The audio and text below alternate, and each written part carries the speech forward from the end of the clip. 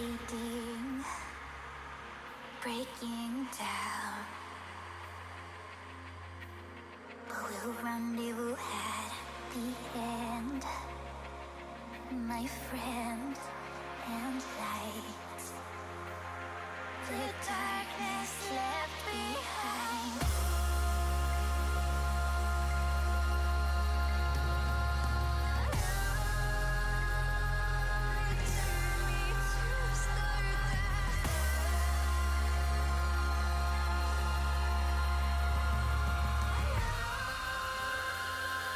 Smoke lingers after fire.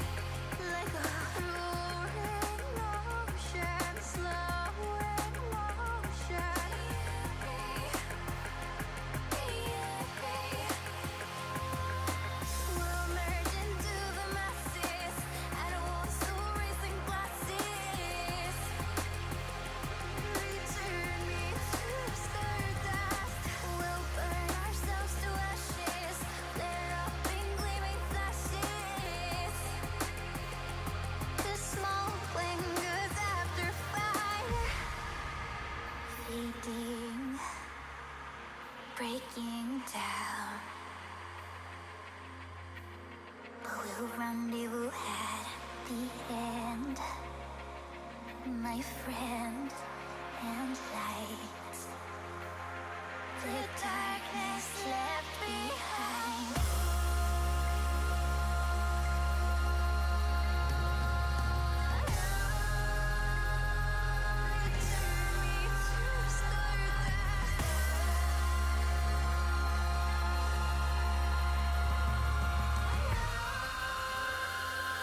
Smoke lingers after fire. Your troubled mind, we are only kind, and will kindly cease to be as we intertwine with their universe and its cosmic symphony.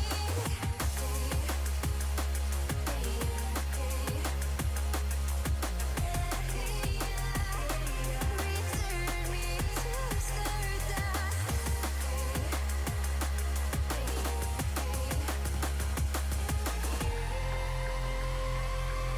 Smoke lingers after fire.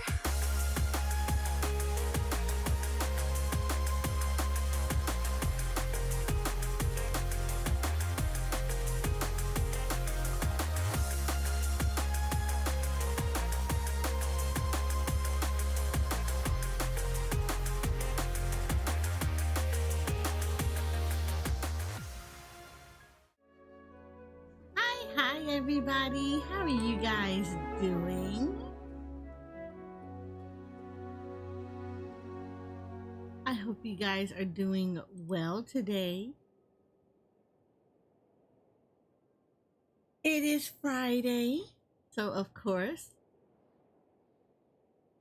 with every Friday, I hope you guys are having a good weekend, because Lord knows we all need good weekends. So, yes.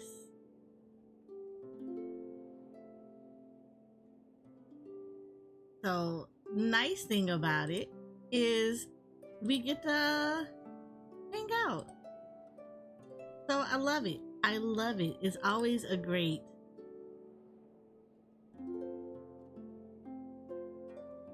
So I'm enjoying it. And also, hello, Adam. Apparently, you're jealous, even though it would be nice if I was born with one. But apparently, you're projecting, and you must imagine me to have a much bigger one than yours does.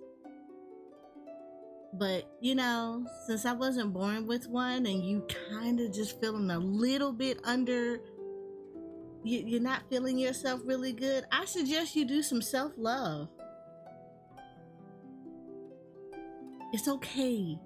Every size every size is valid as long as you know how to use it.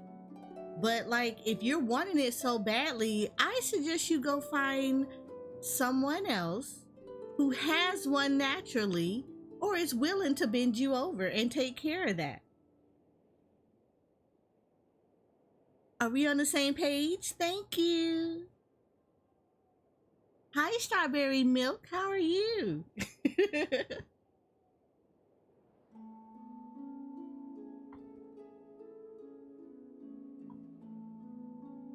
How are you guys doing on this lovely Saturday? I told y'all, look, in my poofy community, we all sweet and nice and we try to be cool with each other. But if you want to bring the spice, I will bring it back for you.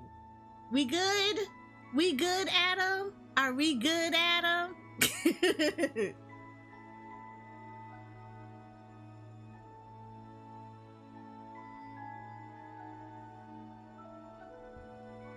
So today we are hanging out with our lovely, lovely, lovely Champion Duelist of Fontaine. So if you were not here yesterday we went through the 4.7 Archon story. I'm not gonna lie, I found it a little lackluster compared to other Archon stories. Kind of made me just a little bit upset. But we're definitely yeah. I was a little underwhelmed with the 4.7 Archon story. So yeah, this is a lot. But as a player, we learned a whole lot about what the hell is going on with her brother. So I'm curious to see how this plays out. I don't appreciate that he pulled a Ruka Davalia on us. I definitely do not appreciate that. As far as everyone else,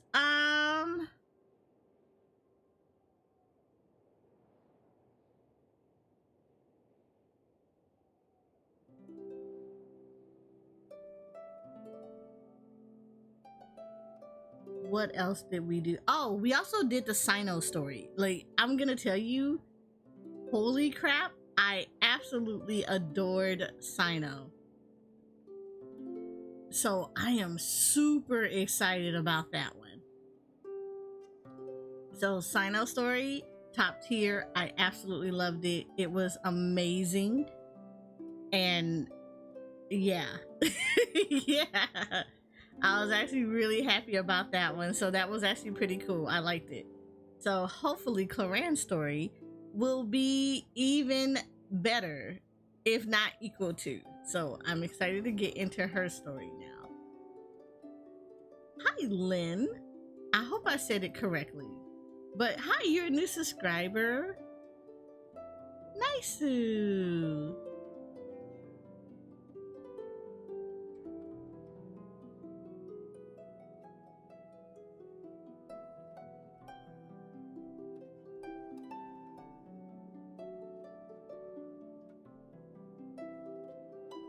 Also, if you guys would like to, you can always subscribe to the channel. I have cute little emotes that let me know when you actually subscribe to the channel.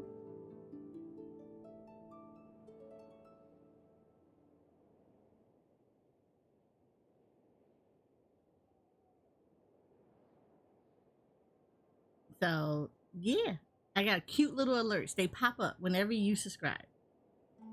So feel free that if you ever want to, you can actually do it. So I love it.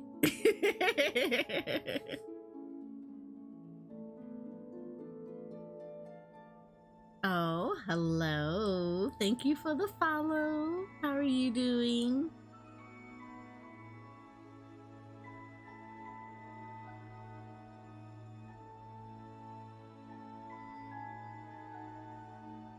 Okay, so we're gonna jump in. We're gonna do Chlorine's story. We're going to hang out, see how that is. Your live just pop up at my recommended video. Well, I appreciate that. I try to go live quite often.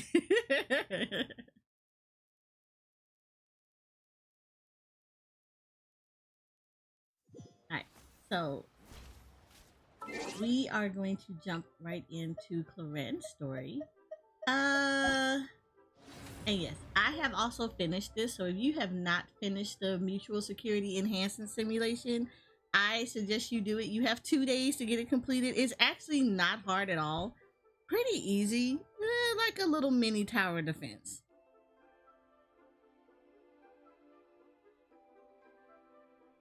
So yeah.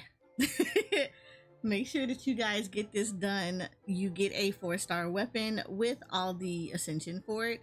So you can go ahead, refine it up to rank 5, get it maxed out, and of course, primo gems for days. So take advantage of it.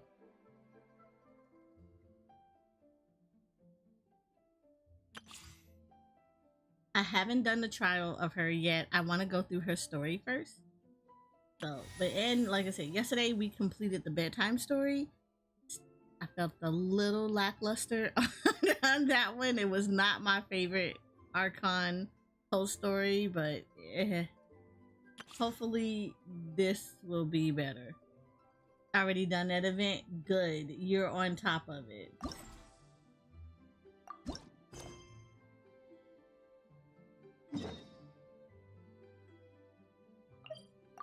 You don't have to worry about it.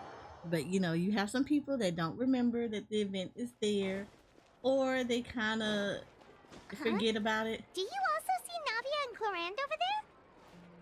They So look it's like they always might just have a run into gentle some kind of reminder. trouble. Let's go check out what's going on.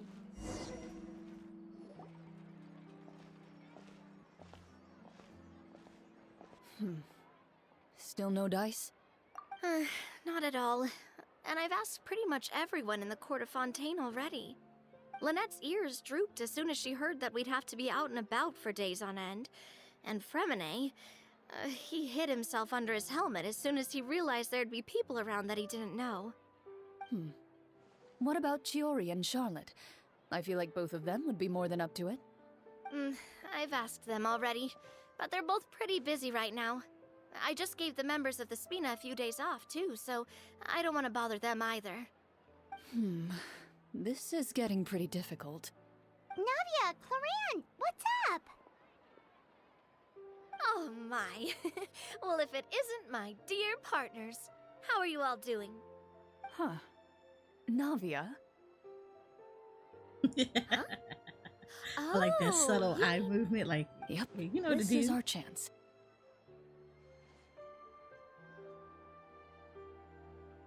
Do you need our help with something? Oh, precisely. I am not rolling on My Chlorinde. dear partners. I am going to We've wait. got a huge problem right now that only you Because can I solve. had Whoa, for real? I had went and got Absolutely. Arlecchino. We've So- already exhausted all our other options. Normally I probably would try to roll on her. However, during the last live letter that Jensen Impact did, they gave us a peek at Natlin. So I'm like, okay, if you're peeking already and we already had an event where NPC was already talking about Natlin heavily, that means that it's knocking on the door for us to go into. So I am going to unfortunately skip Chlorinde and Sejuine. I am not going to go for them. I am going to actually sit and hoard as many Primo Gems as possible because the next time I roll will be for a Natlin character. So I am going to wait. I'll wait for her rerun, but like, yeah, right now I'm just gonna go on horde mode and wait for Natlin's ability, their characters to come up, and then deal with those. So, but no, didn't roll for it. Not going to. Traveler, Paimon, would you join us and play Hi, Mara Tia. Shosei How Hunter are you? Judgment Day? Mara Shosei, what now? It's a new game script by the Tabletop Troupe, a local roleplay adventure club. Ever heard of the Tabletop Troupe? They put out games that allow you to participate in a story and roleplay characters with your friends. Oh, I've loved their stuff ever since I was a kid. That sounds super interesting. Chlorinde and I are both veteran members of the club. Recently, someone came up with a new script and was looking for people to help playtest it for them. And when they asked, of course I couldn't refuse. I mean, come on, a brand new script?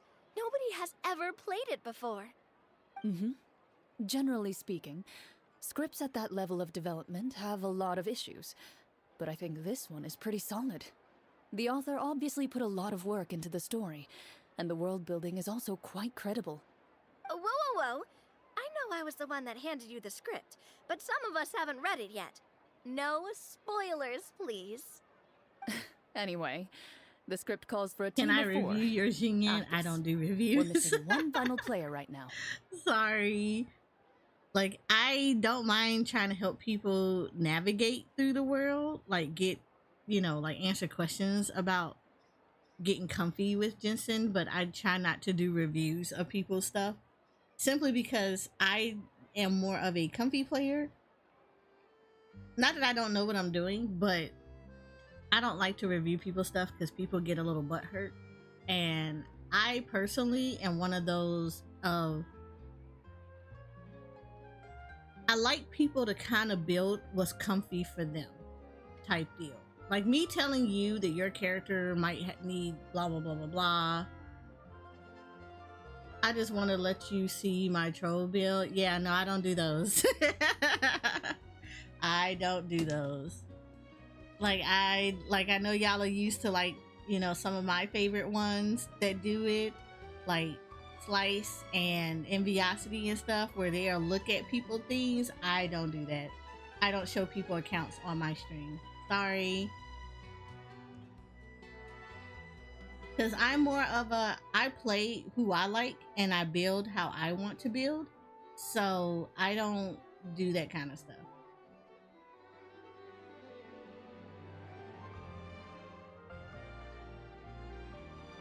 And as long as I'm survivable, I am okay with that. So yeah, so with that, I don't do reviews of people's stuff. I don't even show their accounts on my stream at all. I mean, someday I probably would like to do like roles for people, but yeah, as far as like putting your account on here so you can showcase it, nah, I'm good. I'm good. But like, if you want somebody to like show off your stuff, yeah, you can go to those. I highly recommend them.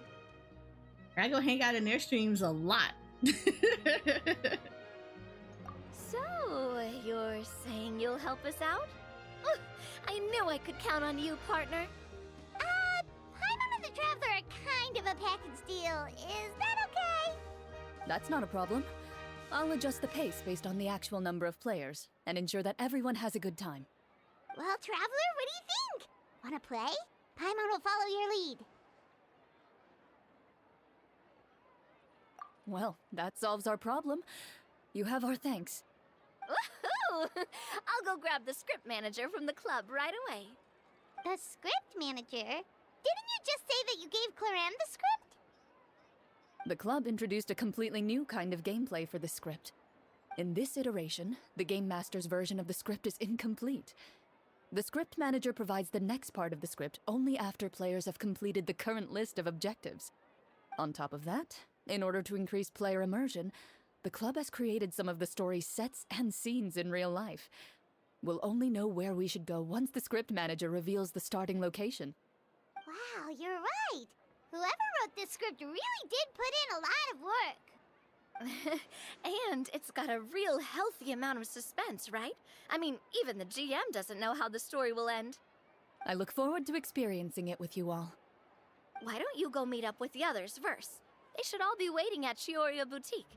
I'll come over with the script manager as soon as I find them. Sounds good. Remember to always watch where you're going, and don't rush.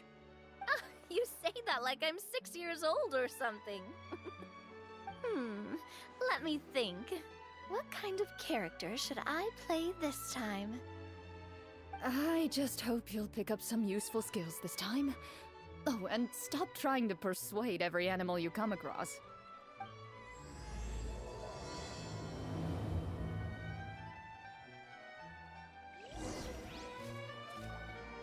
Oh, good lord.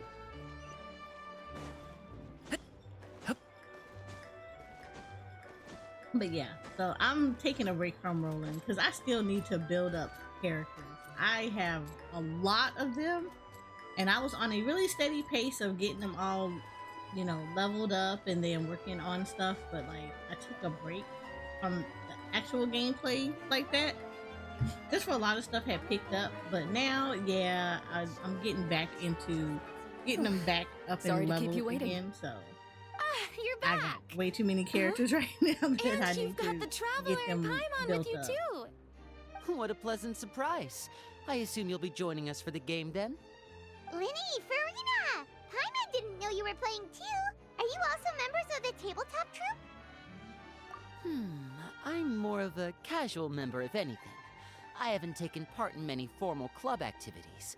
Lynette Fremine and I play something similar at the Hotel Bouffe Tété sometimes, but I'm usually the GM. Still, I'm sure it'll be fun being a player for the first time. I'm looking forward to it. Yep, this is Clorinde's Well, I'm character not a quest. member of the club at all. Chlorinde simply woke me up first thing this morning, said there was a good script worth experiencing, and asked if I wanted in. If you're interested, I can give you a referral. That should give you a 40% discount on membership fees. I I think I'll wait to see how this experience plays out first, especially when it comes to the quality of the script. If it's sufficiently fun, then I'll join. Do you participate in a lot of tabletop troupe activities, Chlorinde? You could say that.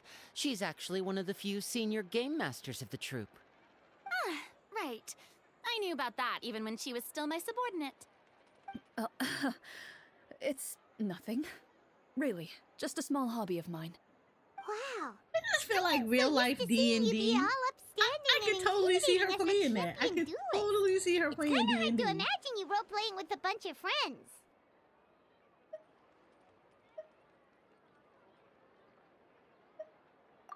Surely you jest. I would never intentionally make things difficult for my players. I maintain a clear boundary between my professional and personal lives.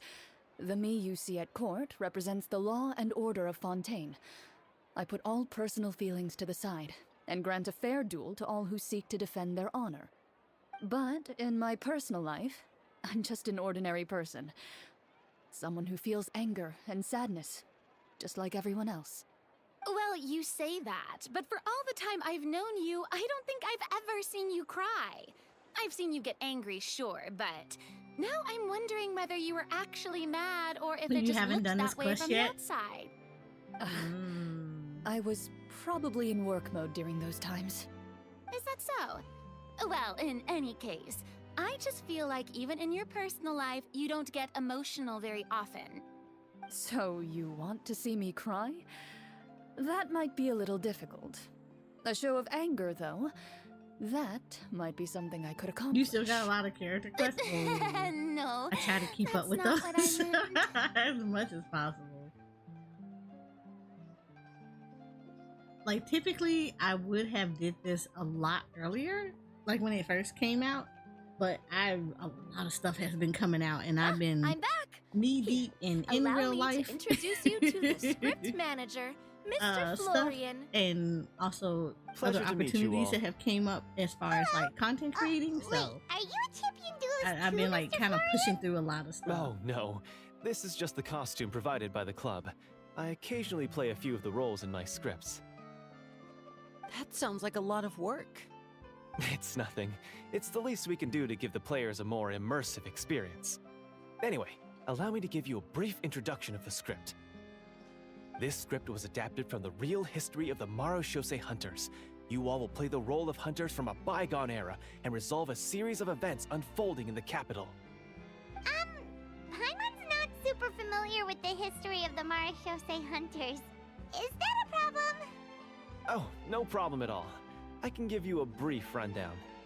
So, basically, Marashose hunters were people who dedicated themselves to hunting monsters and protecting the city by using a special swordsmanship technique passed down over generations. Their story can be traced back to the ancient Remurian dynasty, as well as the first hunter, Cassiodor. But I'll leave the finer details for you to seek out and discover later. Mm-hmm. And I'll provide additional commentary as the story progresses. In that case, brave hunters, are you ready to set out on an unknown adventure? Whoa, just one sentence and it's like we're in the story already. Aha, I see many a determined gaze before me. Very well, head over to this location and begin your heroic journey. So, as we follow the story, it leads us to specific scenes? Ooh, sounds pretty innovative. What does the message in the envelope say? It's the exact location of the scene, as well as the formal permission to use the venue. Huh, seems like they have everything prepared. Please check all your belongings, everyone, and make sure you haven't forgotten anything. Once you're ready, please follow me to the designated location. Sounds good. Hunter Squad, move out! Now I will say the thing that I don't keep up with are the hangout quests. I got a ton of those. I have an absolute ton of those.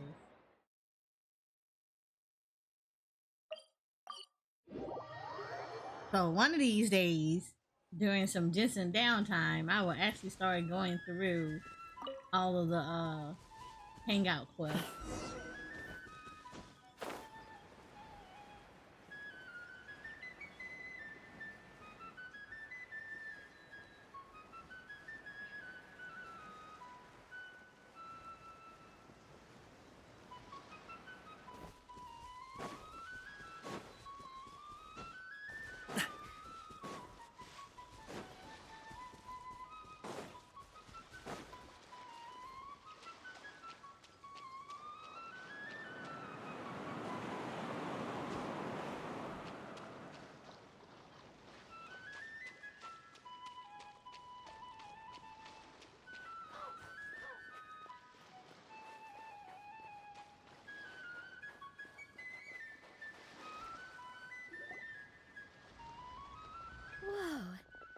really have thought of everything. Even the phaetometer is here and ready to go for us. The phaetometer? What's that? It's a card that's used to determine action success or failure. We'll need to use it when we try to use certain skills.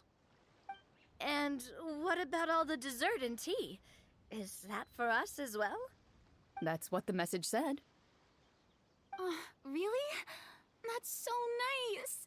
It feels just like a tea party with friends. Those snacks have Paimon's name written all over them.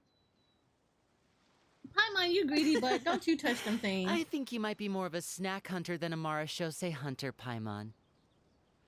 Snack Hunter Paimon reported for duty. If there are delicious snacks to be found, Paimon will track down every last one. And I believe The her. desserts She will are track great. down every last one. But I'm still looking forward to the story more than anything. Very fair. Then, let us begin. First, please pick up the blank character cards in front of you and write down your name and profession.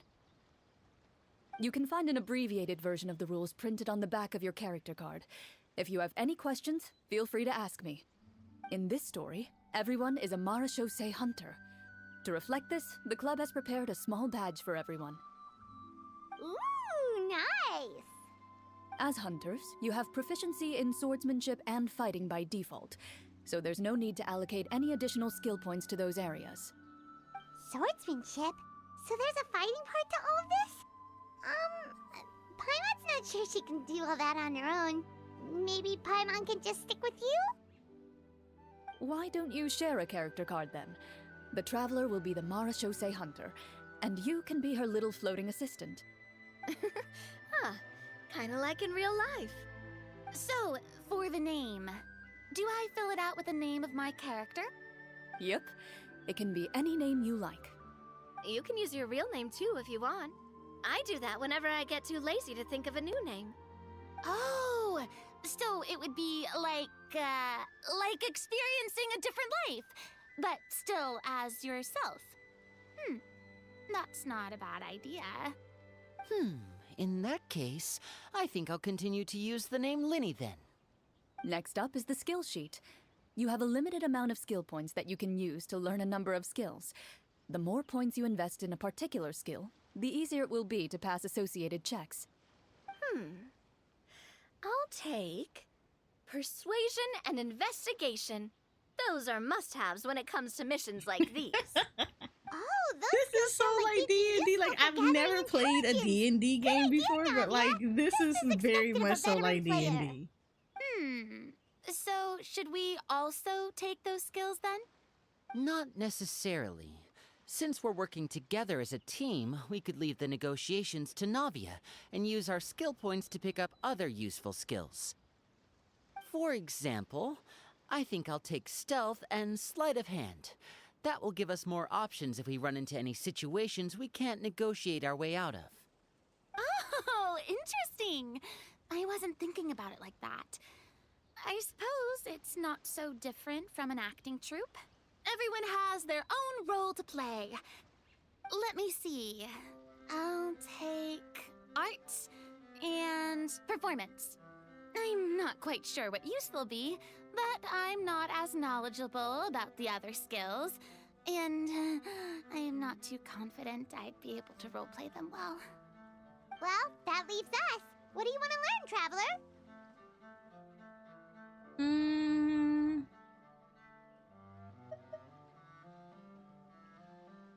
Oh, something that'll help you get a read on other people's thoughts.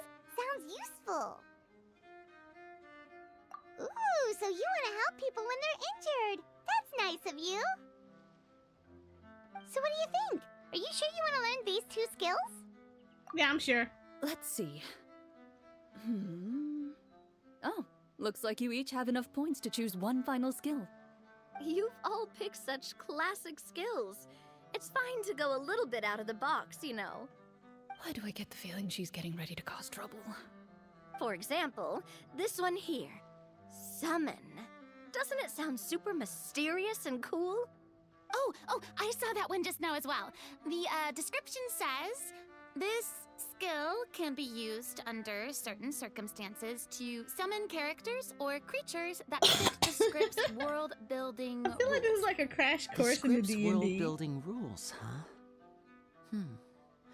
But how are we supposed to know what a Marashose hunter can summon? Oh, that's not for us to worry about, my friend. Just learn the skills that interest you, and the GM will take care of the rest. All right, you've convinced Paimon. Let's learn summon then. Paimon can't wait to see what kind of thing shows up. Well, now that everyone's more or less finished creating their characters, we can begin. Since 2 of our players are doing this for the first time, though, let me ask. Would you like to play on easy mode or authentic mode? What's the difference between the two? Well, in role-playing games, the story sometimes changes based on the decisions of the players and the results of the Fatometer. For example, if you fail a check, that means you cannot use the target skill in that scenario. A critical failure may even result in further negative consequences. If you choose to play in authentic mode, every time you elect to use a skill, you'll need to use the Fatometer to see whether you succeed or fail, and face any consequences that may follow. If you choose easy mode instead, every check will be successful by default, and you won't have to worry about luck playing a factor. Okay, the random checks triggered by the Fatometer often serve as indicators for Destiny's course or the success or failure of an action. Press to draw a card and get a random number between 1 to 20. If the number displayed a greater than or equal to the check difficulty, you will pass this check. Otherwise, you will fail it. This is completely D&D Genshin Impact style. Oh my god. The random checks triggered by the Fatometer often serve as indicators for Destiny's course or the success or failure of an action. Press to draw a card and get a random number between 1 to 20. If the number displayed is greater than or equal to the check difficulty, you will pass this check. Otherwise, you will fail it. Players' role-playing and the scene in the story can sometimes affect the results of checks. Your current check bonuses will be added to your randomly drawn number, making it easier to pass checks. In easy mode, all checks are considered successful by default. Given that I'd like to focus on the story, I suppose I should pick easy mode. I'd feel bad if I brought the team down by failing my checks. Huh? Oh, come on. Don't worry about that. RNG is the lifeblood of role-playing games. I'm going with authentic mode for sure. Never knowing what you might have to overcome. Ugh, doesn't that sound exciting? I'd rather be mentally prepared for what might happen. All right, then I'll mark down Farina for easy mode. All her checks will be successful by default. As usual, Navia and Linny will play on authentic mode. What about you, dear partner? How would you like to play? Good lord. Huh. You know what? I'll throw caution to the wind because, you know, right, beachside D&D. I'll do authentic mode. I've never played D&D before, but this should be fun. I think. We're going to fail everything. Are you sure? Trust me, you'll see the beauty of RNG. Honestly, I don't think Chlorinde would make things too difficult for us, no matter what the Fatometer says. Isn't that right, Chlorinde? No promises. That wasn't super reassuring. Well, anyway, Is it enough worth talk. it? Let's get started. I want to experience at least a good chunk of the story today. Speaking of the story, why is the beginning scene on a beach? Well, that's because... Right. It's ironic long that she time would be ago, the one to holler back when about human RNG in a civilization was gotcha still game. in its infancy, powerful demons and evil sorcerers ruled over the land.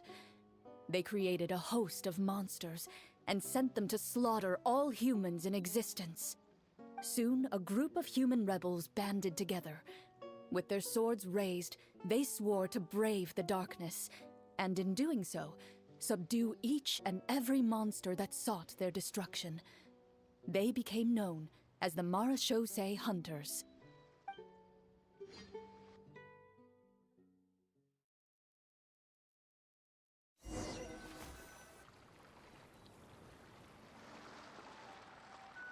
Sometime later, as a member of the Marachose Hunters, you receive a commission.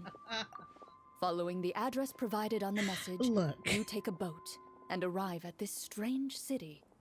Let me tell you, I completely feel you with about your friend. The way I see all these amazing people with this amazing luck of having multiple limited character 5 stars and everything in their mama in like one single pull. I tell you, Hoyoverse does not like me. I have never seen that in my entire time of playing any Hoyoverse game. Ever. I will literally end up eating up all of my Primo Gems and Stellar Jades just to get one of the whatchamacallit. I will get one, literally one of the limited characters. Literally, is rare. It is a rare Pokemon moment for me to turn around and actually pull the limited character on the first 10 pull, or within a very low 10 pulls. I be out here broke. I be identifying as broke. I'm panhandling out here in Teyvat for Primo Gems for this stuff. It's worse on Honkai Star Rails. It's, oh my god, it's so bad. I will always pull a standard character before I actually pull the actual character that I want. And I'll be that person that will save up everything. Cause, you know, I budget up in here. I can't wail on nothing. I got budgets up in here. I got real life stuff that I have to pay for before I can even do anything. So we budget in these games. And most of the time, yeah, I am mostly free to play up in here. So I try to save up as much as possible. And that panhandling is real.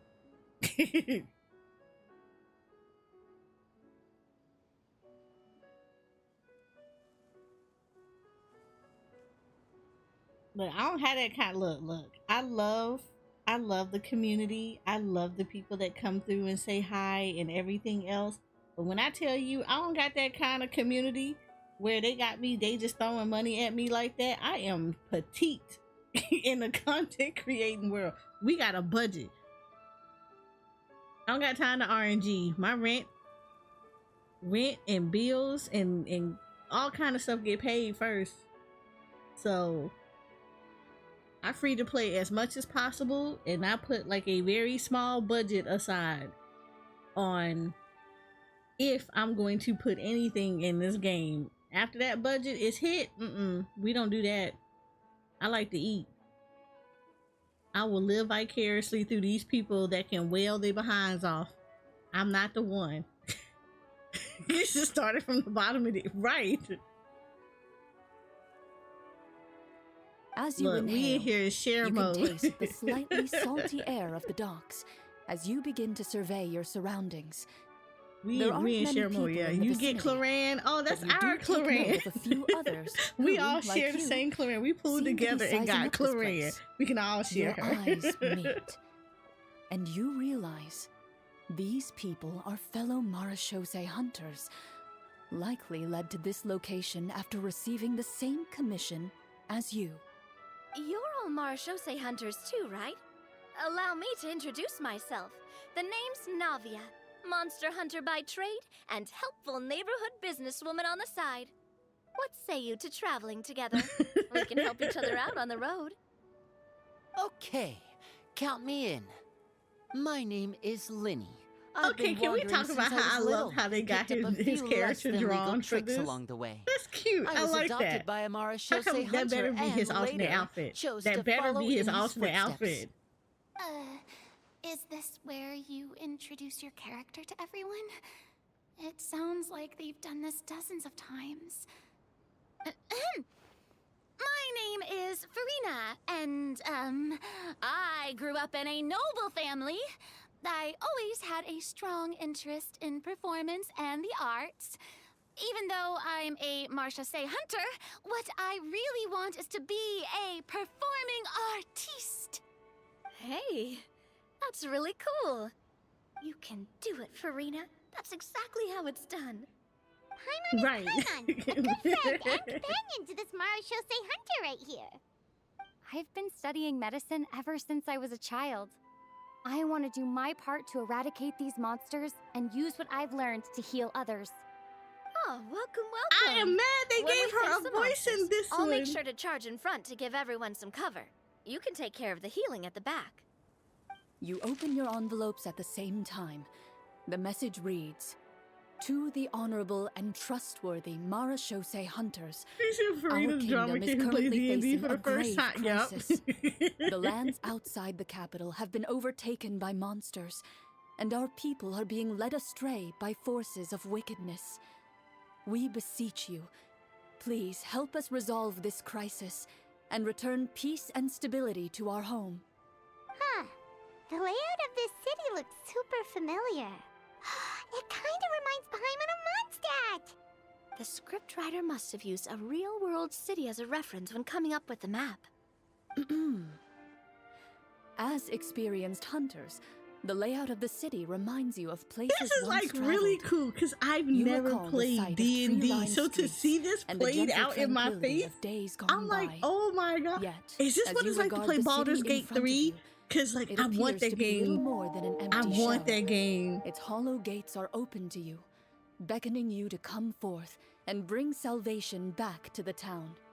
I carefully read every line of the Also, letter thank and you turn for my the attention to the sub, signatures at the Gag bottom. Lord. Who issued this commission to us? I am like, I You want see that a game. Is this long what it string is? This of is this like Baldur's unfamiliar Gate? Does names. Baldur's Gate do this? It would seem that many of the residents of the city this what issued Baldur's this Gate do? commission together. They sensed that things were not right within the kingdom and sent a distress signal to the outside world. In that case, why don't we take a walk around the city and see if we can learn anything from the local residents? Oh, good idea. We might be able to get some leads on the monsters and bad guys we're after. You look up and see a tavern nearby. It appears to be open for the day. Why don't we go check out that tavern? If the novels This I've is read so are cool. anything to go by, This is so taverns are cool. usually full of information.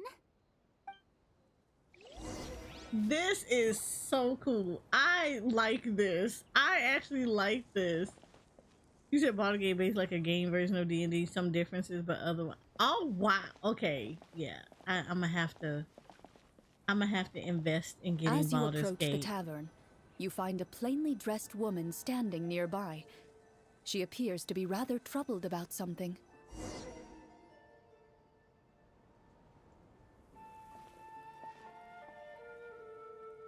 Greetings, friend. Lovely weather we're having today, don't you think? Oh, hello. I suppose you're right. 17,000 today is quite endings? Are you lovely. serious? If only those monsters out there would stop causing trouble. It seems like every character included in the script has a certain amount of useful information to offer. Oh my If god. we keep asking questions, we might be able to get some good leads. Oh, come now. Don't be sad. Life is all about optimism. Oh, that reminds me. What did you have for breakfast this morning? Huh? I don't think that's the kind of question we're supposed to ask. Nothing turns a frown upside down like good food. How about some macarons? I could make you some. You didn't even take cooking as one of your skill proficiencies. That's not necessary, miss. Excuse me for saying this, but you don't really look like a chef. Besides, I'm not really I a can fan of already see this sweets. is gonna go So you're downhill. someone who barely smiles and doesn't like sweets. You're really starting to remind me of this one Hi, friend of mine. Jay. How are you? Hey, did she just me? Chlorinde must have broke character for a second. You are full. Oh, This isn't getting us anywhere. did you not share? Traveler, maybe you Jay? can think of something. I did rest, Jay. I did. I actually took a very nice nap, and then I woke up in a panic because I was like, what time is it? And I couldn't find my phone because my phone had dropped behind the bed. So, yeah. But I did. I got some rest. When I had to reach behind my bed to get the phone, I found it. And I was like, oh, so yeah, I took a pretty good nap.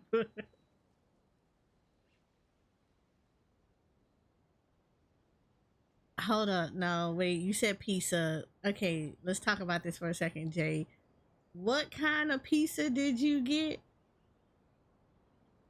Because I be getting all this, y'all get me so excited, and then y'all tell me these horrible toppings, and then I'm just looking at you all like, but why?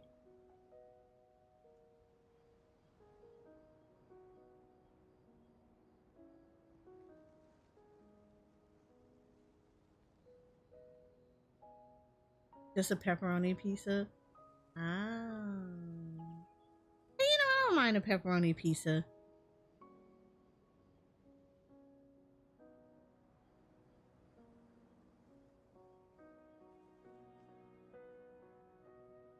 You say, oh boy, pizza. Oh my god. Gaglard, look.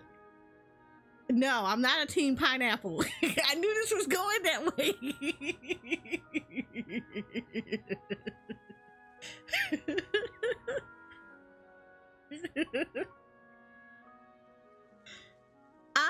It depends on the type of pizza. See, okay, so chicken depends on what kind of pizza is going with that chicken. Like, I don't think chicken should go on every pizza that you put on, because not every topping meshes well with chicken. And then I find that some places the chicken be a little dry. So now you're choking down. Okay, yeah, so now you got me right there. If it's chicken with white sauce, yes, I love it. I love a pizza with white sauce. I actually prefer white sauce on pizza than I do red sauce. But yeah, I've seen people that will put chicken on like meat lovers, and then they got chicken in there, and it's just like, that's not gonna taste good, right? Because it doesn't mesh with the other toppings. So chicken is one of those hit and miss. I don't mind chicken, but it just depends on the type of pizza it is. But yes, if you put it with the white sauce, absolutely.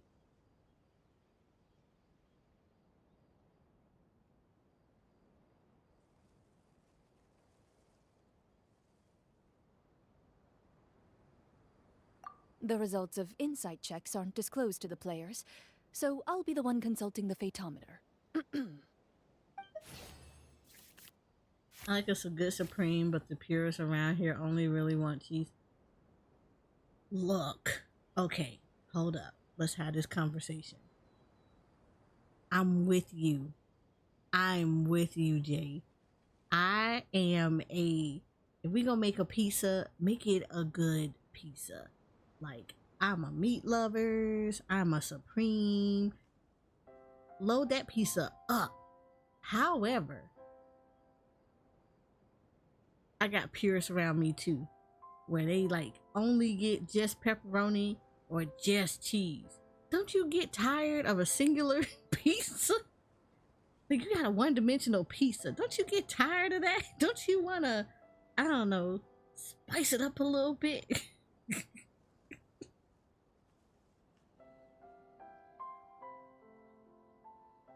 So oftentimes, it's like there's like 2 or 3 boxes of pizza in the house, because you have the cheese pizza lovers and then just the pepperoni pizza lovers, And then the pizza that I like, that I will actually eat more of. The bad part about it though is like the pizza that I will get will be the one that people will go and run and get. No, you got your pizza. You asked for cheese or pepperoni. Why are you touching my pizza?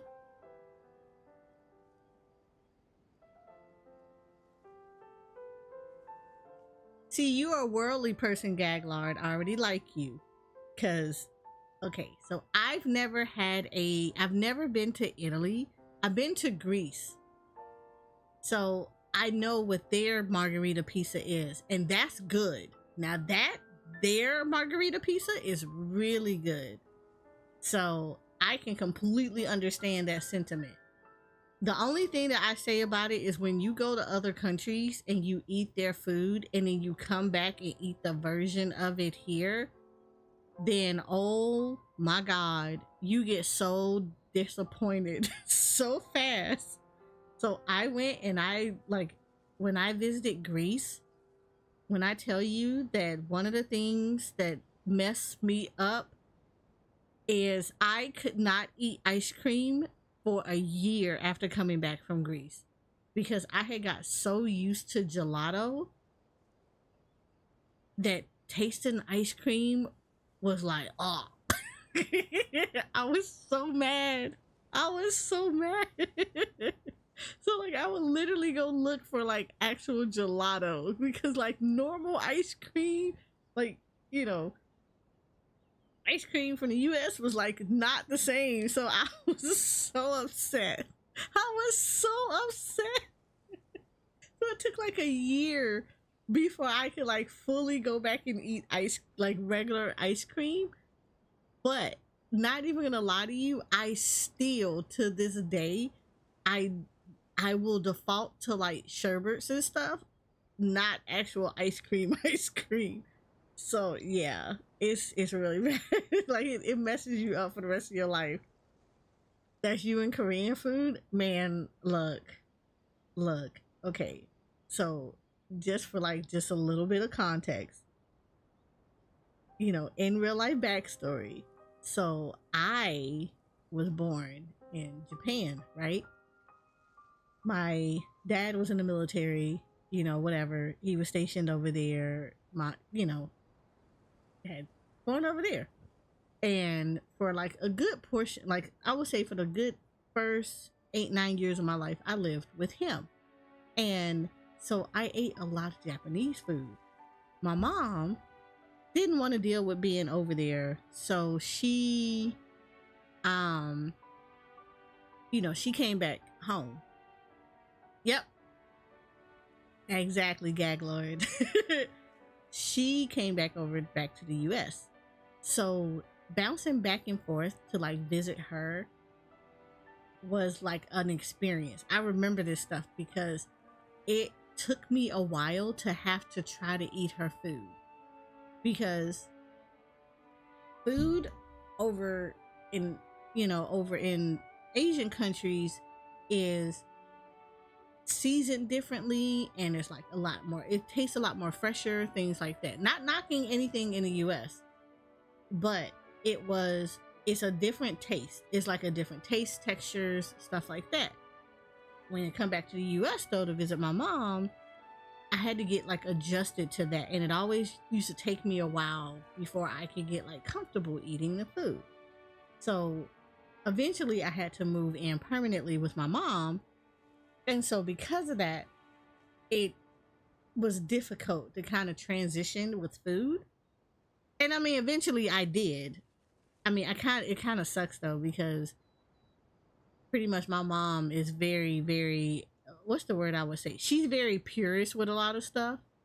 So because of that, it's like, I don't remember, like I don't speak Japanese anymore. I can barely understand it. Very barely understand it, things like that. But yeah, it was a lot. But like food wise, it was so hard to kind of like go back and forth. So I completely understand. So it was a mood with me traveling to other countries and like going to places like Greece, and then you actually eat I never say it right, but it's like hero from Greece, and then you eat it the way they do it, and it's magnificent. It is so magnificent. The way they fix it and everything is so good. But when you come back here and you eat the same one, it's never made the same, and it's like your taste buds starts rebelling because it remembers everything of how it tasted in Greece versus how it tastes here. Yeah, we just do things very differently, always differently. In U.S., as preservation technology is part of our culture. Often people in Asian countries have to buy groceries more often. Exactly. And that's the thing, like I kind of miss that because I missed where like me and my dad would go to the market a lot, and we would grow, like get a lot more, and it was like we got a lot more fresh food and things like that, but you like ate it, like you cooked it right then and there. You didn't like preserve it a lot, things of this nature. But like here, it's very different. So yeah, so going to places like Greece and then coming back here, oh, was bad. Going to stuff like Bahrain and Jebel Ali, again, very distinct tastes and differences in how they handle flavors and stuff. You come back and you're like, oh my god, I can't eat any of this stuff anymore. Even like experiencing stuff like fast food in other countries is comparably different than it is here. So it was like, it was such a culture shock all the time. But with that being said, I highly encourage people to go out of the countries, no matter what country that you're in. Go out of your country and go experience other cultures, because it is such a learning experience. And it's a good learning experience. It's a super good learning experience. Look, Gaglard, when I tell you I cried having to come back, I cried. I give McDonald's the side eye all the time. Oh my god, I can't look at McDonald's the same way anymore. You said I was in France with friends and these guys wanted to get McDonald's, and I was like, really? Right, cause you in your head, cause you know, like McDonald's for us is like, okay, there's nothing else for me to eat. This is like, okay, here we go. You're gonna go get a Big Mac, or you're gonna go get a quarter pounder, and you're gonna go get, or two double cheese, like a double cheeseburger and some fries. And they're gonna tell you that the ice cream machine is broken, so you can't get any ice cream. And then you're gonna get the spicy Sprite, because we all know that Sprite hits way differently than everybody else. So, you know, that's what you're thinking. But then you go to another country and then you go into the McDonald's and you're looking at the menu, and just the menu alone brings a tear to your eye, because you're like, none of this stuff is on our menu. None of this. Also, hi, Cozy.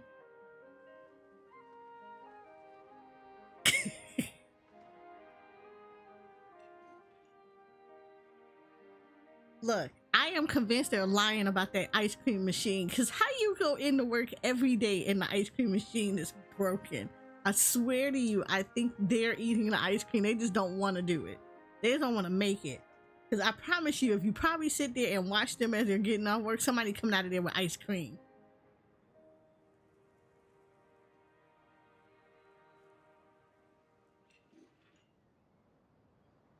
We ain't got no ice cream, but you can make milkshakes. Make this make sense. Make this make sense. Our ice cream machine is broken. We can't give you no ice cream. But let me go order a milkshake, and all of a sudden I can get a milkshake. BS. I'm calling BS on this.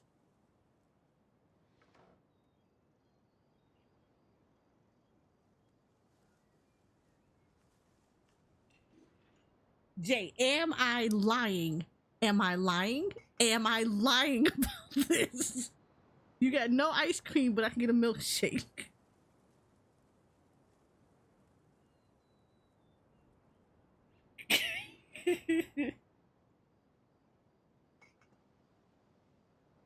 It's so stupid. It is so stupid. I can't understand it.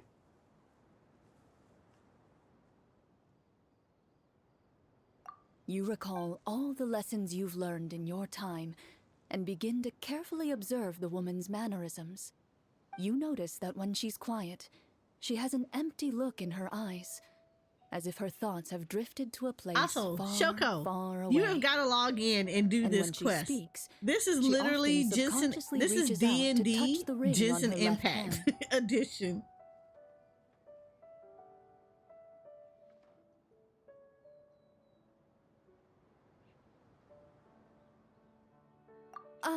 So you noticed.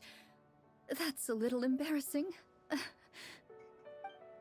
A horde of monsters suddenly appeared near the capital recently, so all the guards were dispatched to fight them.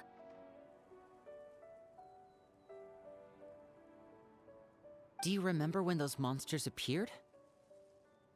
Dude, I am like I'm I'm not completely completely interested, sure. Shoko. All I Like know is now, that my now husband was I really want to dispatched play fight them Baldur's 3 Gate days ago.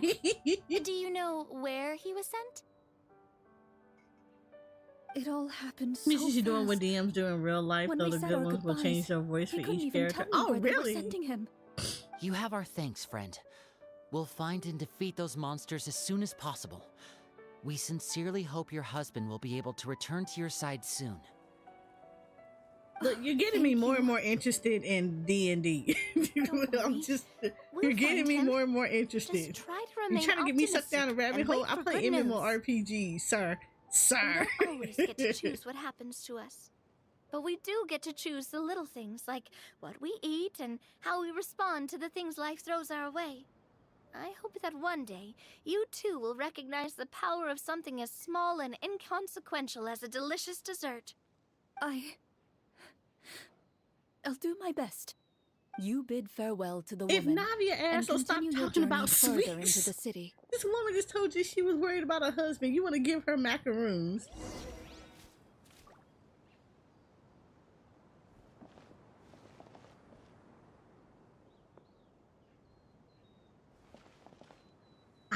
I love the pictures for this. As you venture further into the city, the streets appear largely empty. An elderly woman walks past. You see her shake her head as she puts away her wrinkled wallet. A nearby merchant folds his arms and gives you a disdainful look. You get the impression that he's someone who has long gotten used to the sight before him.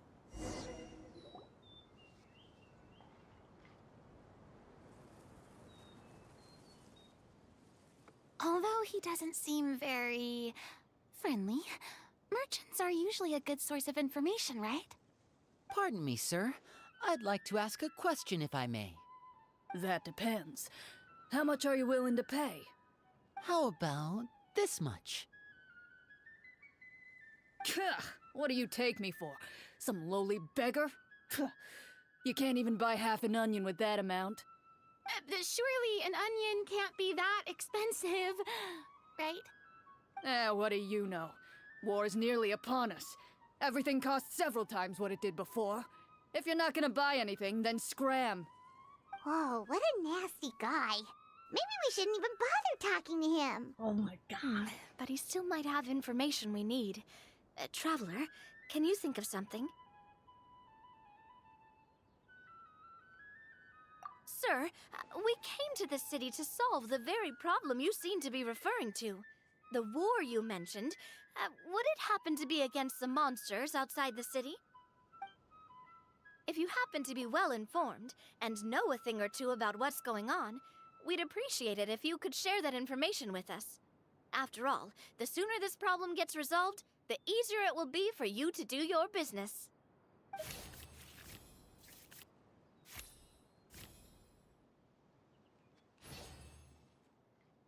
Look at this. Sugar, look at this. I want to play Baldur's Gate 3.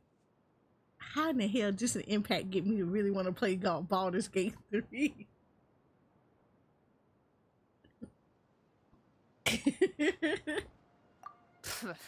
Well, things are basically as you said, young lady.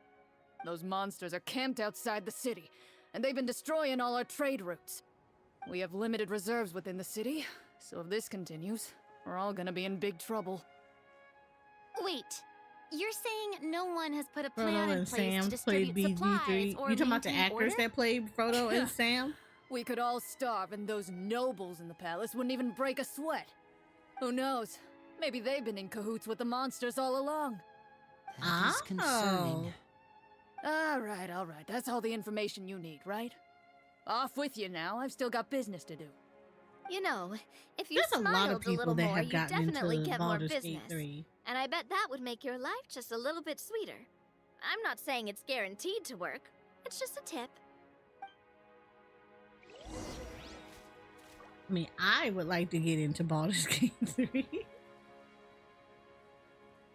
Right, she positivity, her level, I'm telling you, she's at like a Care Bear Stare 10 level Should right we try now. to go somewhere with more people? Oh, how about the city square? Follow me.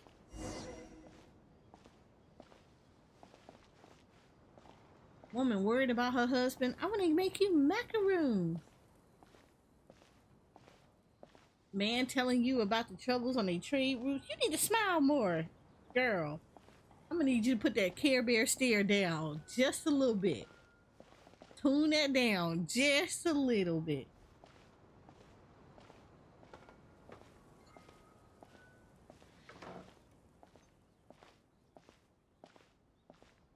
Before you lies the city's central square.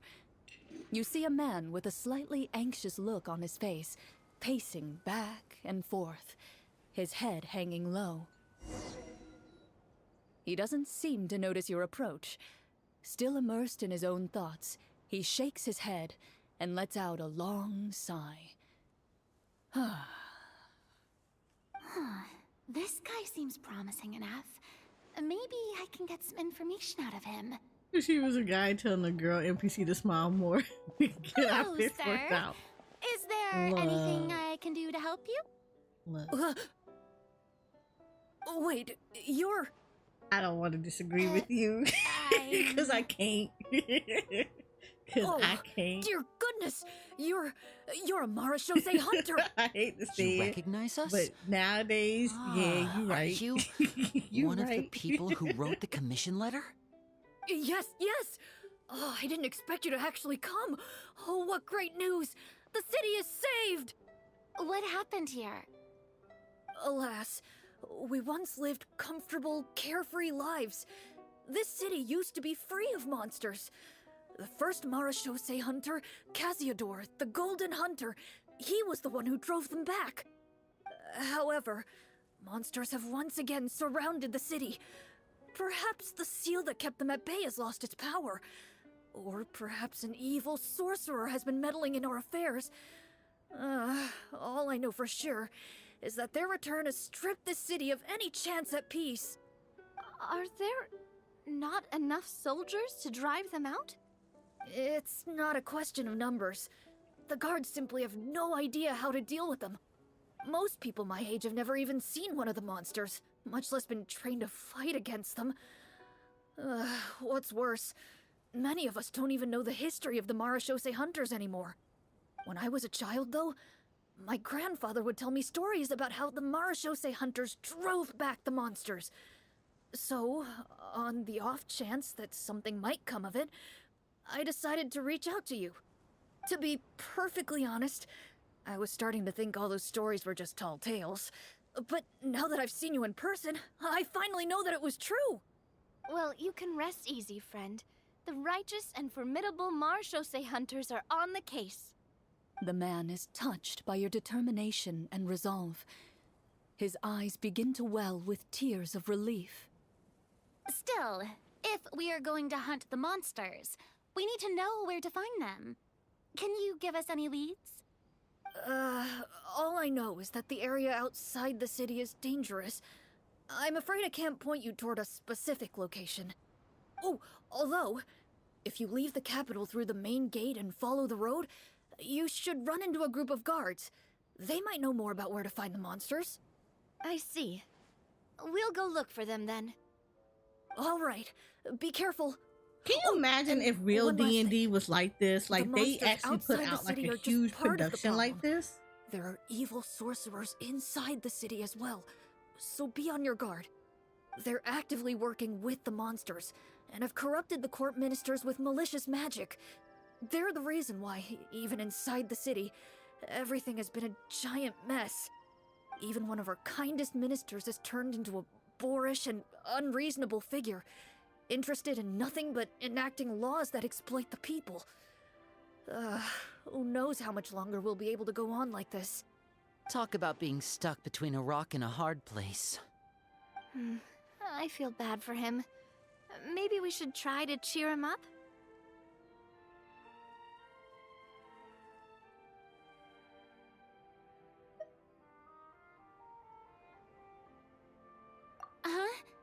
Like, now?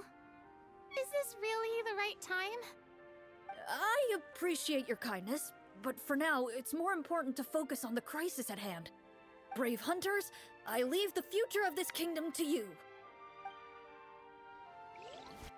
Jensen story time. Yes, we are. We're doing Chlorine's story.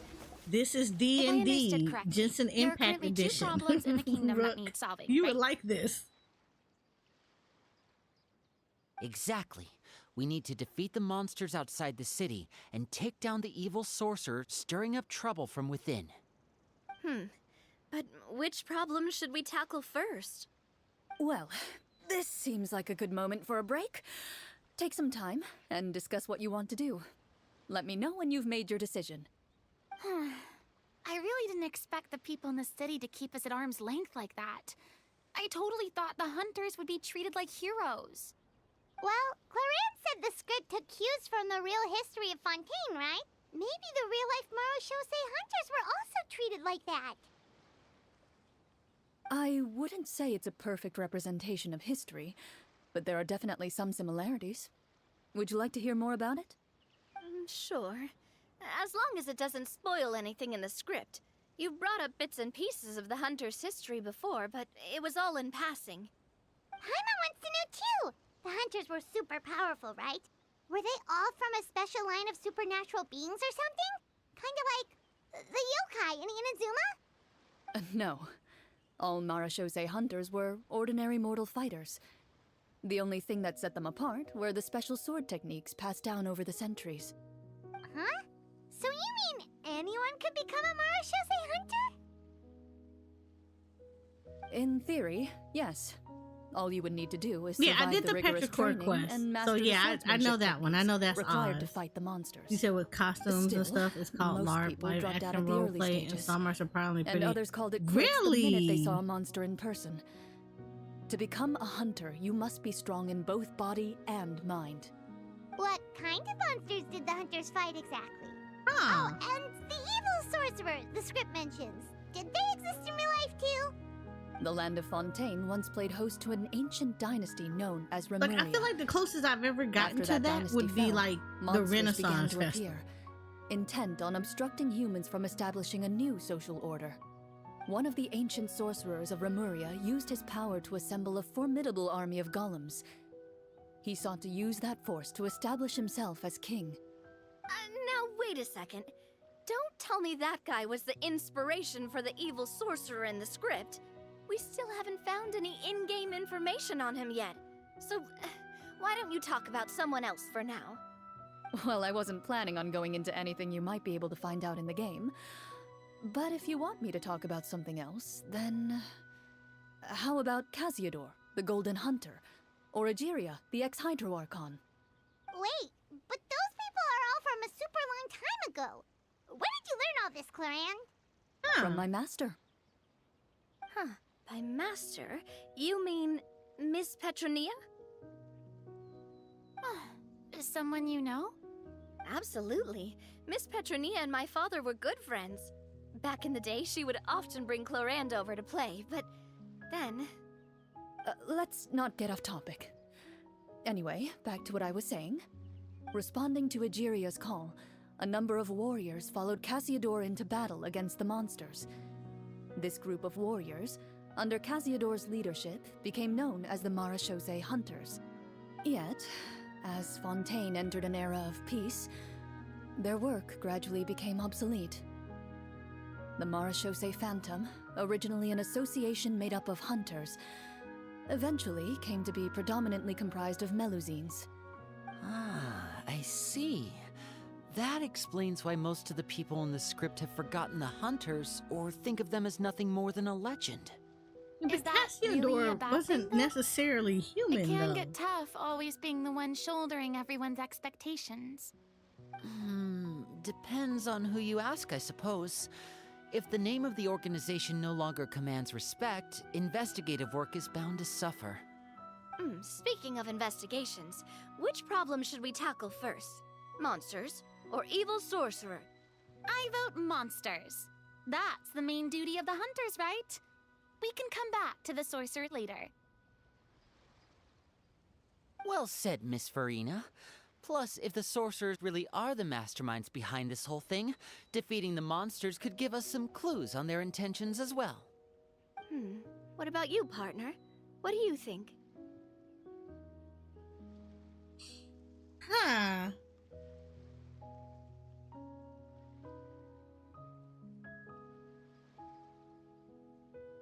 Yeah. Okay, that's a conundrum. Because although the monsters are also out there, I feel like if the sorcerer is the one conjuring them and he's working with them, wouldn't he be like ultimately the boss?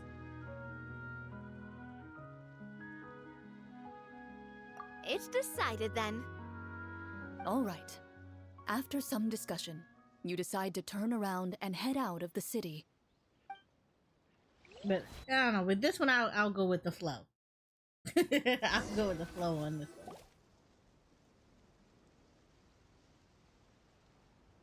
Let's take a look around, like that guy said. You there! Outsiders, halt! Who's there? An armored man approaches you.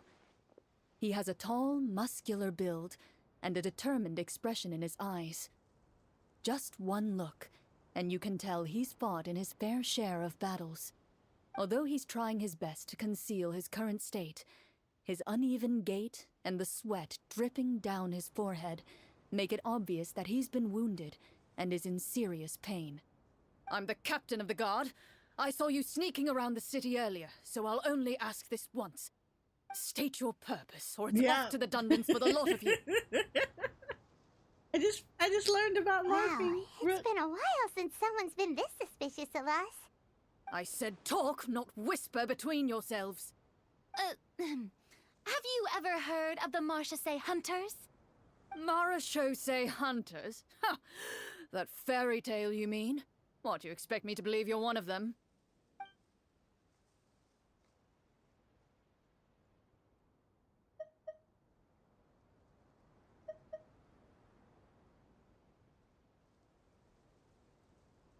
Huh.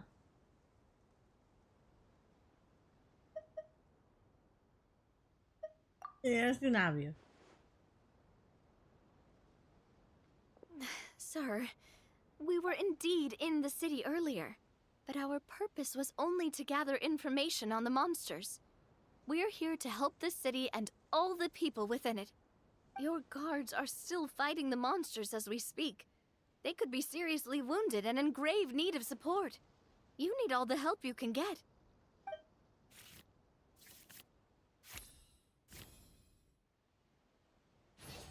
Look at this mess. This is so good. This is so good. The man regards you with doubt and concern. After a period of inner struggle, he lets out a long sigh and informs you of the locations where the monsters have appeared. Those You monsters said you just aren't want to easy play to this deal part with, of Jensen, but right? if you insist on going, I won't stop you either. I just hope all the guards will be able to come back to their families alive. I wish you the best of luck. She is rolling heck of of succession. Based on what the captain said, the monsters should be right up ahead. Are they actual monsters? Let's go. Hopefully we're not too late. This would not be me.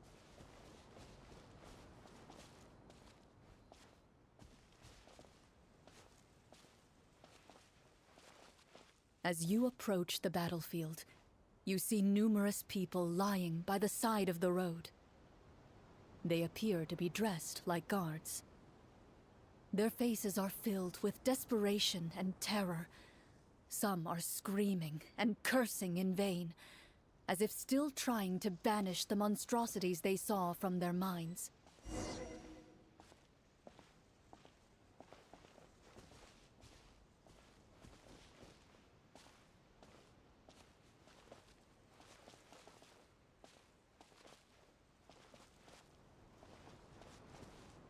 A few of the wounded look up at you in shock and disbelief.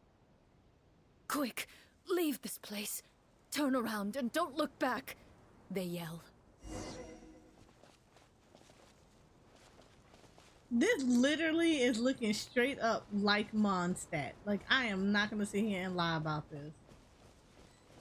Whoever is here, they love this stuff.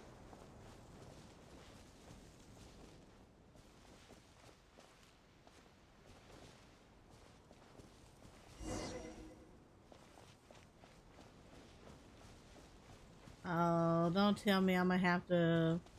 Hi, Estinian. How are you? Don't tell me I'm gonna have to fight. Oh boy. I don't want to fight Boreas. This is the place he mentioned, right? You see broken iron swords scattered all around It's you, looking like and a downed Boreas trees fight. riddled with terrifying claw marks. All the signs point to one thing. A truly devastating battle just took place here. Be on your guard, everyone. The monsters might still be around. Before you can finish your sentence, you hear rustling sounds from the surrounding bushes. The monsters have Oh, emerged. hell no. What the? They close in on you without God, fear. I hate these You get things. the impression that, in their Why? bloodthirsty Why? eyes, you're just another meal for them to devour. A little help here! This thing wants to eat Paimon! Your battle round begins now. Who did this? Chlorinde.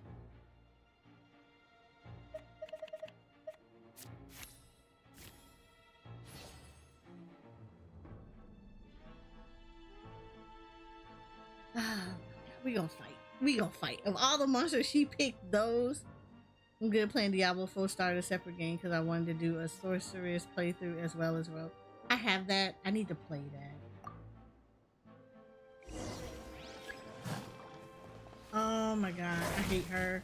I hate Chlorinde right now. Shower me with praise! A round of applause! And the next battle round begins now. Next battle round. Oh my god. Bam. Feeling lucky? Fire! Well, with rocks.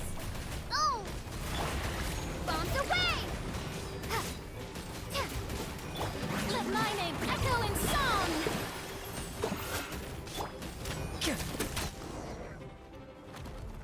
The monsters let out a terrifying roar of anger and resentment before dissipating into thin I need to talk to their manager.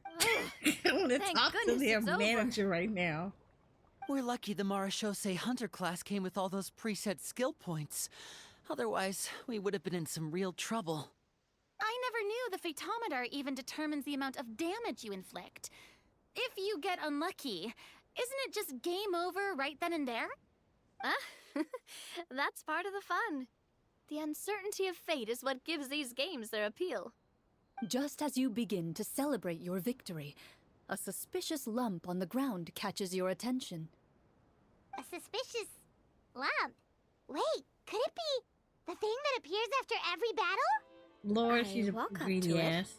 Crouch down and begin to carefully examine it. I've still got my right glove on, so it should be fine for me to touch it, right? As you investigate the mound, you discover that the exposed portion appears to be made of wood. It was previously obscured by the large form of the monsters. With the monsters gone, the small protrusion now awaits your discovery, poking out of the ground like a shy flower bud. Whoa, it's a treasure chest!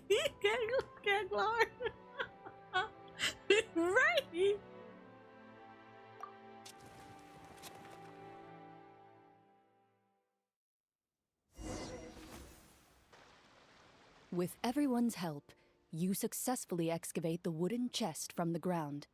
Even without opening it, you can tell from the mora and jewels scattered around the chest that it must contain quite the fortune. Makes sense. We worked hard for this. Let's open it and we can share what's inside. I can understand your excitement, Paimon, but think about it.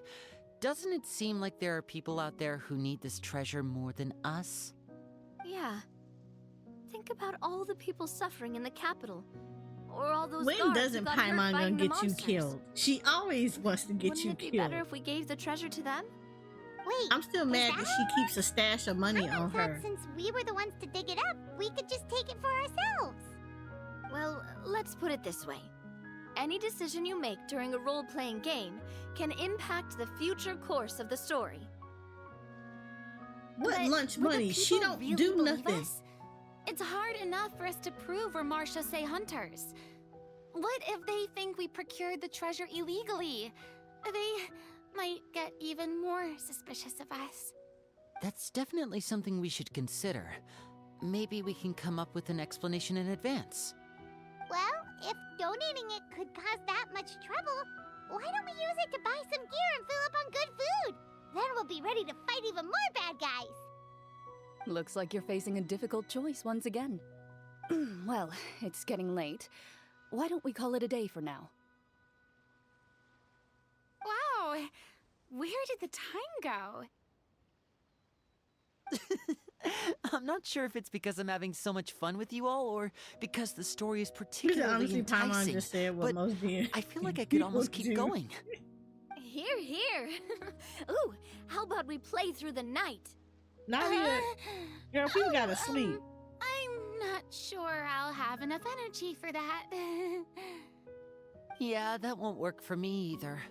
Lynette will give me an earful if I get home too late. I understand how you feel, Navia, but we have to change venues for the next part of the story anyway. Huh? Another location? Mm-hmm. There's a special note for the GM at the end of this section that says to proceed to an indoor set for the next part of the script. Whoa, they really pulled out all the stops for this new script. Well, even if we end the game for the day, we can still stay a little longer and hear Chlorinde finish her story, right? Paimon wants to hear more about the history of the hunters. Like, this is super interesting. Something Whoever tells came up with me this story, you just want to kudos. finish the You free did a good desserts job. before we break for the day. That's just a coincidence, okay? Besides, to Paimon, not finishing free food feels even worse than having to buy her own. And anyway, Paimon really does want to hear more about Clorinde's master. Well,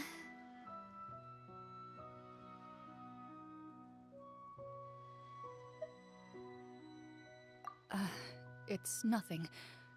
I appreciate the concern, but it's all in the past. It won't do any harm to share these things now.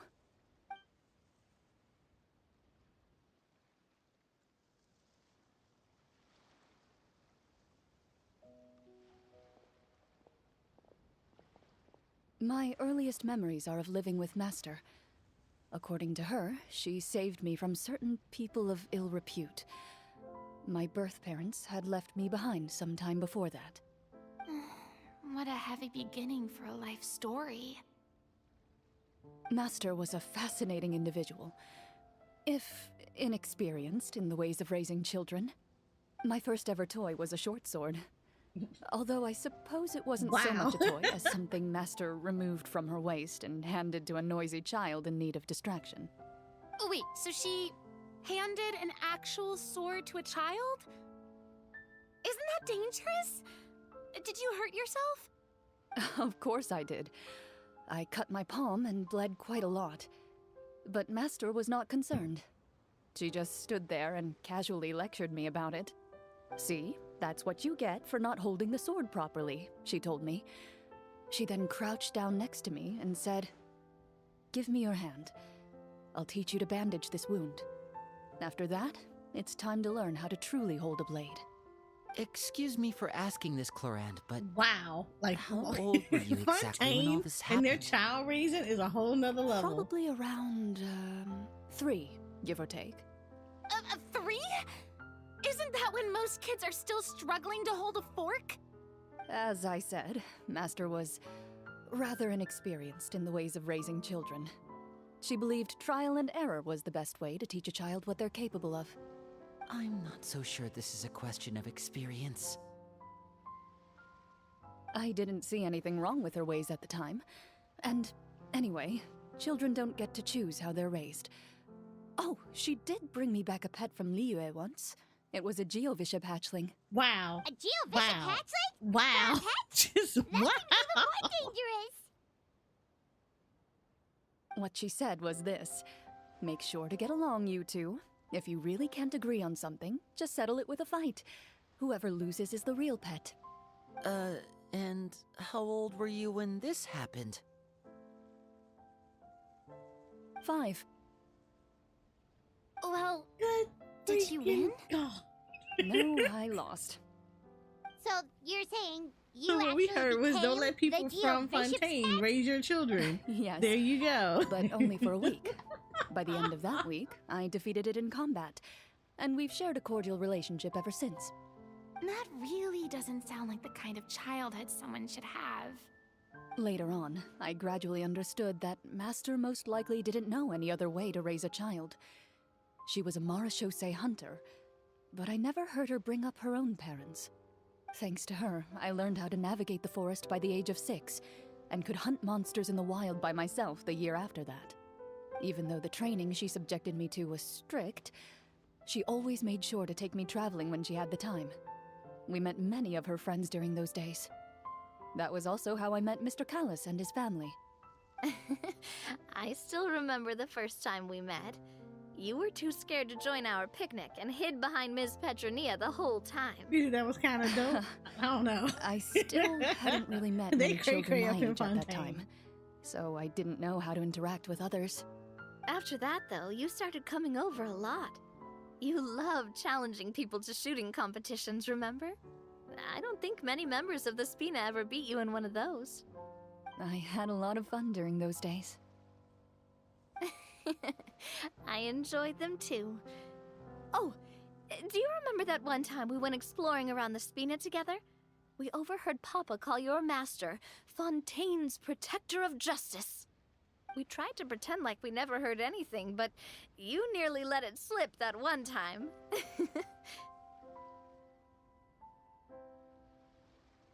Protector of Justice.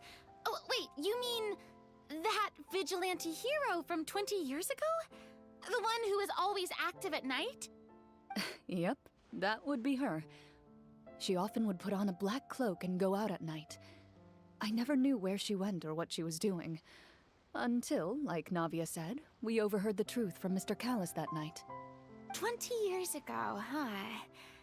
I still remember the guards leaving all kinds of witness reports about her on Nervalette's desk. My apologies. Oh, there's no need to apologize. You had nothing to do with it. And anyway, everything she did was for a good cause. Although, calling herself the Protector of Order was a bit much.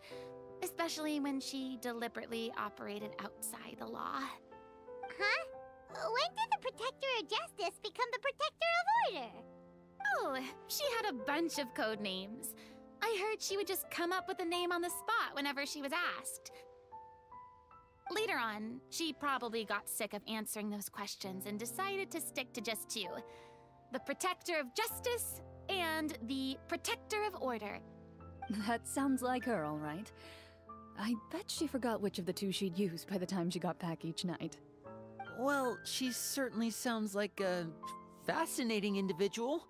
With her strong sense of justice, it's no surprise her student followed in her footsteps. It's true. I always wanted to become like her.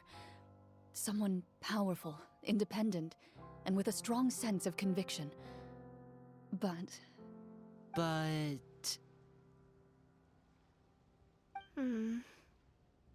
she suddenly disappeared the night I turned 10 years old. Disappeared? What happened? I have no idea. She didn't even leave a note. I was never able to find out where she went. That night, I was celebrating my birthday at Navia's house. But Master never came to pick me up. when I returned home on my own. It was to an empty house. When she still didn't appear after a few days, I went to Mr. Callus's house to ask about her whereabouts, but he only shook his head. Papa probably didn't know either. I know he sent a few people to investigate the matter in secret, but they never found any credible leads. Don't worry, I understand. To be perfectly honest, given Master's personality and way of doing things, it all made a lot of sense. Yeah. If I had to guess, I'd say she probably used it as an opportunity to force me to become independent. Just like how, when a litter of kittens reaches a certain age, the mother willingly leaves them behind. Were you upset, Chlorinde?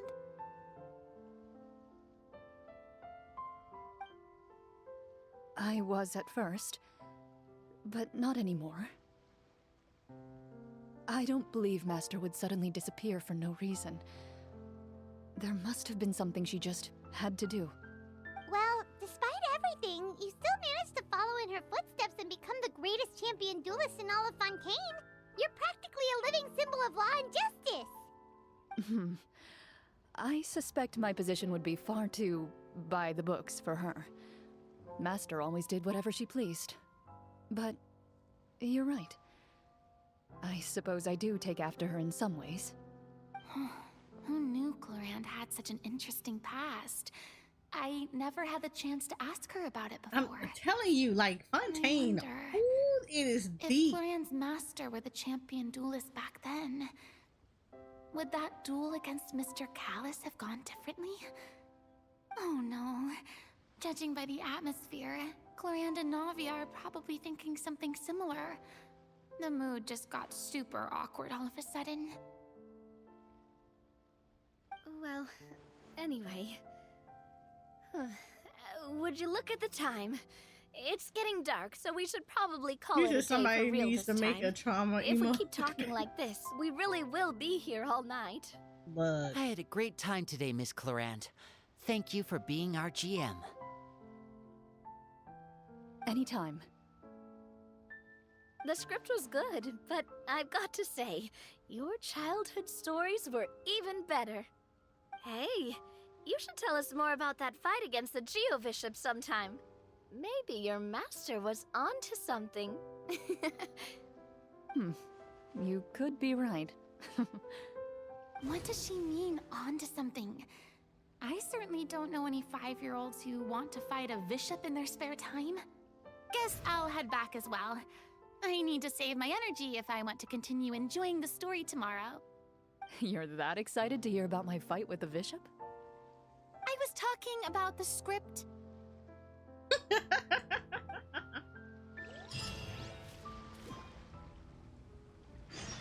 Wow. I'm not gonna lie, this is actually pretty freaking cool. I like it. Just between the two of us, could you tell me what it was like to be the Geo-Bishop's pet? It was nothing special, really. Geo-Bishops don't understand the concept of a pet. So basically, it just headbutted me whenever I entered its territory. And that hurt? Yeah, it hurt. What, something you want to experience for yourself? Oh, I'm good. Thanks.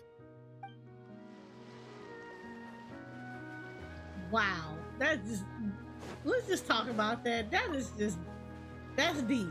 That is deep. That is way too deep.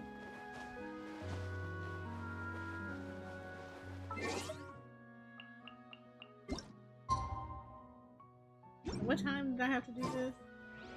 8 o'clock.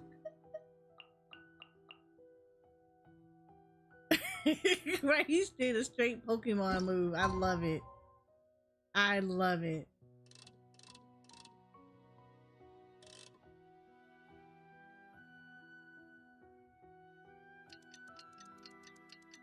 Usually I play Jensen on console too. I play it on both console and on PC. Let's go meet up with the group. Paimon's really looking forward to today's story.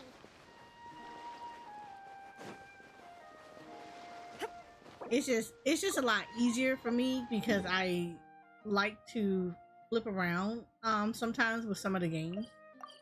And because a lot of times I try to feature games that can be played on both PC and console, it just makes it easier as far as like switching games up.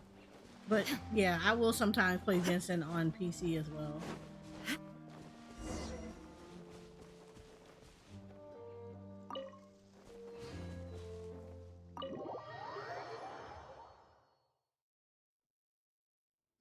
Oh, thank you, Gaglar, and you drive safely. Looks like everyone's here. Now, before we begin, why don't we finish where we left off yesterday? There was an important decision to be made, yes? I'll pour everyone a cup of tea. Is that really the most important part, though, Chlorinde? Paimon's more concerned about our current surroundings. Heavy walls, cold railings, dim lights. This is obviously supposed to be a prison.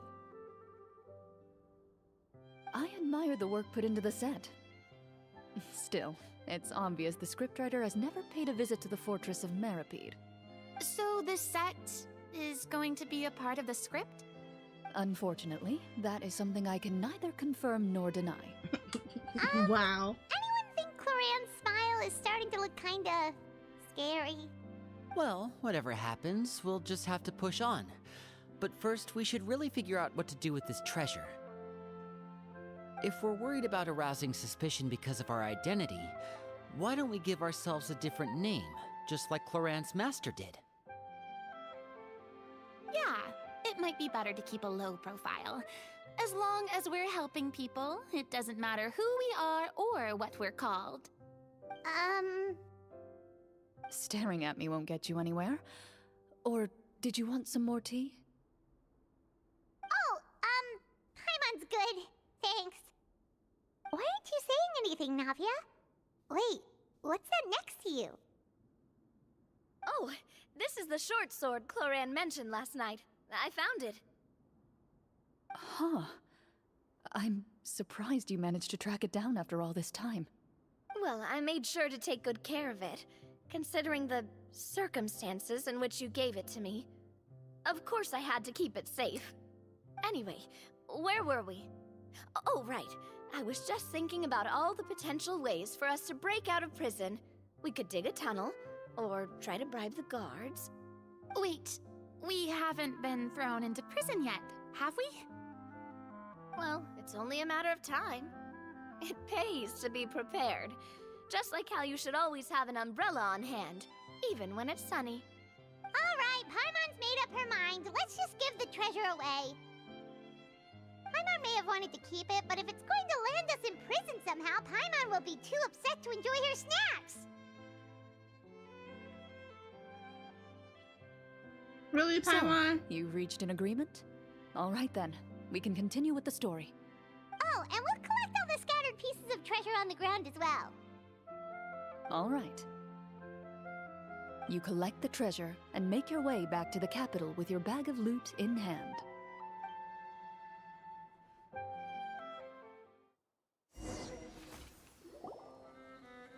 The city is still shrouded in a gloomy, oppressive atmosphere, but your spirits are surprisingly high. In places where sunlight struggles to reach, you generously share your wealth with the children, the elderly, and the poor in urgent need of help. Thank you, kind soul. The elderly woman's look of gratitude follows you as you walk away, her eyes never leaving your back until you move entirely out of sight. However, there's still quite a bit of Mora remaining. It appears you haven't made much progress.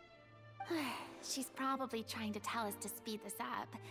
We need to hurry up so we can address the sorcerer problem. Should we go find that man again at the square? He seemed like a pretty responsible guy. I'm sure he knows the people here far better than us.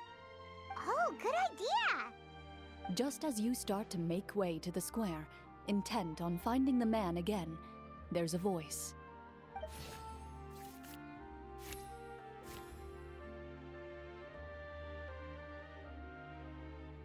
Lord.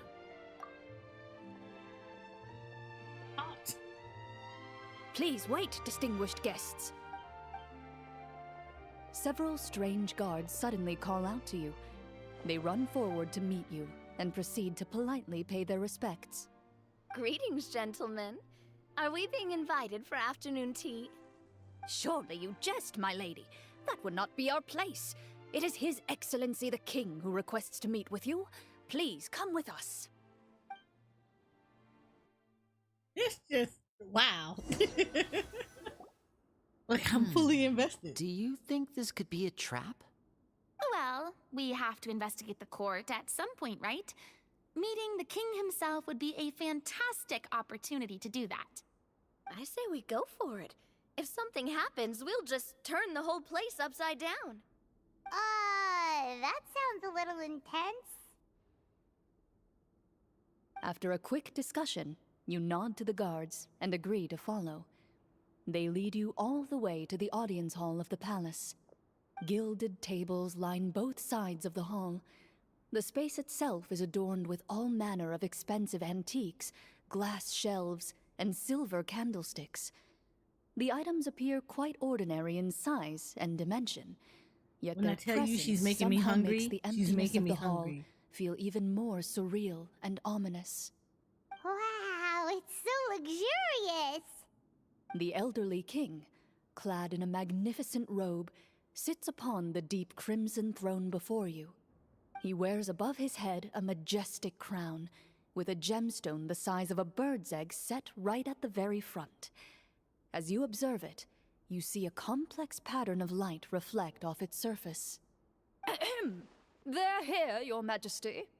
A man dressed in dark clothes, likely a minister, shields his mouth with his hands and bends down to whisper a few words to the king.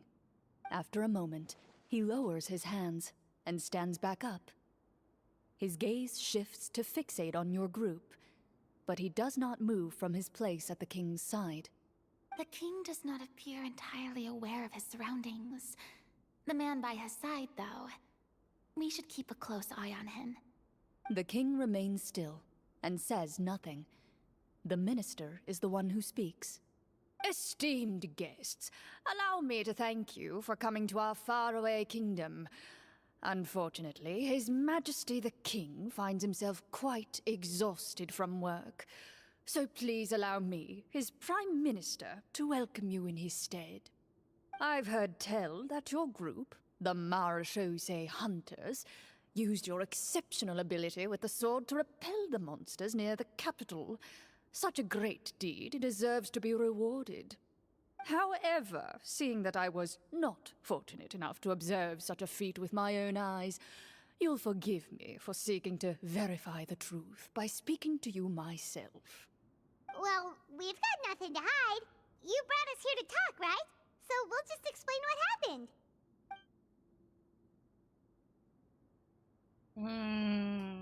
The golem's blades were so powerful, they could cut down trees in a single swipe. It took a lot of effort to defeat them, even for trained swordsmen like us. Well, that was enough details, right? Believe us now? Your account does indeed match those of the survivors. Since you were the ones who defeated the monsters, that must mean you are also in possession of the treasure they stole?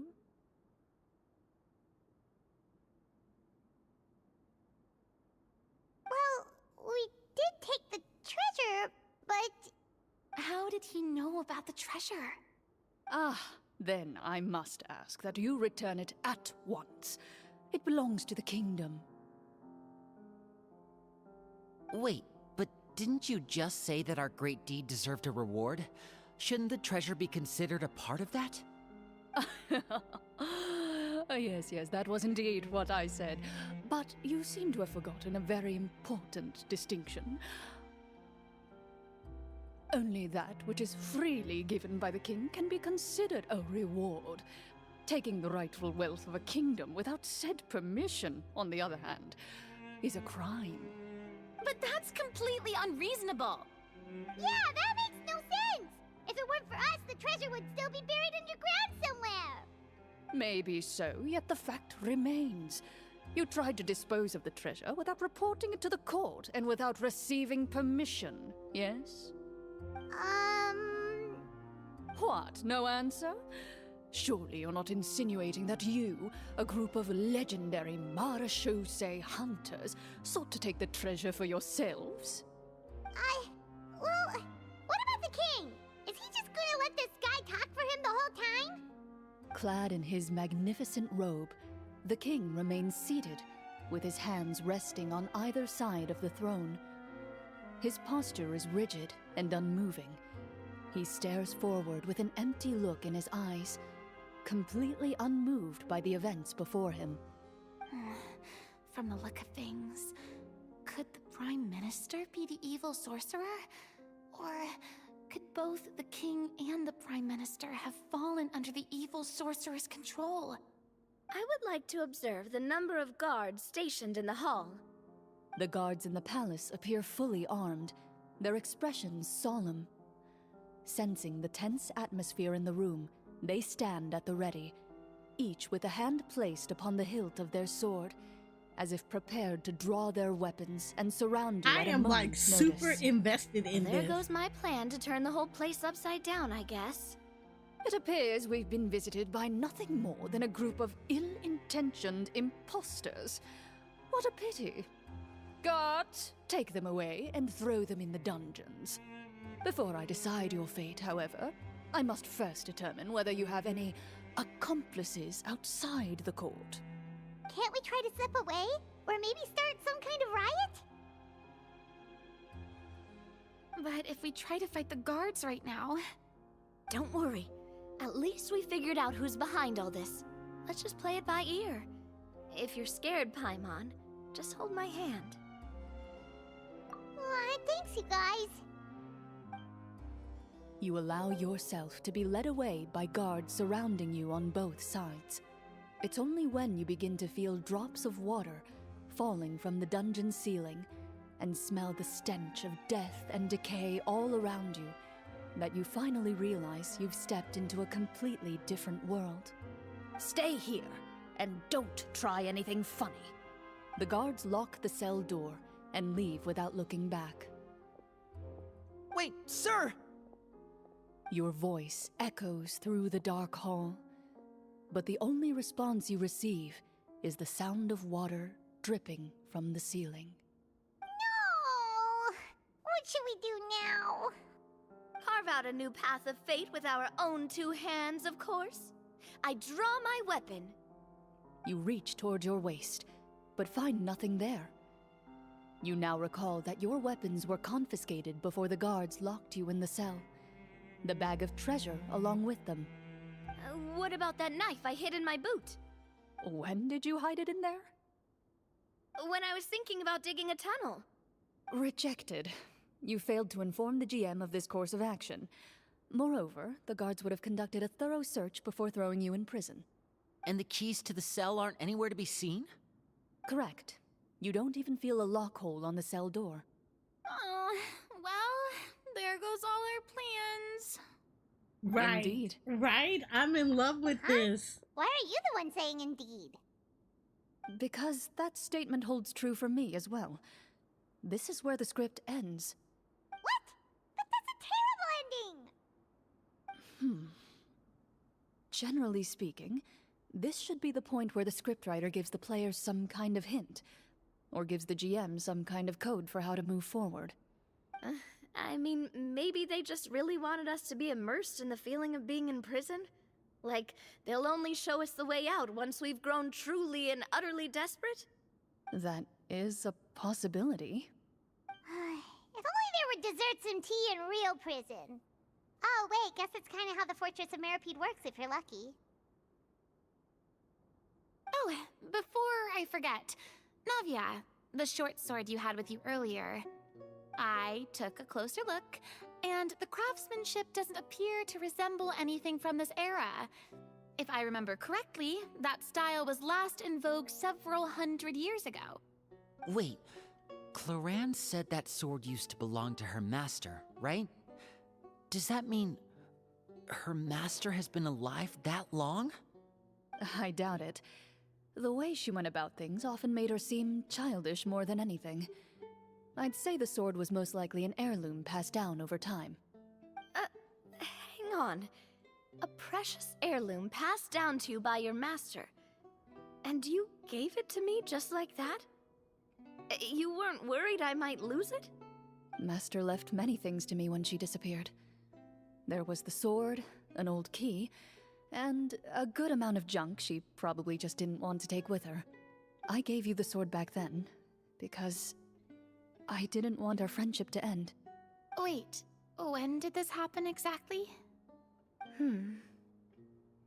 After the duel. Between Mr. Callis and myself. Before that, Chlorinde would have meals with us and even stay over at the Spina some days. She was on great terms with Papa as well. After the duel, though, there was a period of time where we simply didn't know how to face each other. She entrusted this sword to me, and never came back. We were both sad, and conflicted, and totally overthinking everything as a result. Whenever I looked at this sword, I couldn't help but wonder if Miss Petronia had never introduced us to each other at that picnic. Maybe part of the sadness I was feeling could have been avoided. Back then, it felt like I hadn't just lost a father, but a close friend as well. No one can change the past. The most important thing is that you two found your way back to each other and can enjoy things like this together. Yep, you're right. I'm sorry, you two. I didn't mean to bring up any sad memories. Think nothing of it. No one here is at fault.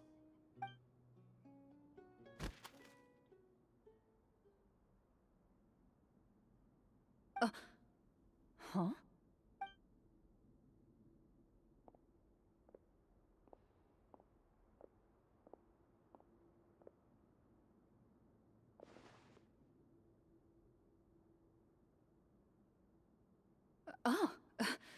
Looks like the next part of our script is here. Perfect timing. The situation was really starting to get desperate. And not just because of the prison thing. From Clorinde's face, Paimon really can't tell if it's good news or bad news. Water continues to drip from the ceiling.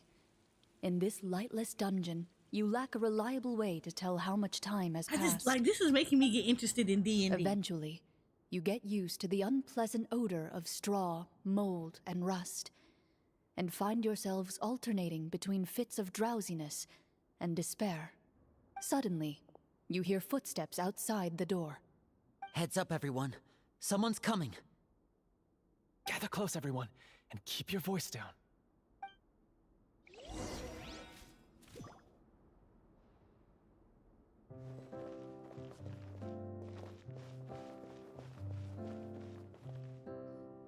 Who are you?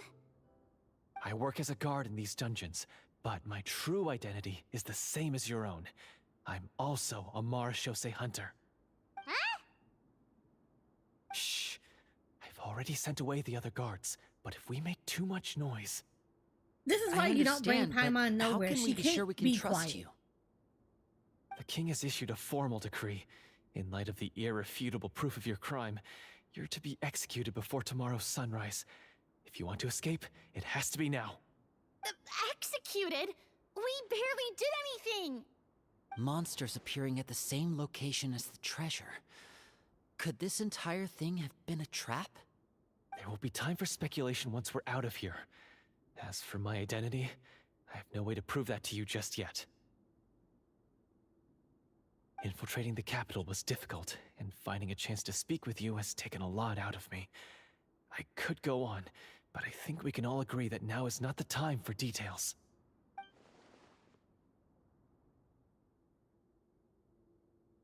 Have you seen our weapons anywhere, sir? Don't worry, I brought them with me. They're just behind the door. Still, these weapons alone won't be enough to defeat the true enemy behind the scenes.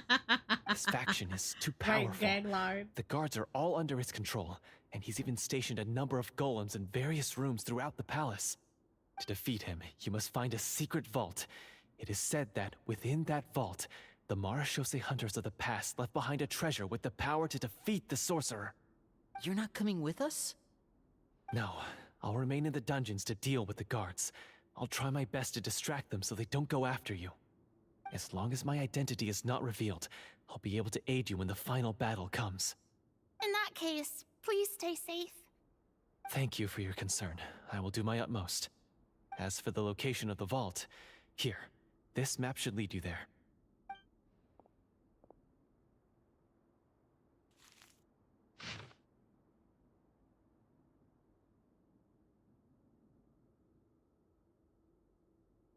Got it. All right, once I open the door, remember to stick close and refrain from making any noise. I'll lead you out of here as quickly as possible. Time on. He's talking to you specifically. You now have the chance to restore the honor and legacy of the Marashose hunters. So please, get out there and reclaim what's ours. And be sure to exercise caution. With the help of the guard, you successfully escape the dungeons.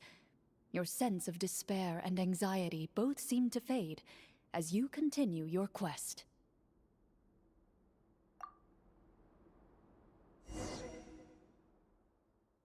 Wait, we didn't get to use our skills at all while we were in prison. Who knows when we're gonna get the chance to use that cool summon spell? That is a pity, but we can only continue to move forward.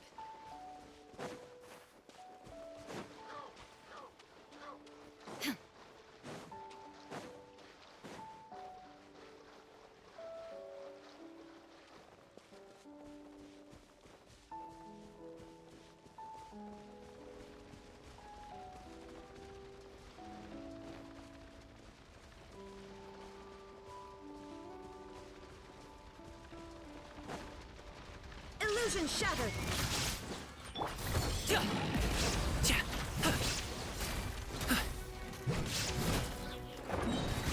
Mighty mythical beast! Stop it now!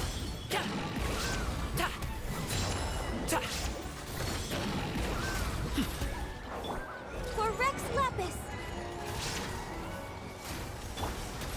Solidify! Ha! Torn to oblivion.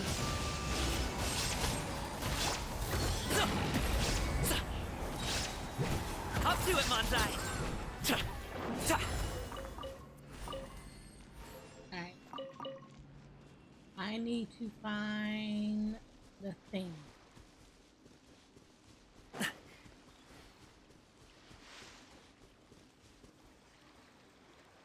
This should be the place marked on the map. This bit of rock certainly looks suspicious. Hi, Mini-Me. Well, You should I'd at say least an you got Raiden and investigation's in order Jean-Louis very then. key supports. Plus, if all else fails, we can just blow it up. Wow, you really meant that.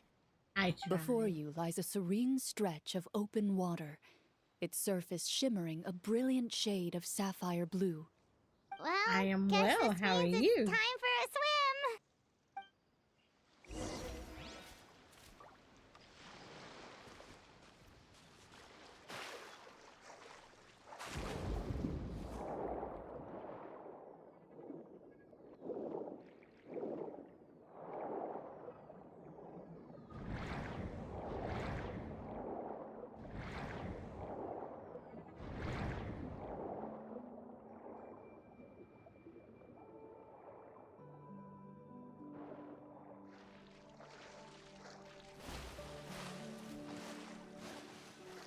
I do have quite a bit of characters. These are the ones that I'm just enjoying playing right now.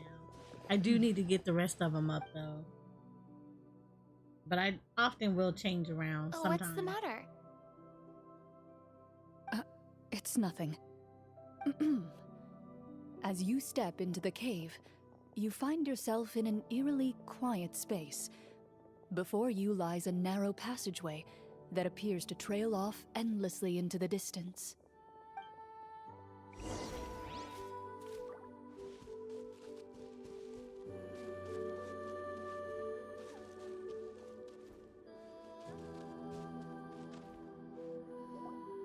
Wow, this must be where the treasure is hidden. But this door is blocking our way in. almost looks like it's been here for quite some time. I've got to hand it to the tabletop troupe. They really went all out with the props. Huh. What have we got down here? A kind of mechanism connected to the door? Ah, it looks like we might have to arrange it into a certain pattern. A pattern on a stone door. That's something Master mentioned before. Is something wrong, Chlorinde? After a long, difficult journey, you finally arrive at the location indicated by your map. It appears to be an ancient site of some sort, where treasure likely awaits. Your surroundings are exceedingly quiet and serene, as if the secret that slumbers here has never once been disturbed. If you listen closely, you can almost convince yourself you can hear the sound of its calm, gentle breathing. That description makes Paimon feel kinda bad for disturbing this place. We're doing this for the sake of the people, to free them from the evil sorcerer. I say it's time for this treasure to once again see the light of day. Linny's right. We need to keep going. The future of the kingdom depends on it. The next part of the story requires us to solve the puzzle, right? Let's start exploring the area. Yes, that should be fine. Something feels off about all this. Guess I'll just have to improvise.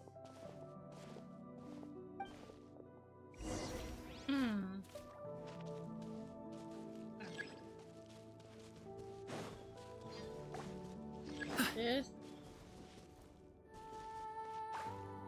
I have to wait for them to progress.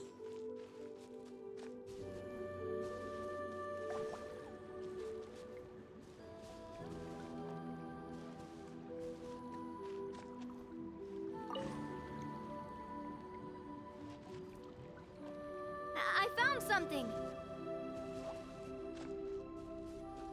Found something here, too.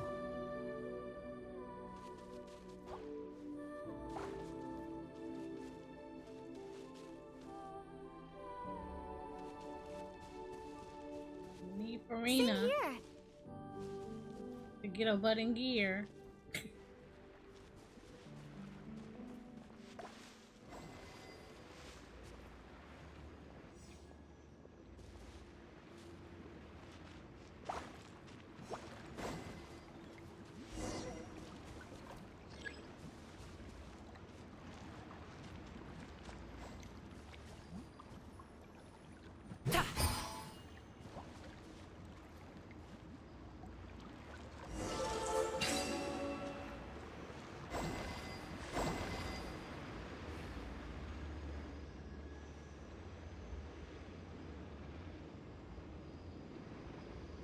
They play in the escape room together. They really are.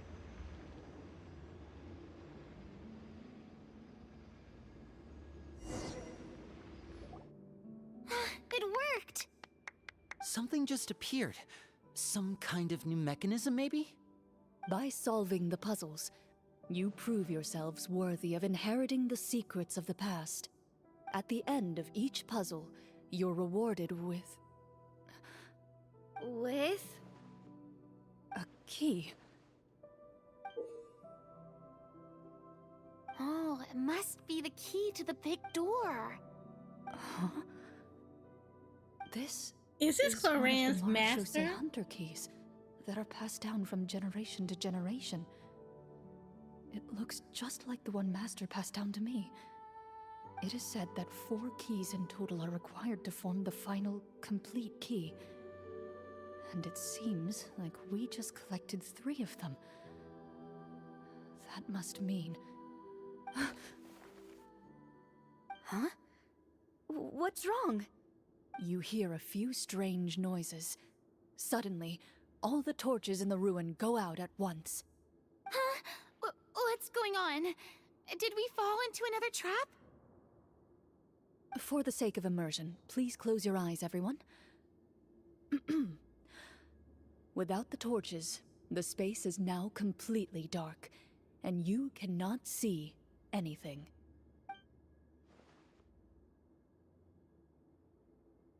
But Paimon can still see a little bit over here.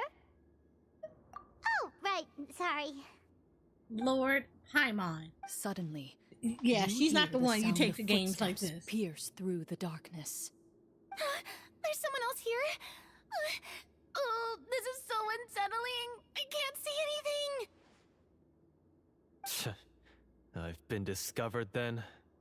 Wait, that voice, it's. You recognize the voice as belonging to the guard who led you to this place. It appears he now covets the treasure for himself and has come to stake his claim. Oh, so this is just part of the script. Then I can probably relax.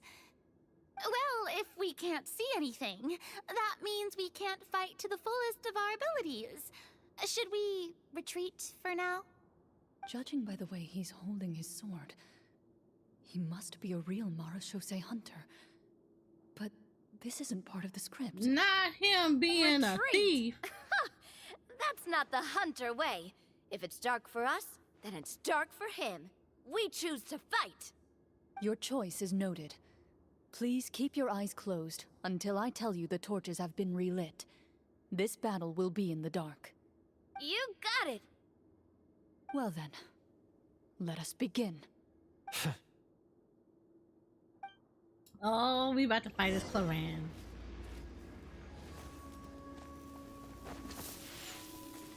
Into the shadows. Time to testify. I'd like to try to hit him with my sword. Your strike is successful. Ha! You're facing a veteran. Is he still standing? Goodness, he sure has a lot of HP. I like Is her it over? ultimate. Can we open our eyes now? The enemy is strong and relentless, but the battle is nearing its end. The torches have not been relit. What about now? Final strike. Ha!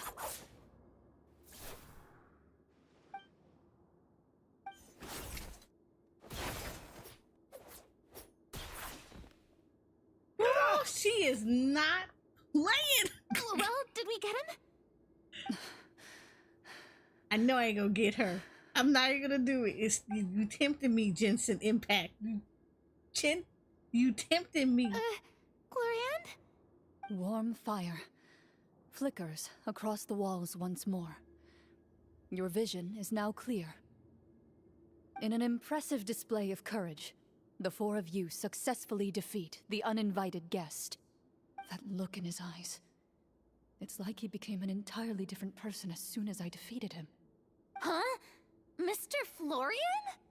Oh, wait. We're supposed to be role-playing. I should stay in character.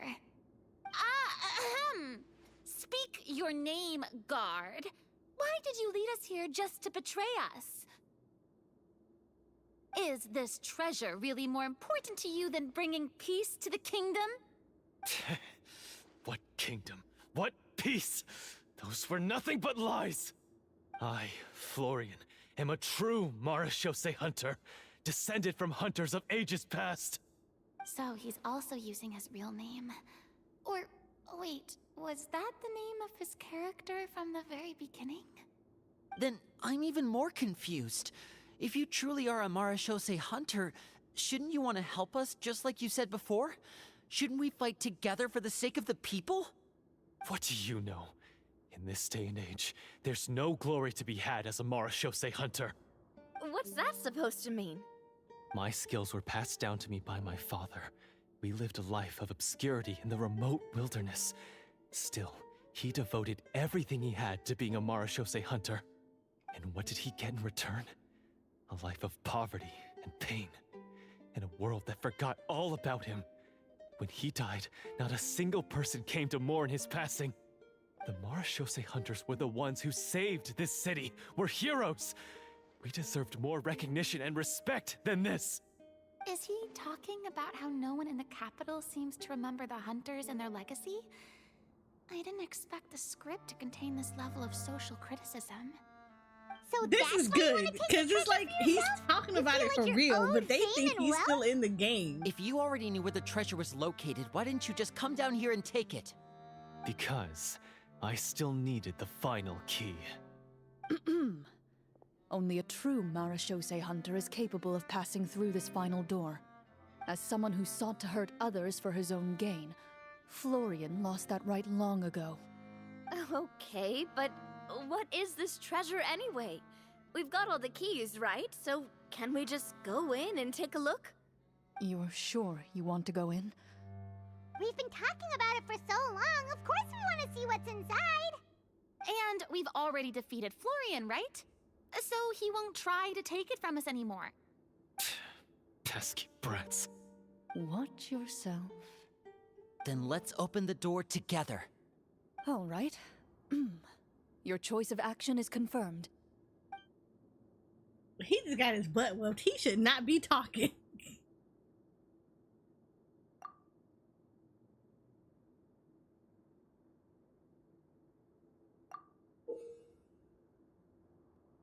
Before you, the door to the treasure, sealed and undisturbed for more than 100 years, finally swings open. You hear the shrill wail of the door hinge as it rotates for the first time after years of disuse, almost like a sleeping giant letting out an extended yawn. You get the impression that the secrets buried behind this door might be just as heavy as the sound you just heard. It's open! Come on, let's go in! Paimon wants to see what's inside! Yeah, she just see treasure. too. Both of them. Oh my god, not us two. Uncovering hidden treasure is the most exciting part of adventuring. What do we have here? Uh-huh. A stone tablet? And some shabby weapons? You call this a treasure vault? Looks more like an abandoned warehouse.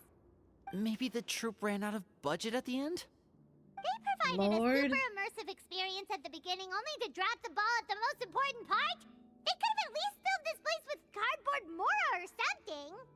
Wait, I get it now. Paimon, this is the real Marashose hunter treasure. This is it? The Marashose Hunter treasure is just a stone slab and some broken swords? I can't believe it. I refuse to believe it!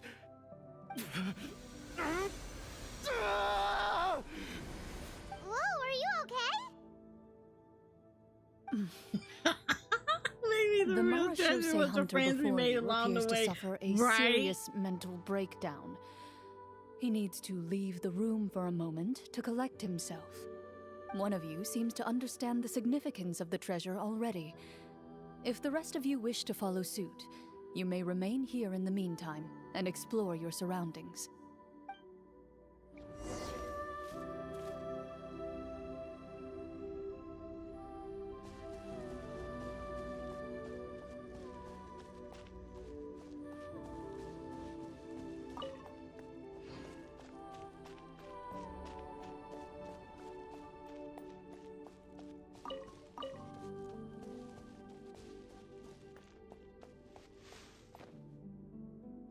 Walter. I think. What is the treasure supposed to be? Oh, I can? The Ooh. names on the tablet. The names on the Look, don't tempt me to The old use and my broken my weapons. gems to try to get her. Don't tempt me.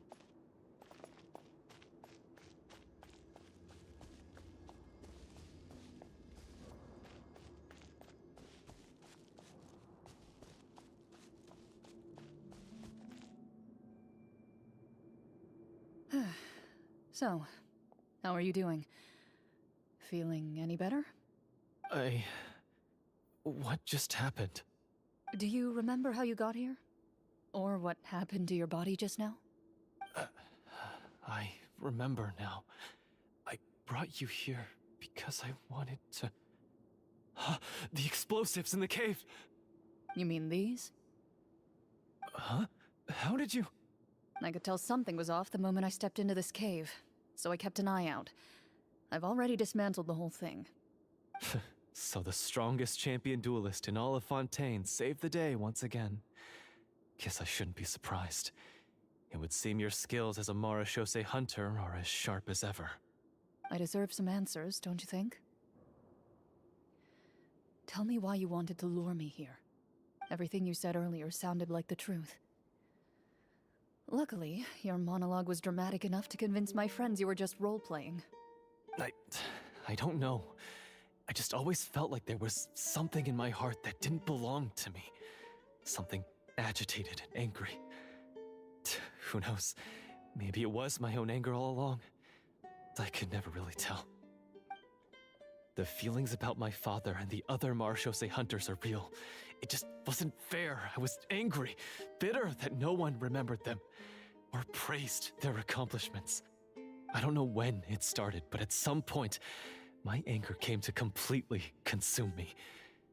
At that point, I remembered the legend my father used to tell me. The one about the treasure. But if the treasure was all you cared about, why plant all those explosives? Wouldn't they just destroy the treasure and bury you along with it?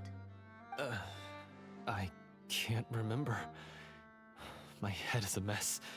It felt like there was this voice telling me to eliminate the hunters, but now it's gone.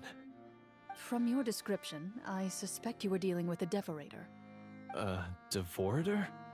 Oh, your master, your father, I mean, never talked about it? It was a kind of monster that was active several centuries ago. No, I've heard of it. I'm just not sure why you suddenly... Wait, it can't be. The seal! The seal? My family has served as Marachose hunters for many generations. But the title and swordsmanship weren't the only things passed down over our line. There was a seal as well. My father instructed me to always watch over that seal and maintain it regularly. He said it had been passed down over a truly ancient age, and protecting it was our clan's most important duty. But I neglected that duty after he died. I finally decided to come down and check on it one day, and that's where my memories become fuzzy. The Devorator would be a formidable adversary for any mortal being, even ones as capable as the Hunters. If you lacked the power to completely destroy it, you could easily fall prey to its influence and corruption. In light of this, some Marachose hunters chose to seal the Devorator away, in the hopes that a permanent solution would come with the passage of time. I heard it has the power to amplify the obsessions and desires in people's hearts, to the point where they overtake you entirely. It would seem I'm not just lacking in skill with a blade, but in mental fortitude as well. And yet, you were able to retrieve 3 of the 4 keys. If I remember correctly, each was entrusted to a respected and capable hunter. How did you manage it? One of them belonged to my father. The second I stole from a different hunter. And the third... was one that I snatched while the person was on the way home from the tavern. I nearly died in that alley. Lord, I know dude. just how strong you are. It's as clear as day to everyone in Fontaine. I observed you from dusk to dawn, but could never find any opportunity to sneak up on you. I never even saw you drink a single glass of liquor. The only way I could think to obtain that last key was to lure you here using your hobby, and then... Oh, I get it now. That monster, it wanted to bury you here alongside the treasure. I won't comment on anything else, but the script was good. Well, I did pour my heart and soul into it. The stories my father used to tell me about the glory of the heroic Marachose hunters and how they came to be forgotten. It's more than just a story. Huh? You're proud to be a hunter. You're still holding onto that part of yourself, no matter how small. I have done so many despicable things. I have nothing to be proud of. Is she gonna let him Then go explain the after he purpose done of did the all evil that? sorcerer in your story. Isn't he the true antagonist? The one who sought nothing but his own gain, and use the people as pawns to attain it? In your heart of hearts, he was the one you truly wanted to defeat. But I've already tainted my sword. I no longer have any right to... Wake up, Florian. Remember how you introduced yourself earlier. Do you really think the hunters acted out of a desire for honor and glory? Or to be loved and acknowledged by the people? What did your father teach you about our order? You do not wield your sword for yourself, but to protect those you serve. There's nothing special about a blade. It's the intentions of the wielder that matter above all else. Do you still not understand? Even after seeing the treasure for yourself? The contents of that room, they represent the true legacy the hunters left behind. You're right. I am a Marashose hunter. It's time for me to redeem, no, to finally serve the people I vowed to protect all along. I wouldn't be so quick to push aside the need for redemption. I know. That's a charge I won't bother to defend myself against. Good. Then, come with me, and help me see the script through to the end. Huh? See the script through to the end? But there's no more script left. Never finished it, huh? No, I mean, I wrote the script with the sole purpose of luring you all here. There was no reason to write beyond this point. Then we'll just have to keep writing it. The evil sorcerer still needs to be defeated. You mean the Devorator? Are you saying I have to make up the rest of the script as we go along? Is that really so hard? You've already written most of it. Surely you can write an ending where the hunters win and justice prevails. I'll be there to help you too. You aren't afraid your party will fall into danger? I know what my friends are capable of, and they're all quite skilled. Besides, I need their help. Then, are you going to tell them the truth about all this? I don't intend to spoil the fun. Sometimes, protecting dreams and fantasies is more important than exposing the truth. Don't you think? Is he not gonna go to jail?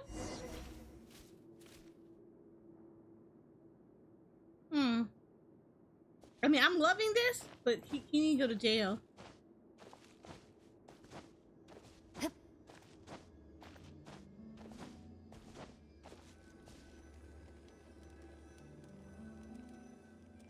Yeah, the party is composed of Fontaine characters who are all right. Like the whole team is a busted team. Like, are you serious right now? Yeah.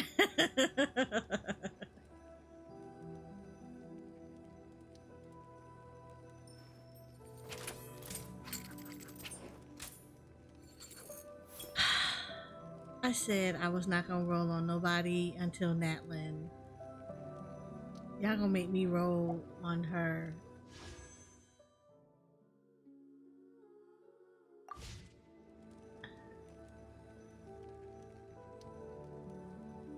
You should say.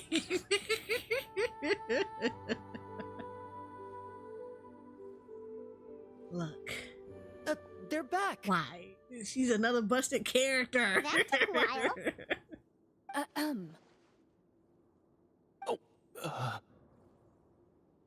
Ahem! My fellow Marashose hunters, please forgive me, for I have sinned. Tone it down. Sorry.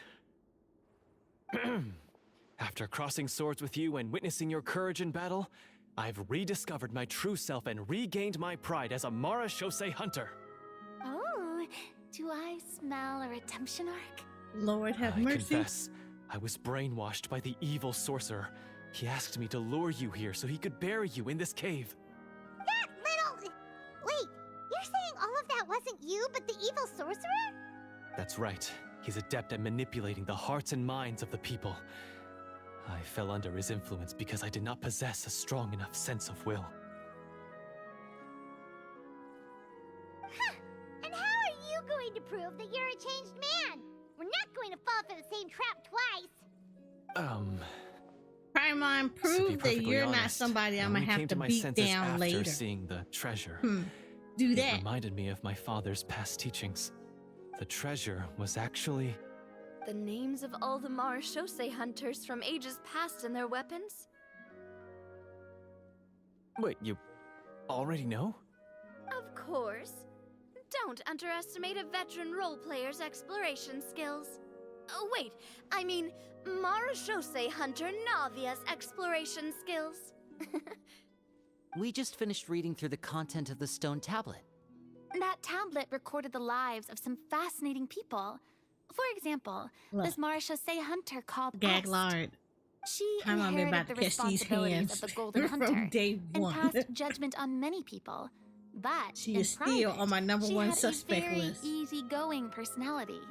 Her favorite pastime was singing and dancing with her friends, and she been was said 3 to have years. a beautiful voice. I'm ready to catch hands So? with her.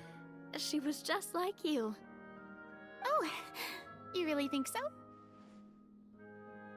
Well, when you put it that way, I suppose I also have a few things in common with this Walter.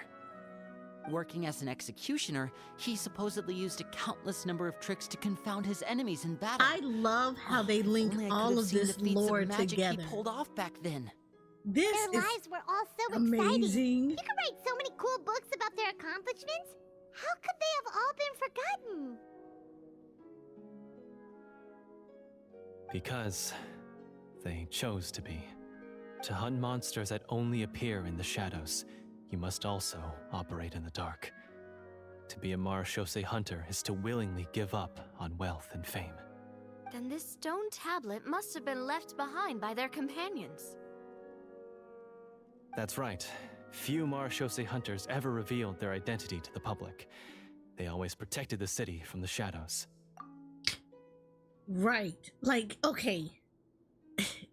Again, I feel like people really, really, really miss out on the opportunity for Genshin Impact.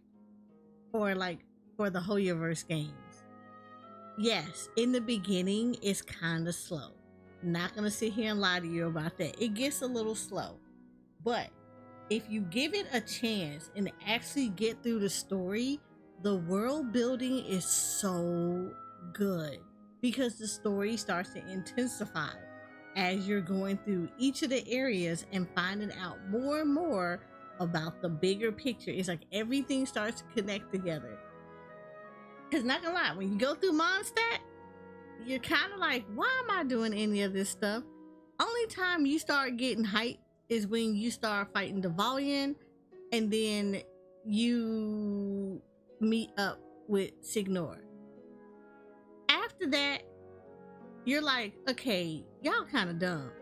But then you get to Liyue and you see that the story starts to connect with each other because you meet Zhongli. And then he starts telling you little hints and stuff about the connection between Signor and himself and even in Mondstadt. Then you get to Inazuma and you start to see even deeper down the rabbit hole about why she took herself into eternity. And you start to build even more. You start to learn a little bit more about their past, where she starts revealing a lot of stuff that has happened in the time that she had become the Archon. Then you get over to Sumeru, and then the whole world starts changing up because you start learning all the BS that has happened. And now you get the Fontaine, and ooh, yeah. You get invested, but I feel like people often bypass Genshin because they see the gacha part. Again, if all you ever see of Genshin is people rolling on characters, or you see them fighting, you know, the domains and stuff like that, you don't ever think that there's an actual story behind everything. But the story here is deep, and it's so well written. Except for that one story in Sumeru, because that mess was long as hell and they had no reason to do that mess. That was just bad. that one was just bad. But outside of that though, Genshin has such a deep story and lore that is almost sad that everybody just sees it as just a gacha game. And it's just like, nah, fam, this is far more than a gacha game. Like, you honestly could play this completely free to play and be immersed in the story. Also, I see you, Storm. I'm not gonna say anything about it until after I'm done with this. But yeah, I saw that said too, and I said the exact same thing. I was like, wow. Okay, First Descendant.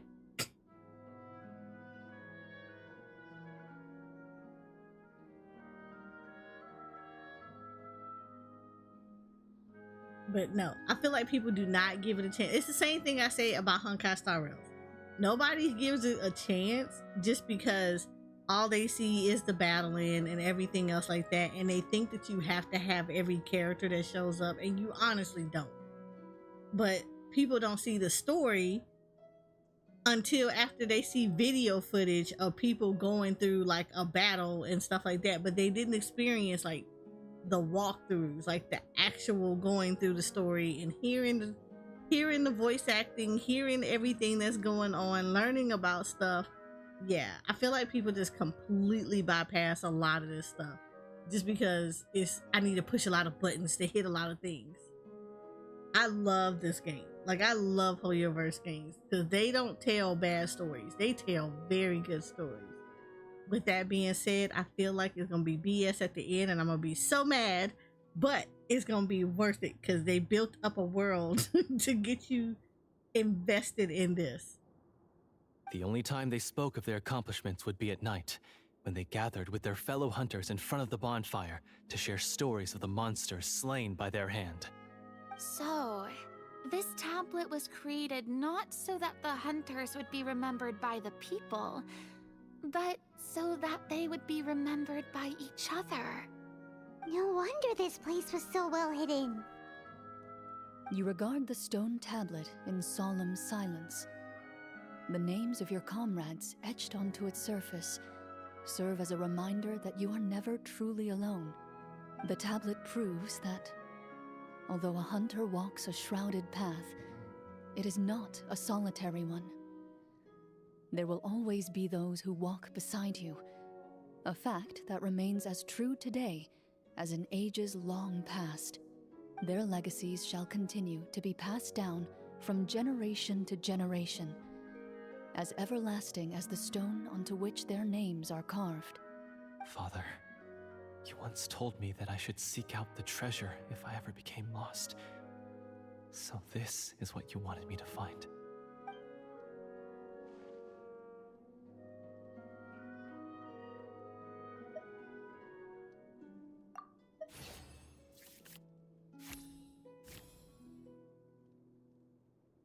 His eyes are sincere, and his words ring true.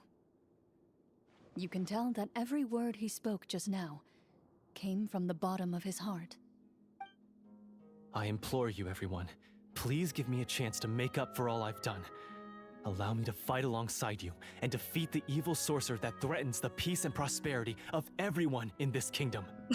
I like the little word at the I say bottom we where it let you says the join. kingdom and it says basement. Sounds good to me too.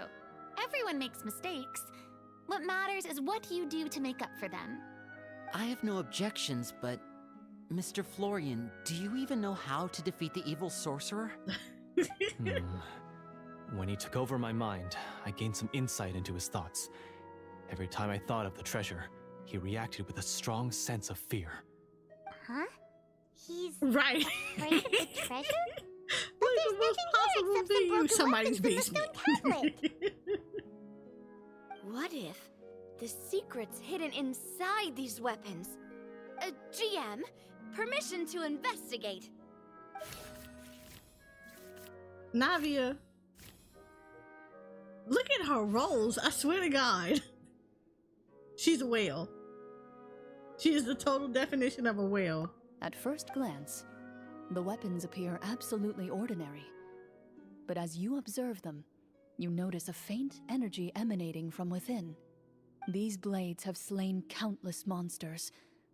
Though it's been a long time since they were used in battle, their edges remain sharp, as if they're simply waiting for the next worthy hunter to carry on their legacy. So basically, take these with us, right? So, hold on. Like, so, okay, let's point this out, though. Yeah, I kind of agree with you on that, Gaglard. B-side D&D, I've never heard of that before. And D&D in the BDSM dungeon, yeah, probably a little less likely. But, like, I gotta ask questions, though. Is it really like this in D&D campaigns, though?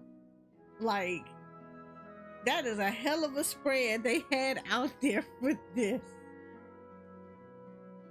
These are Chlorine's venues are next level. Right! Because I feel like if I found a group that did this kind of stuff and they had these kind of venues, man, I would be in the D&D so deep. It's not even funny.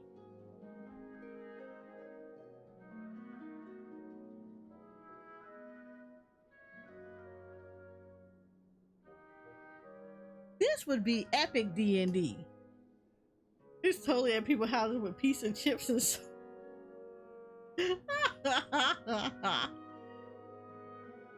Look, I don't know. That still sounds good too, though. I ain't trying to be funny, cause I mean I game. Ain't none of my games. I got pizza and soda and chips with everybody hanging around, and we just out here playing games.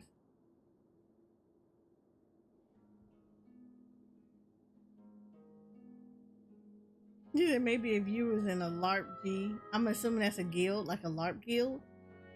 But even then, look, point me in a direction of a guild that is on this level, and I will totally get into D&D.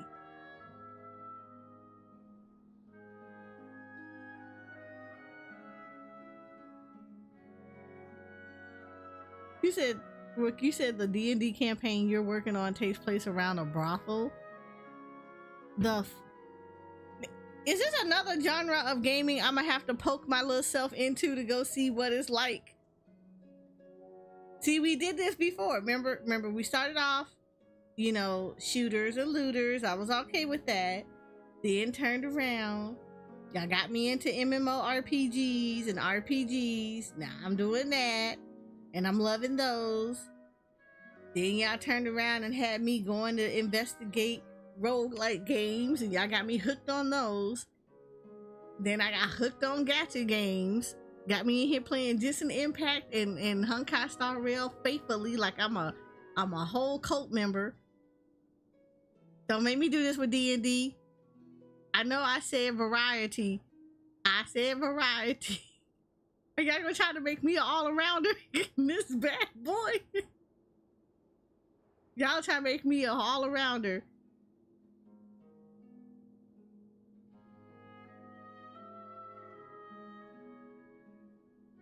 Y'all gonna make me have to start streaming and yeah, y'all gonna make me have to turn around, start putting out funding, passing the plate around for some Baldur's Gate 3 and have my whole playthrough played on stream so you guys can see it. Cause like, oh my God.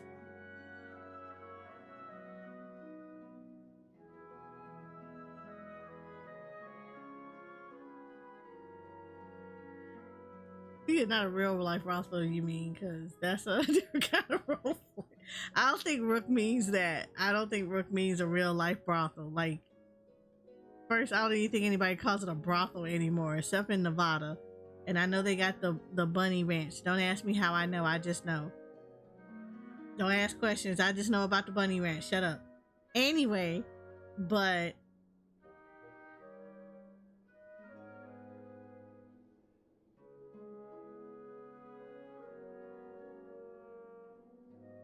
usually I can see that and live action.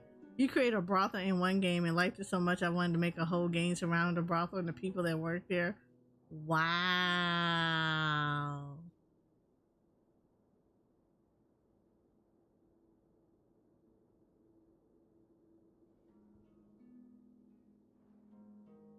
Y'all gonna make me have to. I I'll swear to God. I take this swear to weapon, God. since it used to belong to us. Leave it to just an impact to make Maybe you go it'll look at find comfort another in being type held of by someone gaming. who appreciates the Who arts. knew? Ah, good idea. I'll take Mr. Walter's bow then. from one archer magician to another. Paimon's gonna pick a cool weapon too! Paimon, I ain't never seen you lift anything but a croissant to your mouth. You're not gonna do nothing. As you grip your weapons, you can almost feel the will of past hunters coursing through your being. It's a feeling of courage, determination, a silent vow passed down from generation to generation that says, eradicate the monsters, no matter the cost. Look, Rook, they made Sumeru. Sumeru is literally go touch grass. That is literally the theme of Sumeru. Go touch grass.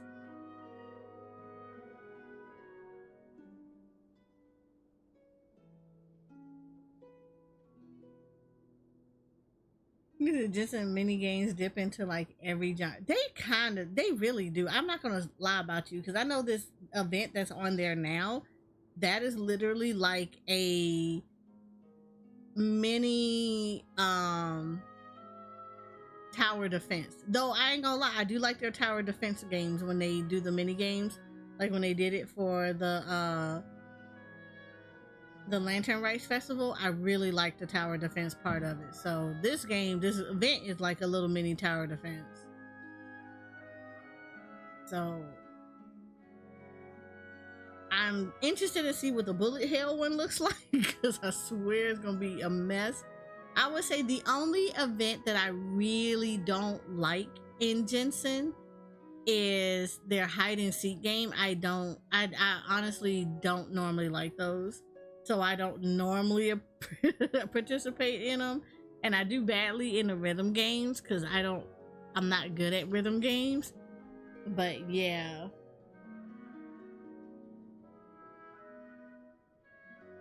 But yeah, the hide and seek ones, I have to say that's the only event that I just don't ever do. I just don't like them.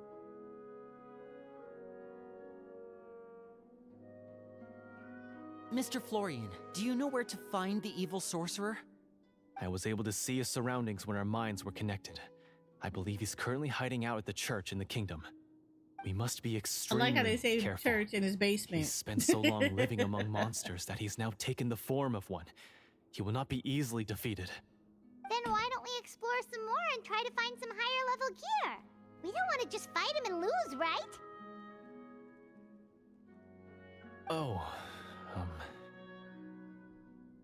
no, we have to strike now. He was greatly weakened when I managed to break out of his control. If we let him rest, he might have time to escape. I agree with Mr. Florian. We've got to act while we have the advantage. Don't forget, the people of the capital are counting on us. Yeah, now that we've got a plan, there's no point in waiting. The longer this drags on, the worse it will be for everybody. Yes, that's what's called...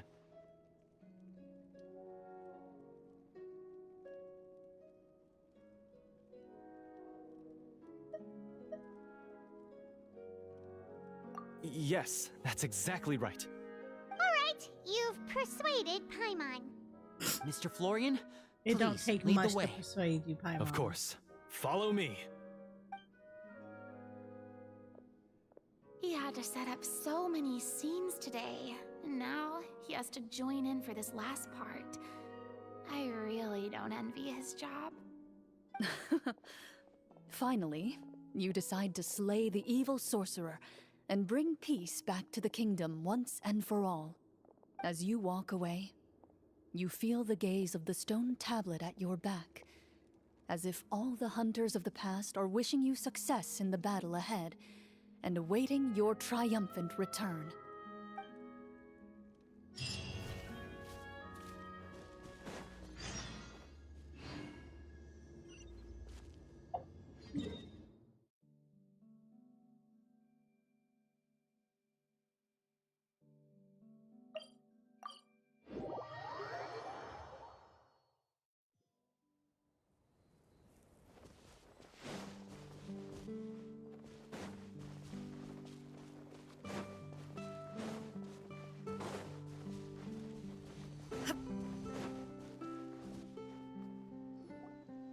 Finally, you arrive at the church Florian described. As you approach, an ominous aura surrounds you. You get the sense that your enemy is close at hand. How strange. We have to go in the This basement. uneasy feeling seems so real. How did they manage that? Now, it is time for the final battle. Let's go.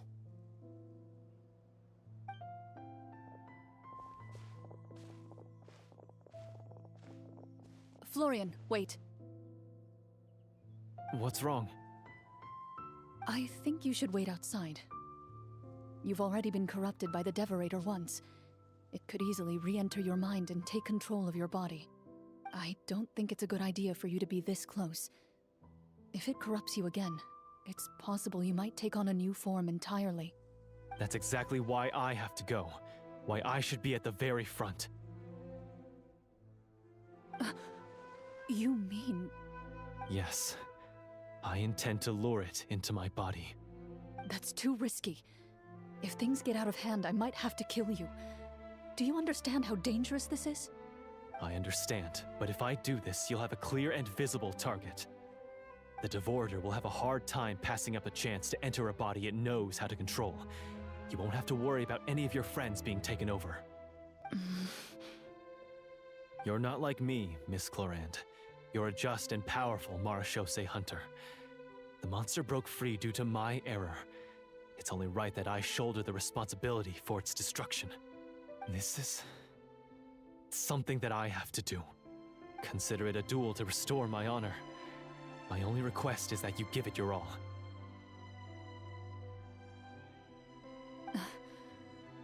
I understand. Then, as a Champion Duelist, I hereby accept your request for a duel, and extend to you my most sincere regards. Thank you. The battle is now upon us. Let the Devorator once again tremble under the blade of the Marechaussee hunters.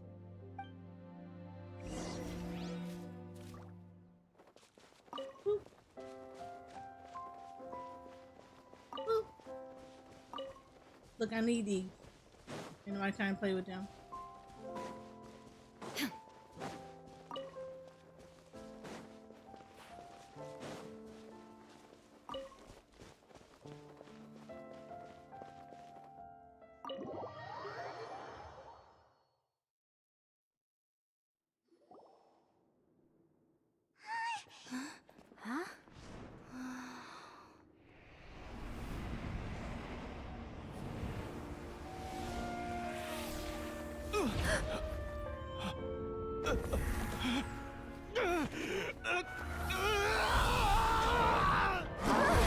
Oh, hell to the no. So lifelike. Look, I like how her little squid babies came out. Was like, no, you're not gonna hurt mommy.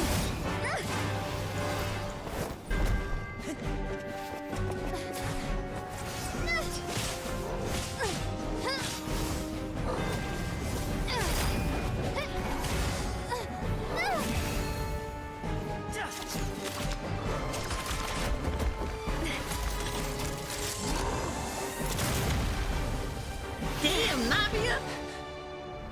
Why she don't do that?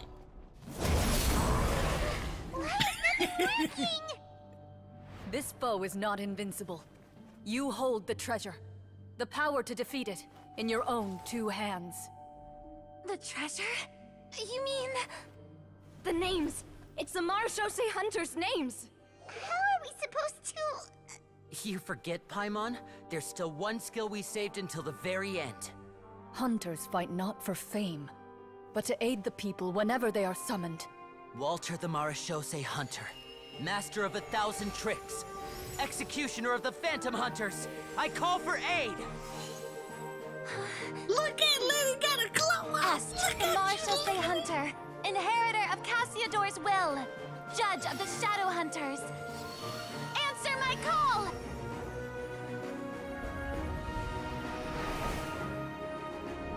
Petronia, protector of justice and order. The hunter I respect the most. Thank you for saving my friend, the best one I'll ever know. Please, lend us your strength.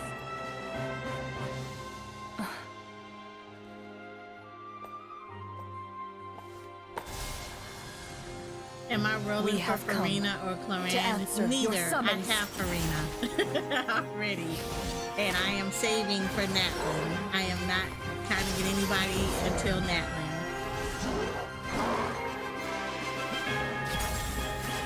Even though Chlorinde is testing my patience. She's looking hella good right now. And so, She's looking really The good. monsters were eradicated, and the sorcerer was defeated. Peace soon returned to the capital. Those in the court, manipulated by the sorcerer, also recognized the errors of their ways.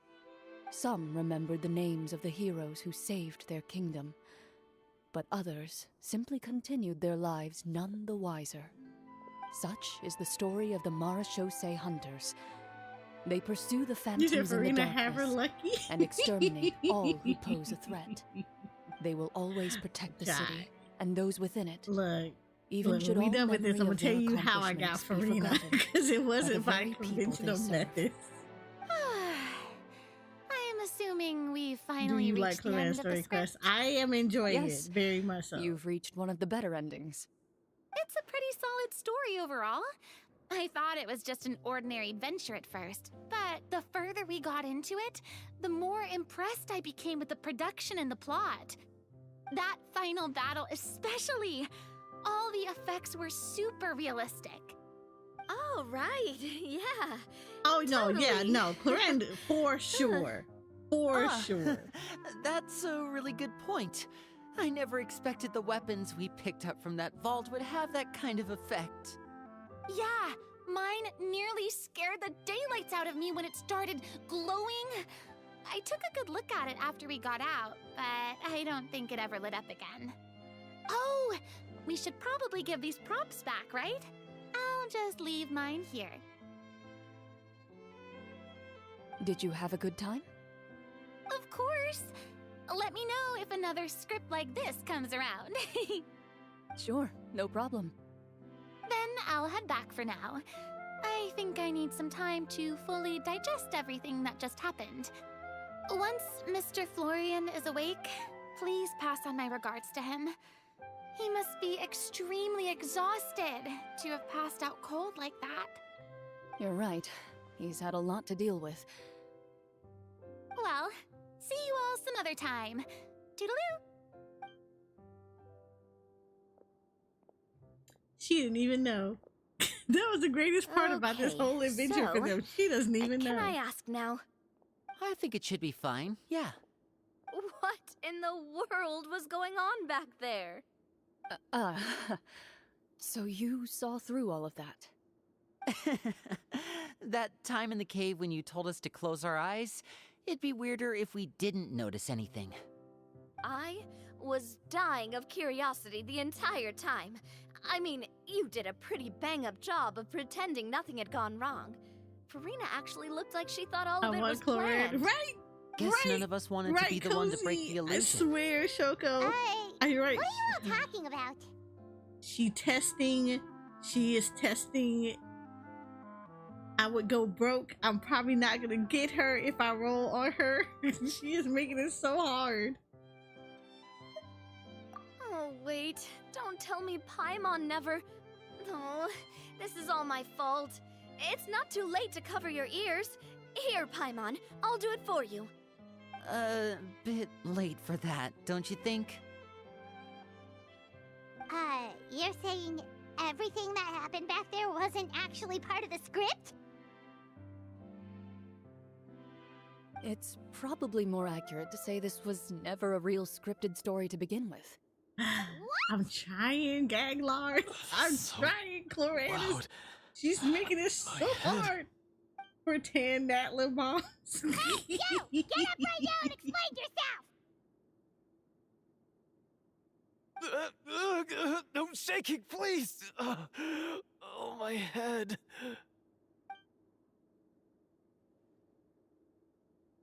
Did Paimon just hear that right? You guys made up that whole last part on the spot? It's not nice to lie to people, but Paimon's gotta admit, that was a really good story, Florian. Oh, and nice improvisation, Chlorinde! Yeah, it was like watching a magician improvise a spectacular magic trick after forgetting an important prop. If You Paimon think knew your something GI was wrong with characters that need more box, she would've melanin? They flipped really straight do. in the opposite direction. I'm not gonna lie about that. They really do. Everything was under control. As if you've ever described a situation as being out of control. I'm pretty sure any situation you consider to be easy to handle would scare a reasonable person half to death. Guess I'm just used to it. You must run into a lot of unexpected situations then. That explains why you're so good at coming up with things on the spot. As for you, Florian, I know there's no excuse for what I did. I'll turn myself into the guards at once, confess my crimes, and accept any punishment that comes my way. I would say you've already suffered more than enough. What? You may have been blinded by fame and fortune in the beginning, but your actions during the final battle had proven you to be a true Marechaussee hunter. You'll be far more used to the city above ground than below. Your job as a hunter is more important. But... Of course, you'll still need to take the keys and pay a personal visit to the 2 hunters you wronged. Prepare to accept any terms they give you as well. yes, of course. As far as I'm concerned, though, your showing in the duel was enough to prove your honor. Then I'll do exactly as you said. I'll go return those 2 keys right now. Thank you so much, everyone. I'll do my best to prove myself worthy of the second chance you've given me. I swear this on my name and honor as a Marechaussee hunter. Until we meet again, everyone.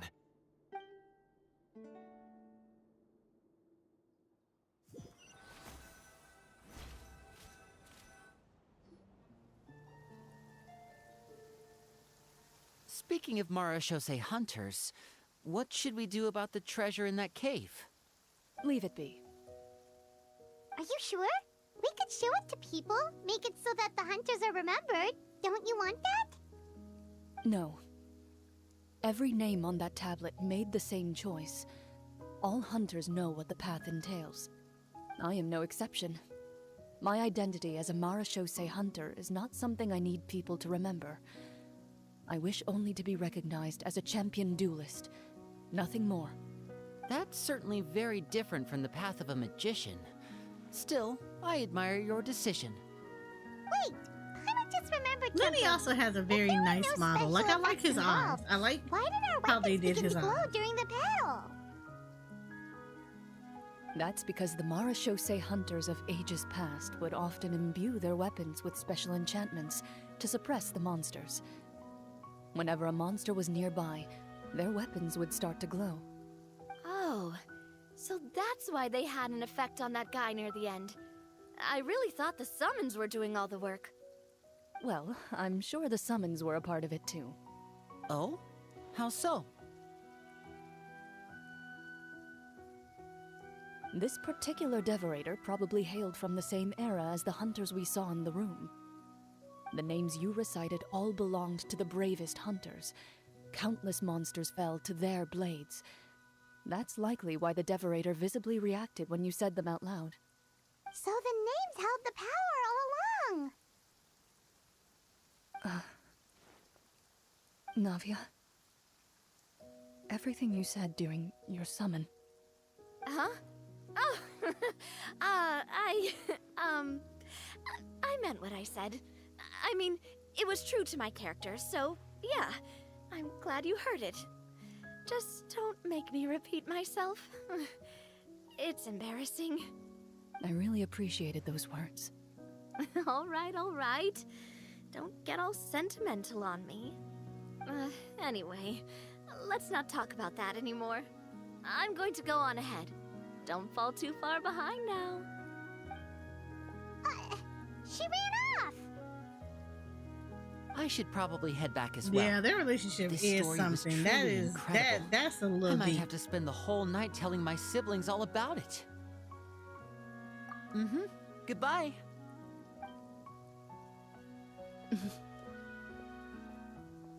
Traveler, should your name and deeds be forgotten, what do you think the significance of your journey will be?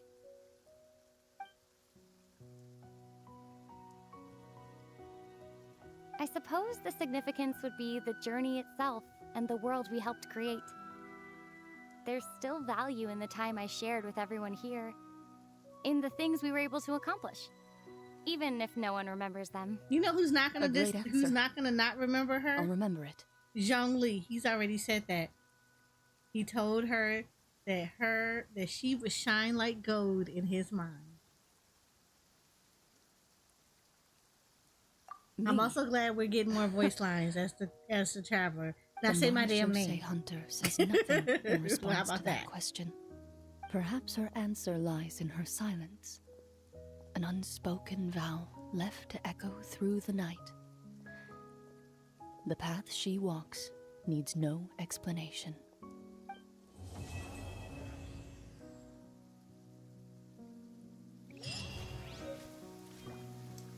You know, I'm gonna say this. I love Hoyoverse. I really do.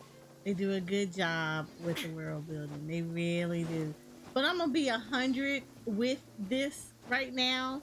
Why did both Sino's and Clorinde's character stories, why did their character quest stories was so much better than the Archon story? Why? Like, absolutely why? Somebody explain that to me.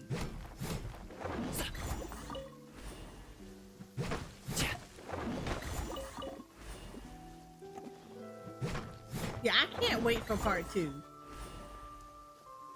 I hope they make a part 2. Like, I really hope they make a part 2 with Chlorinde, because this was really freaking good. But I'm still back on that.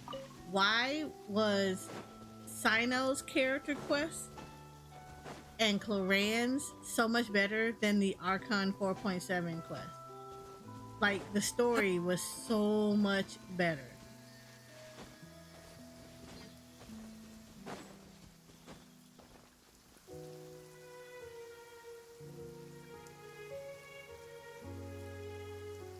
Usually I just want that voice actor to read me some bedtime. Right, Clorinde's voice actor has some really nice voice.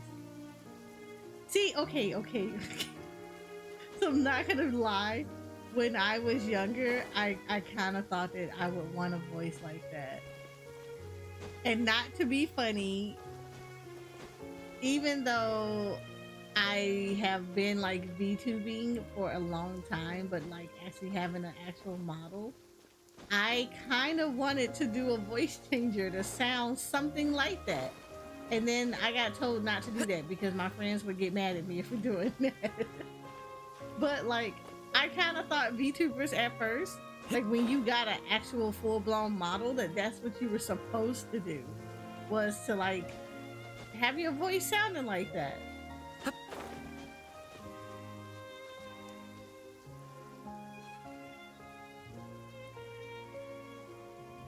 But nah.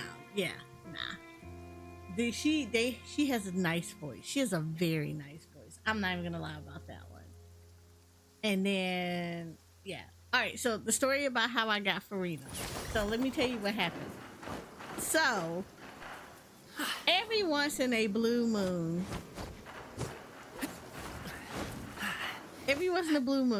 I will have hoarded enough gems where I can afford to do some stuff like where like I'll do stuff like I'll be able to like do pity rolls, right? Whether it takes me uphill, downhill, or out to the sticks. I get the goods from You A to said Z. it would work if I I'll had even been take 'em using a across the voice sea. changer since you were streaming, Don't but worry, you you're haven't in been. safe hands. That is They true. don't I call have me the gold never standard used a guard for voice nothing. changer, so that kind of messes all of that up.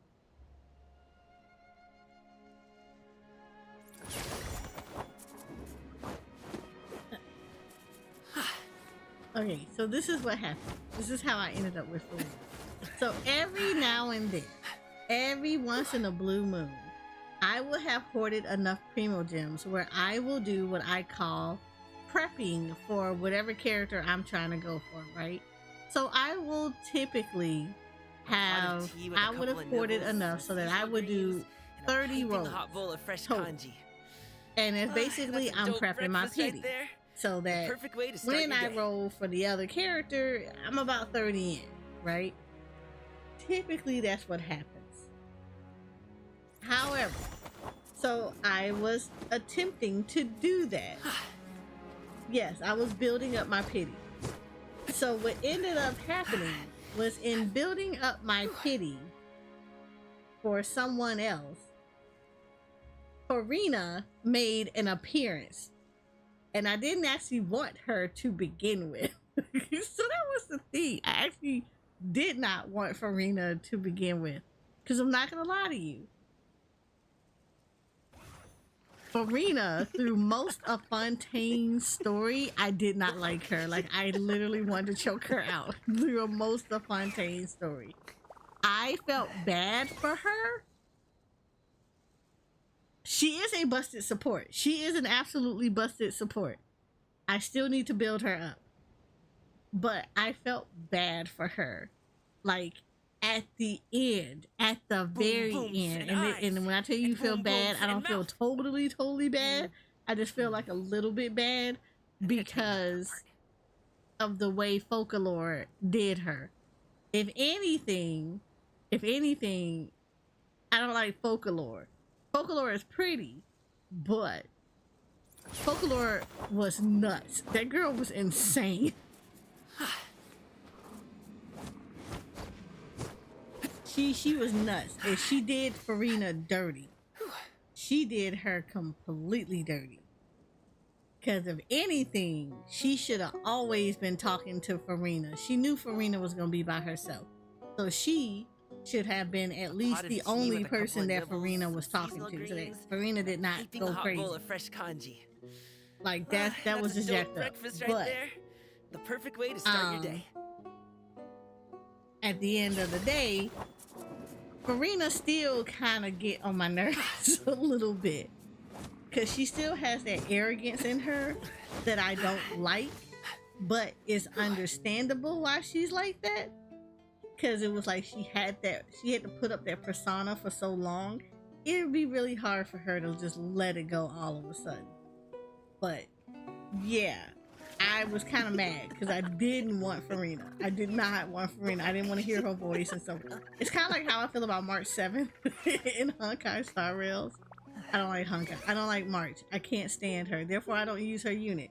Not because she's not a bad unit. It's just because I don't want to listen to her voice. So Farina was like that for me for like a while. But yeah. So Farina is a busted support.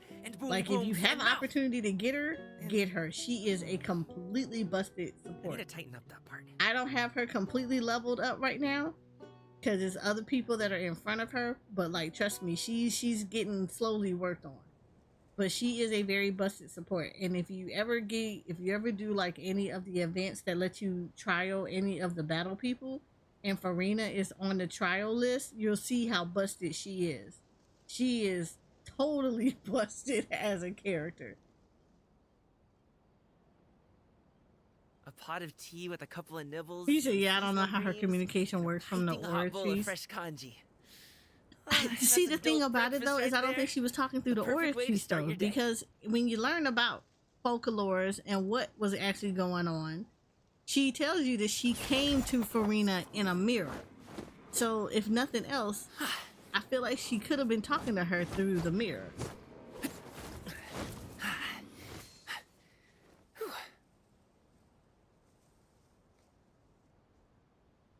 Okay, so here's the thing, Gaglard. I actually am one of those Dora the Explorers whenever a new area comes into the game, right? So this is what happens. Boom, I booms, and eyes, unintentionally and boom, had booms, and everything mouth. I needed for Farina And because I would often go into the I need to tighten areas up that part. to pick up all the flowers. And of course, most of the Jensen people who play this game will often try to go into other people's worlds, not because they want to play with them, but because they're trying to just steal their resources. So I, being the person that I am, because I hate that, I would just go around and steal all the resources. I would go steal all my resources. Like, I literally plucked up all the flowers for Farina.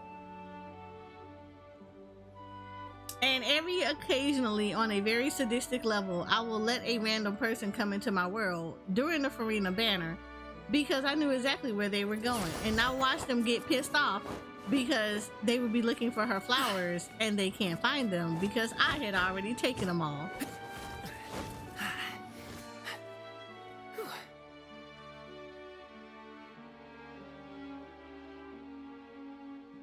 Well, yeah, I kept beating up her boss because I actually really liked the boss. So I kept beating her up. So it was just like, yeah. A pot of tea with a couple of nibbles, some seasonal greens, and a piping hot bowl of fresh So congee. yeah, unintentionally, I actually have That's all a this dope stuff. breakfast right there. The It's perfect just way like to I start had your other day. water characters that were in front of her, so it's more so the shards, like the water shards and stuff. So that's what's keeping me from going after and getting Farina all the way up. Because there's other characters that I actually wanted to get up prior to her as a water character.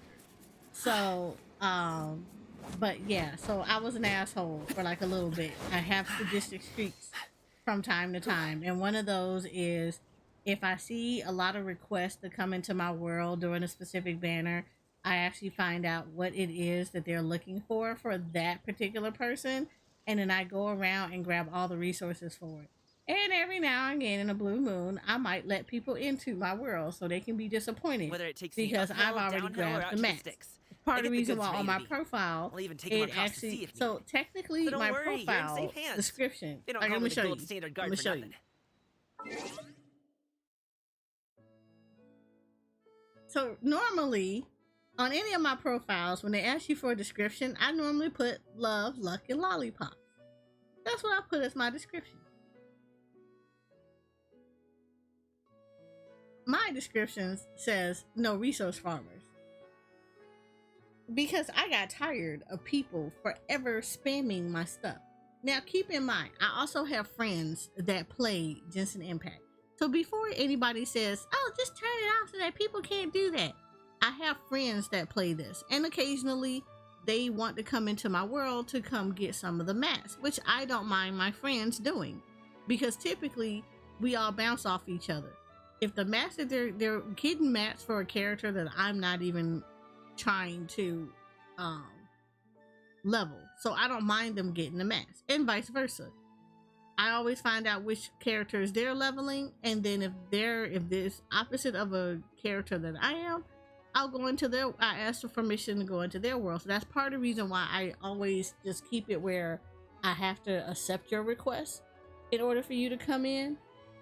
But I hate that Hoyoverse, in all of his wisdom, does not have a setting that says only your friends can request to come into your world. I hate that. I wish they would change that up.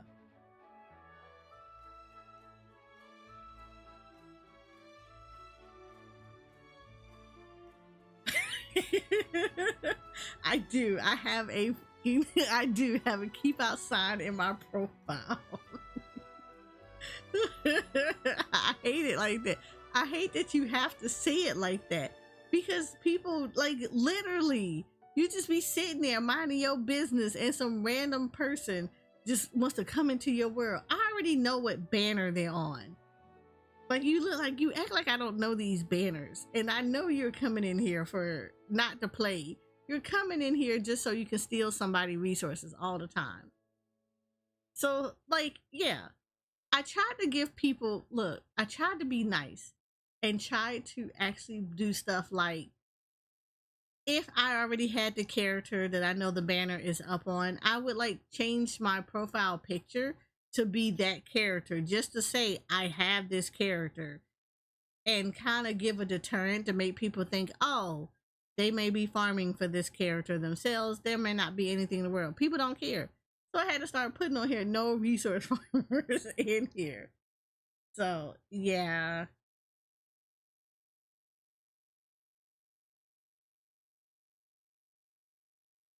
You said someone came into my world and said I don't speak English and then left. Wow. That's a mood. That's a whole mood. Why? Why did you even come into the world and say that? Just like not come in.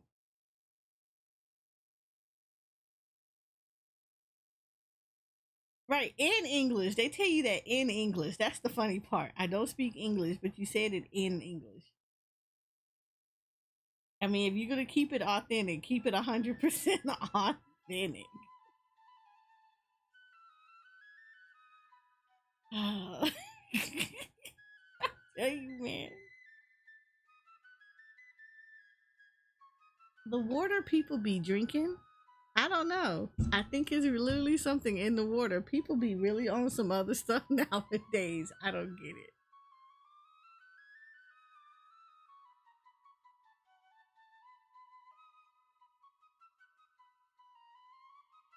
So no.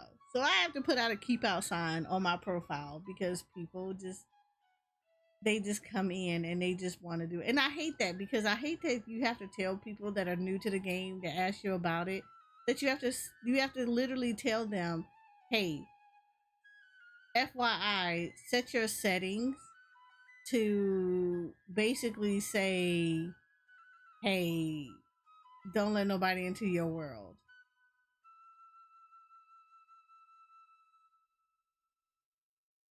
You said my mom says Chinese release stupid glass from the balloons they keep sending over. Man, I honestly think it is the lack of vitamin D. I feel like COVID was it. COVID had people stay in, they didn't get enough sun, and now everything stupid inside of them comes out. Like it did. It literally, like the sun was what kept the stupid at bay, and then everybody stayed in the house, and this and yeah, the barrier that the sun was putting up for stupid, it fell off. And now everybody's scared to go back outside because stupid is like, no, don't go out there. We'll have to go away, and then you'll be lonely. And now everybody just stays inside. Yeah, no, that's basically what's going on.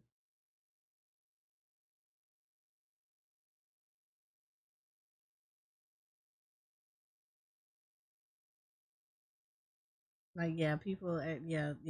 The sun was keeping stupid at bay, and then COVID hit, and now the barrier is broken. And that's what's happening. That's how people are like really stupid right now.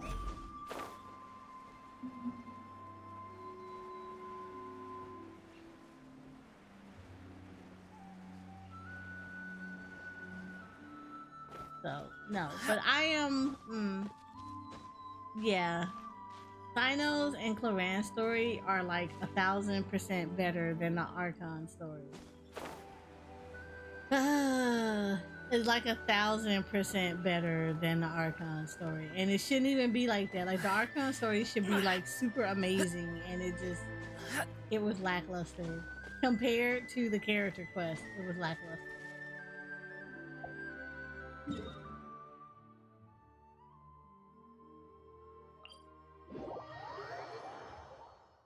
It was like super lackluster. I'm so mad about that. I'm like super mad about that.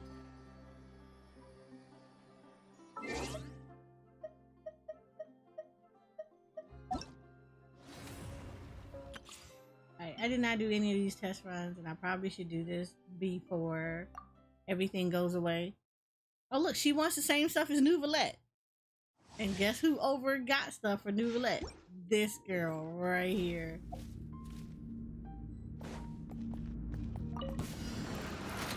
Check this out! By royal decree.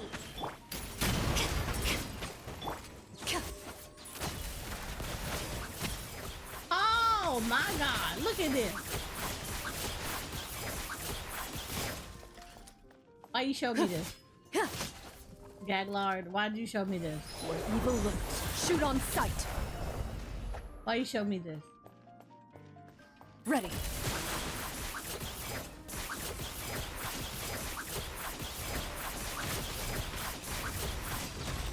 You messed up. Here's backup! Midnight Phantasmagoria. Justice will prevail.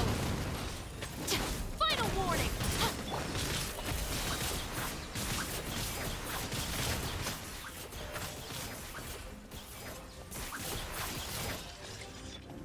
testify.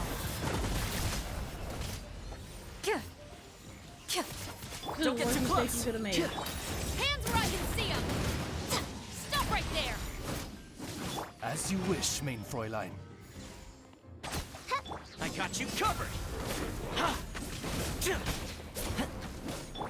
Evil looks. Shoot on sight. Why you show me this? You should have never told me that she could do this. So you could enjoy this demo and stay strong. You should have never showed this to me. You should have never told me that. Why? You messed up. You messed up. Now I'm gonna be in here struggling. I'm gonna be struggle busting. I'm gonna be out here doing strong debates. Now, Shako gonna be mad at you. Let's dance. Oz, reveal thyself! So now I'm be sitting here having these strong conversations about it's necessary for me to have her. And Shako gonna be like, no, it's not. Stop freaking trying to give in to everything. A process of elimination. He's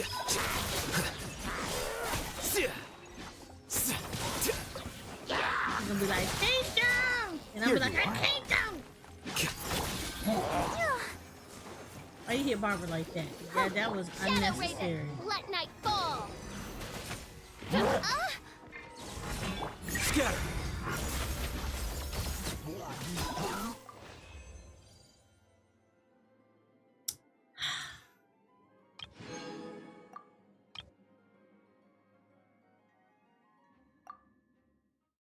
I'm so mad with y'all right now.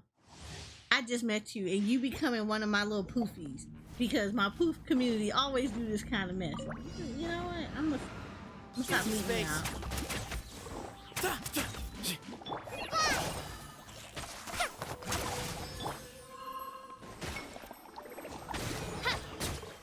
Uglay, you're up! Ready, go! Move or be moved.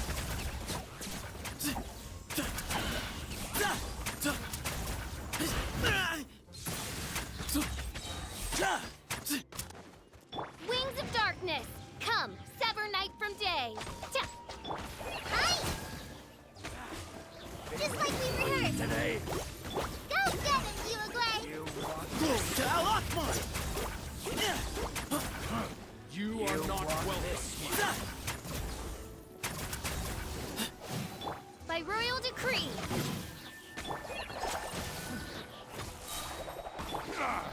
Don't be scared! Sage's wisdom.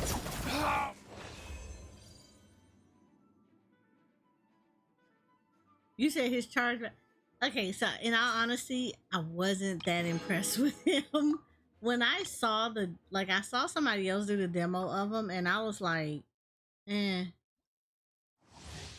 It was like he another bow character. Off we go.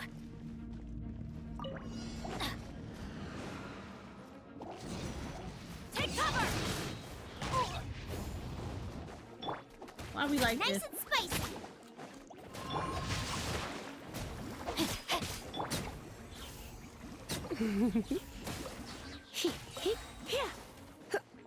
Surrender and will be gentle. You're toast! Teamwork is dreamwork!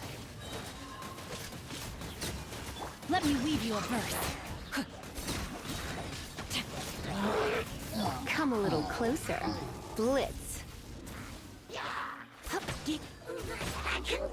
Boba, get them! I'm going in! Yeah!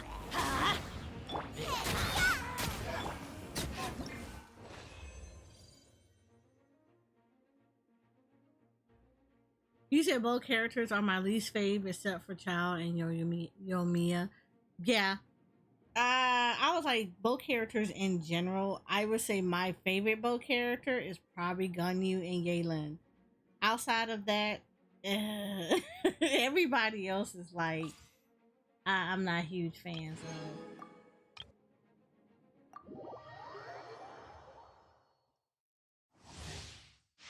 Like, I don't have Yomiya, but she's pretty decent when I get to play with her in the trial. So I never really like dislike her. It's just I don't have her, so I can't really say too much about her. Motion to compel. Invisible evidence. Here's backup! Fire it up! Huh? You're toast.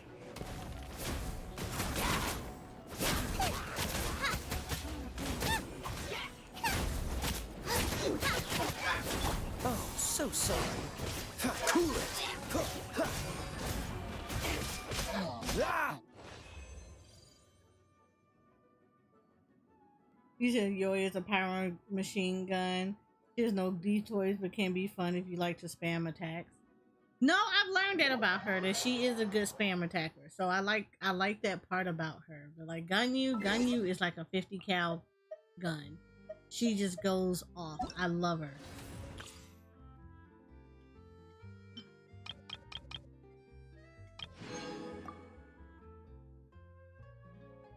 Like, I absolutely love her for that. I love her for that. It's one of the reasons why I like her design too, but like, she's a powerhouse as a bow character. And of course, Yehlin is just ungodly, stupidly powerful for no damn reason. Like, there's no reason for her to be that good.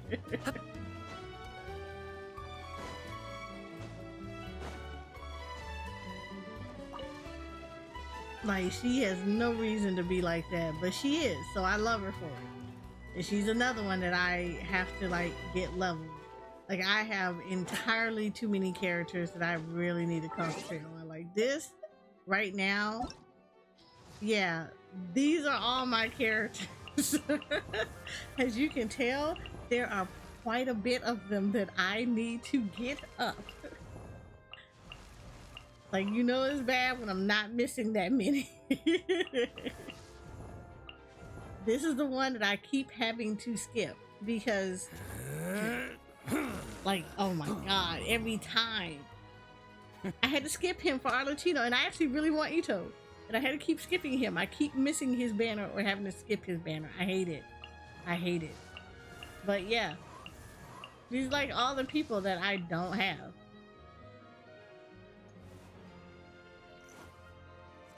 So bad, so bad. So like, I have quite a bit of characters that I need to get them all leveled up. So it becomes hard to keep adding to the family. Like, eventually I would like to get to a point that I have every character, but like, I have to pace myself for that kind of stuff.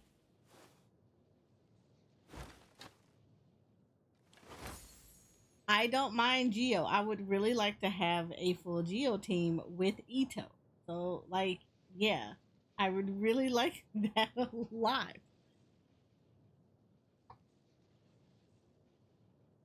But yeah, right now Navia is my Ito. That's the thing about it. So I just have to, yeah, it's just like, this game is gonna be out for a long time. Eventually, I will end up getting every character.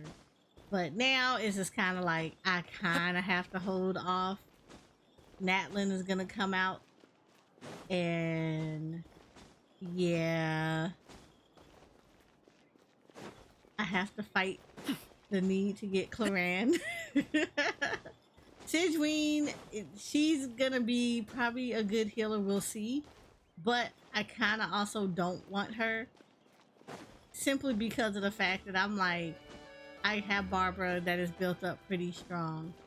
I still have to build up the Komi, who is also a strong healer. I have Yao Yao, who is also a strong healer.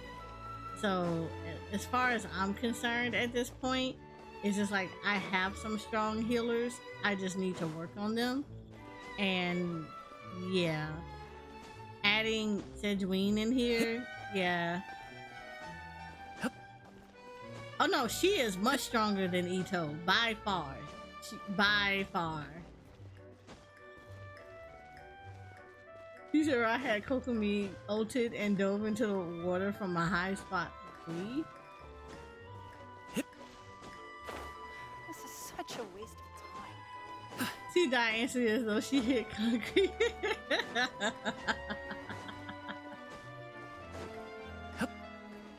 Look, I had Zhongli out one time and I was trying to jump down for something and he ended up doing like the little dive animation and he got stuck in the dive animation for like 5 minutes, right?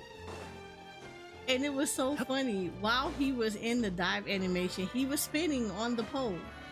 And the messed up part about it was he actually got the achievement for killing enemies from I think it's like 50 feet in the air or something like that. He actually got the achievement. There's a freaking quest down here. Why is there a quest down here?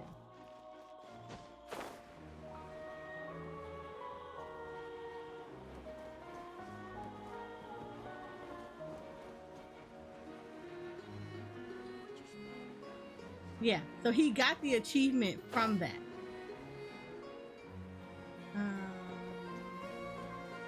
Where is this? I just saw it bleep on my map. Was it here? I think it was here.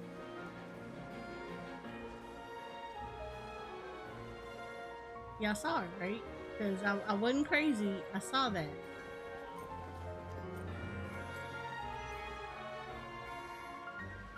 There is a quest somewhere.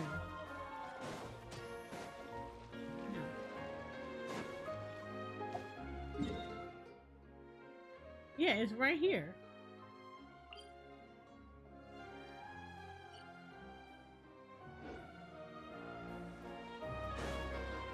Now I gotta figure out how to get.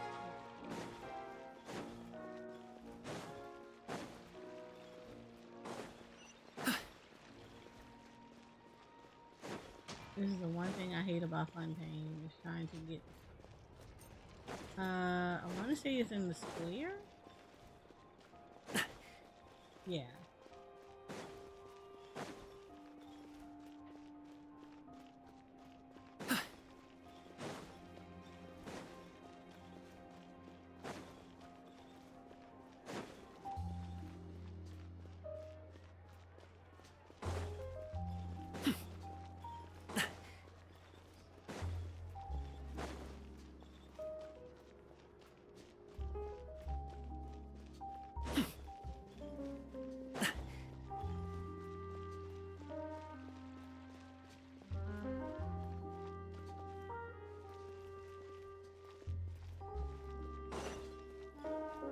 Oh, here you go. Oh, did this shit finally trigger? Bastards. I've been looking for this quest.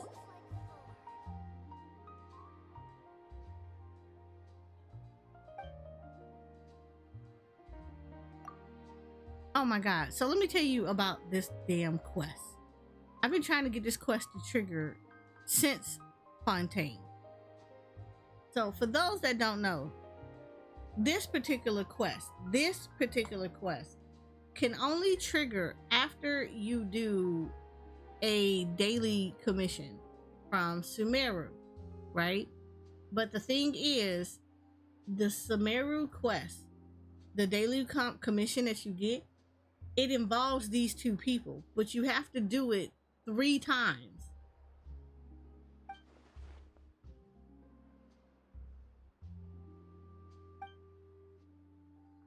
But here's the thing. There's 2 very specific quests that you have to do at least 3 times. It's not their quest in general because it is an ongoing quest line. But he repeats some of these quest lines.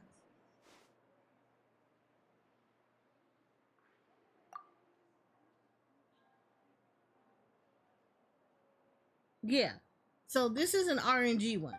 So I can't even remember the name of it, but it's like a very specific quest, daily commission that comes up from him. And you have to do this one and one other one at least 3 times. But he's a repeatable daily commission. So you have to keep doing his commissions until those particular quests. And the quest in general, I don't remember the name of it, but I'm gonna tell you what happens in the quest. He's going to be standing by a cap. Like if you keep going through his quest line, he's eventually, you're gonna be giving him like slimes, and then you have to go talk. He's gonna repeatedly send you out to go get slime for his gadget. Then he's gonna move on after some time. He'll move on to needing stuff from the treasure hunters. Like he's gonna need the seals and stuff from the treasure hunters. If you have them on him, you can just give them to him, and you can give him any quality of them. But he asks you for the treasure hunter stuff. He's gonna keep asking that repeatedly. Eventually, he's gonna start making his way over to the blacksmith over on Sumeru. They're gonna get into an argument because he has these demands for the blacksmith that the blacksmith is like, I'm not doing them. He's getting on my nerves. I told him he can do it himself. He asked me how. I told him blah, blah, blah. Dude forgets exactly what the blacksmith says, so he has you go back to the blacksmith to ask him the process of how he's doing stuff because he's finding difficulty. So you're going to have that a few times where he's going back and forth with the blacksmith. You're going to do that commission a few times. Then sometimes it will repeat itself where he's going to ask you for more slimes and then more treasure hunter stuff. And then, of course, back to the blacksmith again.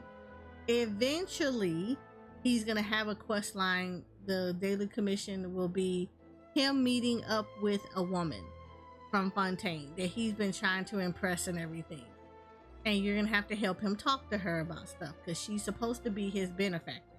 Somebody that's like funding his stuff. After that, you're going to meet up with him again. It's going to kind of do his cycle again. And then it's going to get to a point where the quest that you're going to have to do, the daily commission you're going to have to do with him again, is pretty much, he's going to ask you for some stuff, but he's tired. And they're telling him to get off coffee. Yeah, they're going to tell, his assistant is going to tell him about getting off coffee, stop drinking coffee, stuff like that he needs to go rest, blah, blah, blah, all this other stuff. So, yeah, it is a long, ongoing quest line. These are the ones that I do not like. Because this is actually an achievement here in Fontaine, but you have to keep triggering it in Sumeru to make him come back to Fontaine.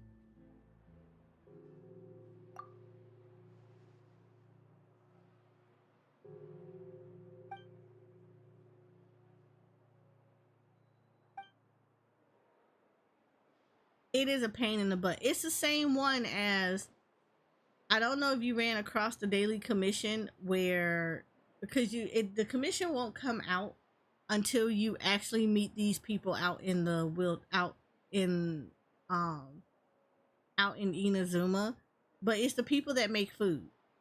It's like a group of guys, a guy and two girls, and they go around getting ingredients to try to make really good food. And one of the things that you have to do, yeah, the Gourmet Supremos. Okay, so did you know, and I don't know if you did it, they have a quest line also in Fontaine. They also have one in Sumeru.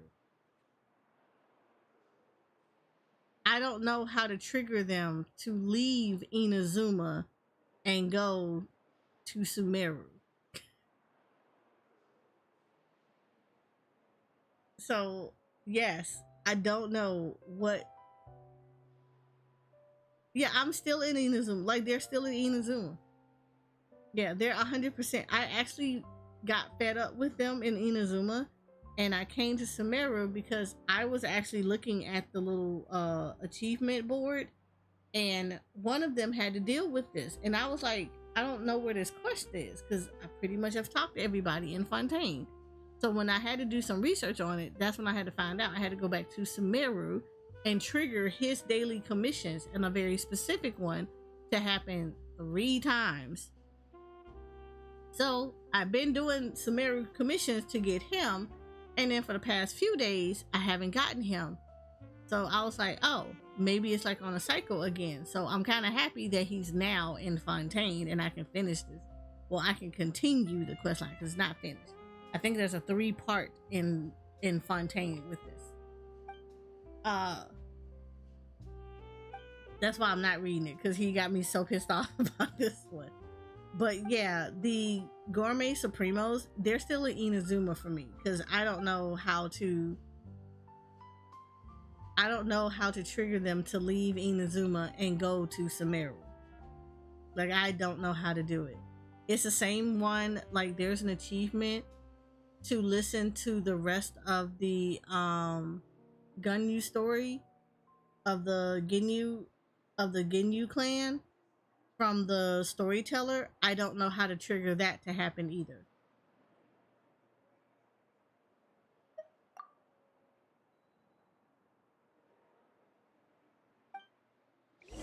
Because there's an achievement for him to listen to the rest of the Ginyu clan story, but I don't know how to get it to happen.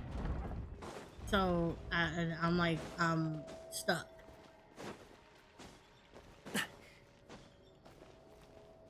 I think you gotta let each guy win once each in the cook-off, but don't quote me. What cook-off? For the Ginyu one? How do you get that one to do it?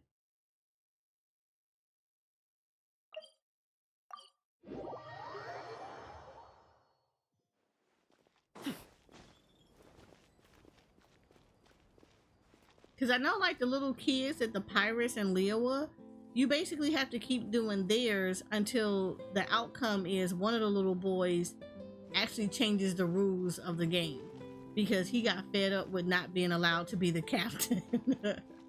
And then that's how you complete that one.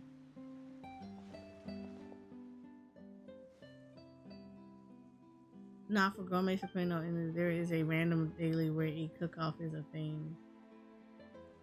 I haven't gotten that one. So I haven't gotten a daily where there's a cook-off.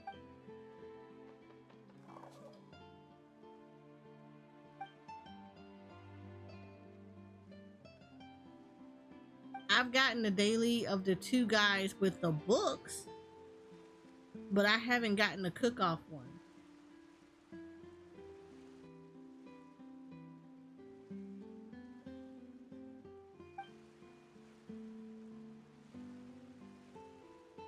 Yeah, this is the chick. This is the girl that showed up in Sumeru that he likes. He likes her. Yeah, I haven't gotten a cook-off one. How come I haven't gotten a cook-off one? Alright, I see, like, when I'm finished with this one, I'm gonna have to do Inazuma all over again and get a cook-off daily to happen, because I have not had a cook-off.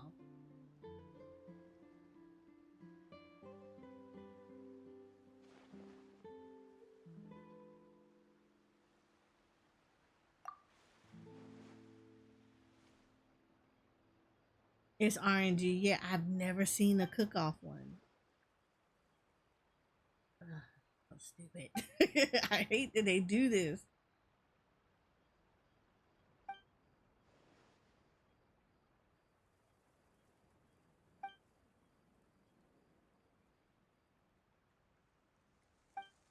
Yeah, one of the Supremos cooks off against a big... Oh.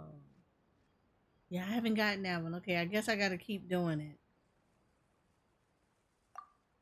Because right now, the only one that I have, the only Supremo daily that I get from them is when dude is like, oh, he's stuck with ingredients. And he sends you to Liyue to go talk to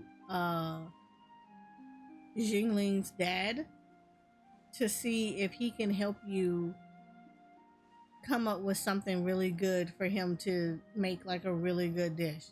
That's the only one that I keep getting. I don't get anything else. And I don't know if I'm supposed to keep picking, because I keep picking different dialogue, but it's not doing anything.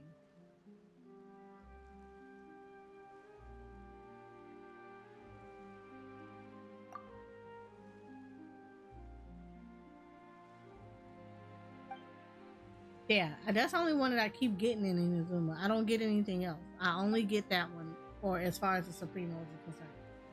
So I'm assuming that that cook-off is after that? Huh.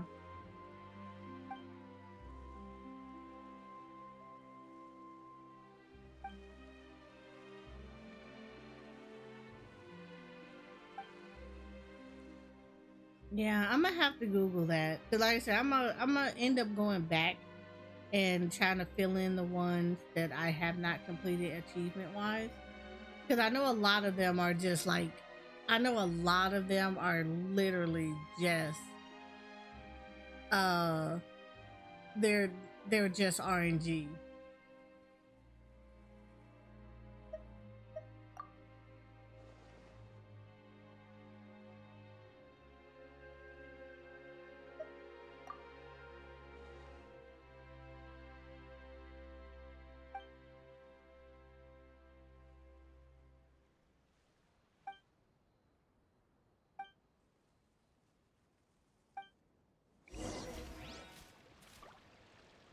But yeah, this one I've been trying to get the freaking trigger for the longest.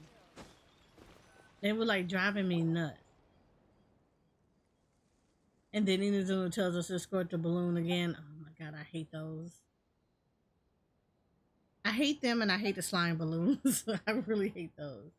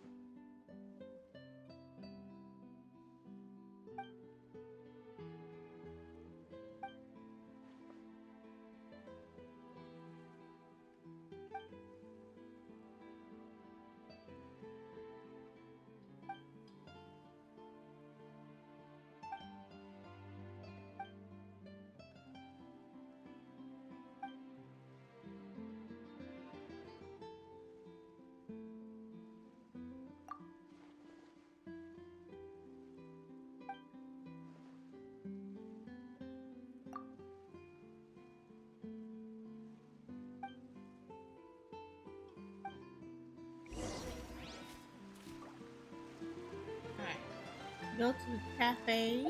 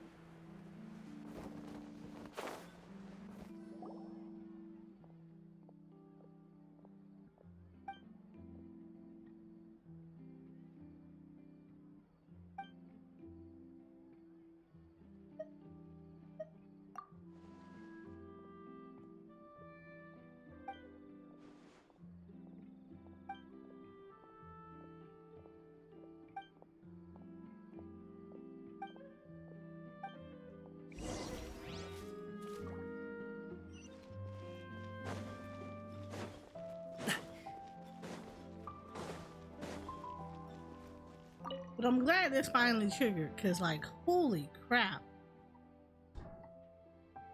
200 resin. I told you I've been away from Jensen for a minute.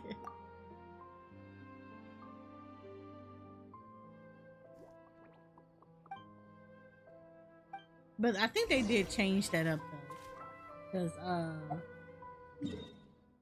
yeah. I think they changed that up quite a bit because it wasn't like that before. And I think a lot of it had to do with Genshin Impact. I mean, not Genshin Impact, but Honkai Star Rails. Because Honkai do not play around with Trailblaze power.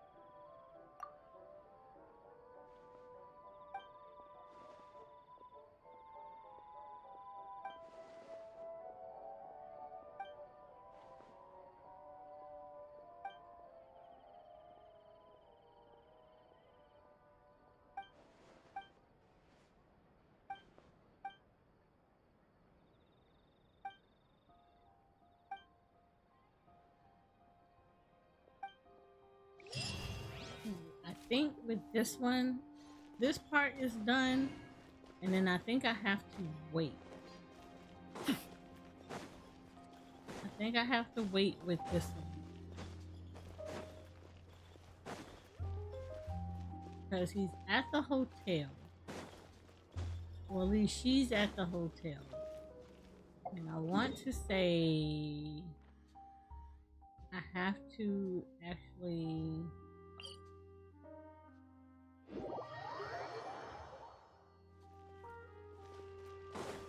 I think I have to wait a day or two because something else is gonna trigger to make the hotel scene happen.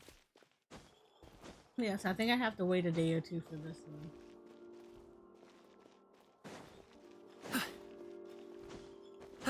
So that was just part one.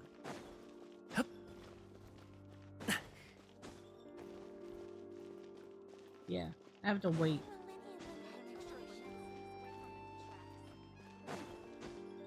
Alright, yeah. So I think I have to wait for this one. If I remember correctly, this was also time gated. So I have to wait to a very specific event. Like, it's not anything, it's just waiting for some time to pass. And then they will, I think because they're supposed to be out here. They're going to be out here and they're going to be arguing.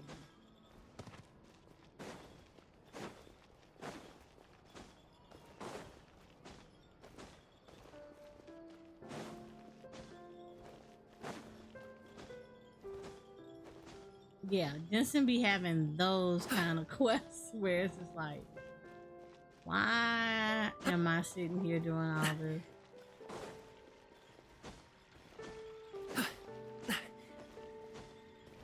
Because the funny thing about it is though, once you do the Sumeru requirements, you basically have to wait until reset. It's dumb. It's so dumb. But you have to wait to reset. And then it'll trigger itself again.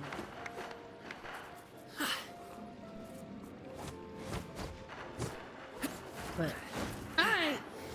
You have fun at dinner, Gaglard. It wasn't fun talking to you, too.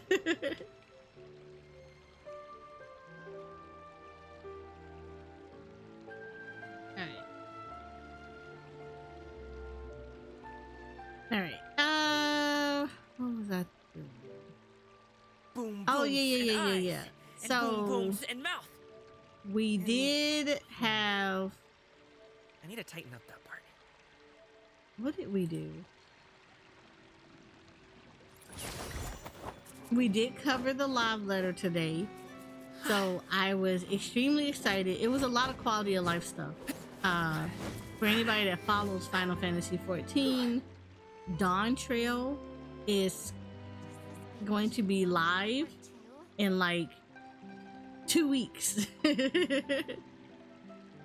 And they did a lot of coverage of the quality of life changes. So I really actually enjoyed that one. That's a dope Because I know they breakfast right talked there. about The perfect way to start so a your lot day. of quality life stuff was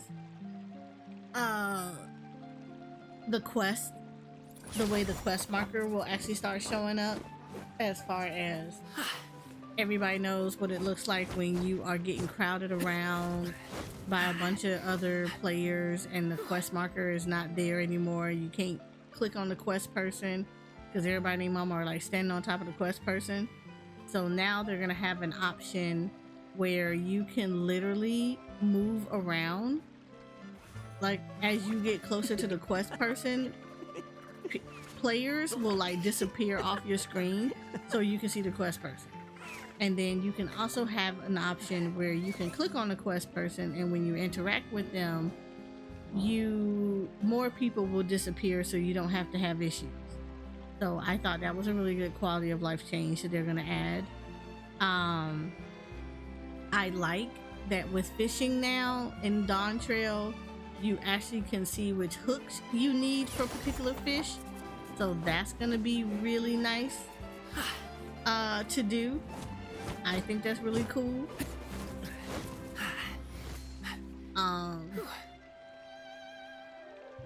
Oh, also, you will also be able to see how much you have left to gather. So like for those of us that are gatherers in 14, when you hit a node, you just see a white line and you just see it ticking down to tell you like, oh, how many strikes, you know, how much more you have. You have to kind of gauge how many times you can actually hit it. Now it'll actually tell you that. It'll legitimately tell you how much you have. So like if you can get 5 of a node from like 5 materials from a single node, it'll tell you you have 5 out of however many attempts to get this. So I like this. I like they show you your attempt. Boom booms and eyes. And boom booms Quest and lines that have you do actions like emotes, like pray or rally or doubt or stuff like that for like certain quests. The emote now will show up on the quest requirement, and you can just click on the emote from the quest requirement to perform the action. So that's good too. I really like that. That quality of life change was very different. So that was really cool. I really like that. That's a good quality of life. We saw the transitions from areas, and because of the graphical updates and the work that they've been doing, you don't get a loading screen now. Now, I don't know if that, now I'm gonna tell you, you don't get the loading screen. I think you're still gonna get the loading screen when you go from like one region to another region, but you don't get it when you are flying from like uphill, say downhill, or out to the sticks. I get the goods from A so to say B. like you go from I'll the even take top them of across the sea something if needed. in So like don't an worry, area you're that in has safe like hands. a high part They don't call me and the a low gold part, standard guard for you nothing. won't get a loading screen there. So that's actually really good too. Actually, give me a second. Let me go to the bathroom. Let me do that. Let me go to the bathroom. I will be right back. I'm gonna put y'all on be right back too.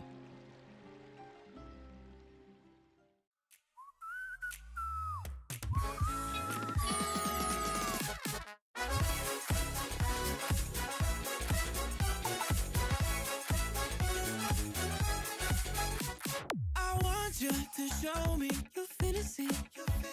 No past and no future. That's what I need. The groove takes it over. We'll wait and see.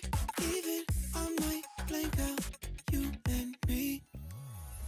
I thought that dream could light away. Take me higher, take me away. Whoa, oh, be my savior, take me away. Take me away. Deep and dark once more, you're hosting a magic show I cannot escape. There's nothing else left for me to do. Going to the other side, other side. I don't wanna be alone tonight. Oh, leave me with your all the time. There's no one else left for me to lose. Heading to the other side, other side.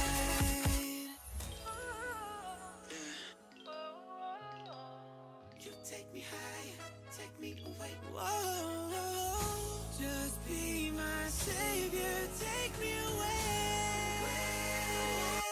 Sing it with me, everyone. I don't wanna be alone tonight. Oh, bring me to the other side. There's no one else left for me to lose. Going to the other side, other side.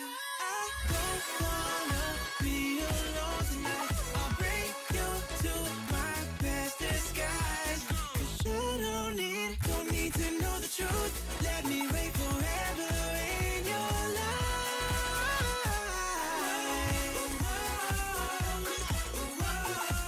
Let's go.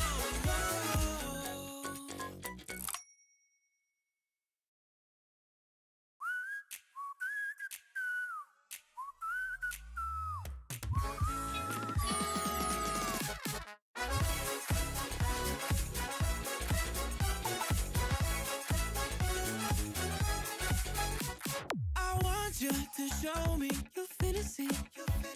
No past and no future. That's what I need. The groove takes it over. We'll wait and see.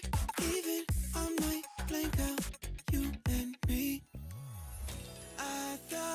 that dream could light a way. Take me higher, take me away. Whoa, oh, be my savior, take me away. Take me away. Deep and dark once more, you're hosting a magic show I cannot escape. There's nothing else left for me to do. Going to the other side, other side. I don't wanna be alone tonight. Oh, leave me with you all the time. There's no one else left for me to lose. Heading to the other side, other side. You take me higher, take me away. Whoa, just be my savior, take me away. Sing it with me, everyone. I don't wanna be alone tonight. Oh, bring me to the other side. There's no one else left for me to lose. Going to the other side, other side. I don't wanna be alone tonight. I'll bring you to my best disguise. 'Cause you don't need to know the truth. Let me wait forever in your life.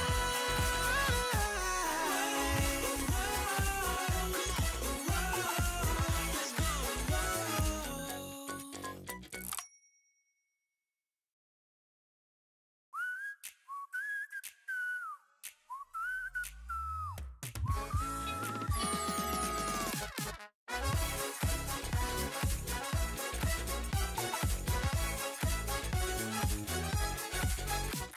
I want you to show me your fantasy. No past and no future. That's what I need. The groove takes it over. We'll wait and see. Even I might blank out you and me. I thought that dream could light a way. Take me higher, take me away. Whoa, oh, be my savior, take me away. Take me away. Deep and dark once more, you're hosting a magic show I cannot escape. There's nothing else left for me to do. Going to the other side, other side. I don't wanna be alone tonight. Oh, leave me with you all the time. There's no one else left for me to lose. Heading to the other side, other side. You take me higher, take me away. Whoa, just be my savior, take me away. Sing it with me, everyone. I don't wanna be alone tonight. Oh, bring me to the other side. There's no one else left for me to lose. Going to the other side, other side. I don't wanna be alone tonight. I'll bring you to my best disguise. 'Cause you don't need to know the truth. Let me wait forever in your life.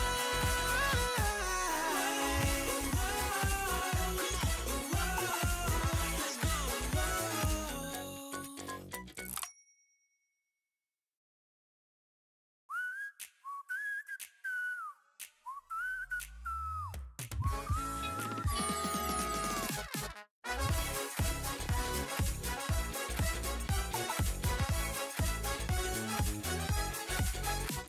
I want you to show me your fantasy.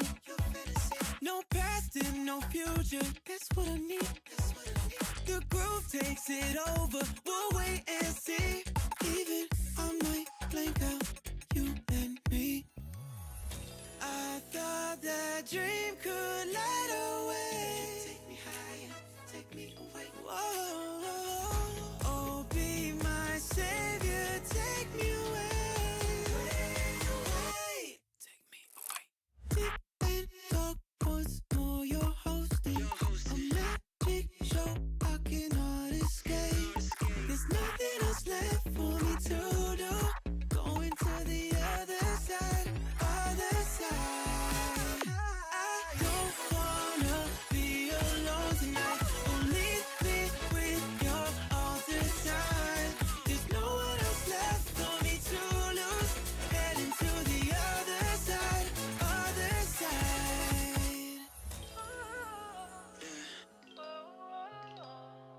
take me higher, take me away. Whoa, just be my savior, take me away.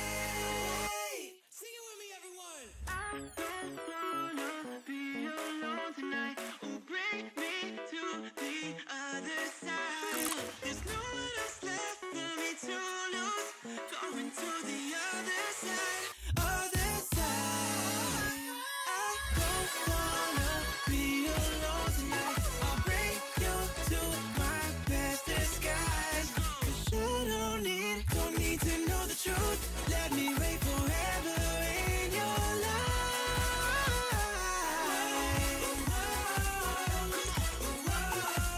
Let's go.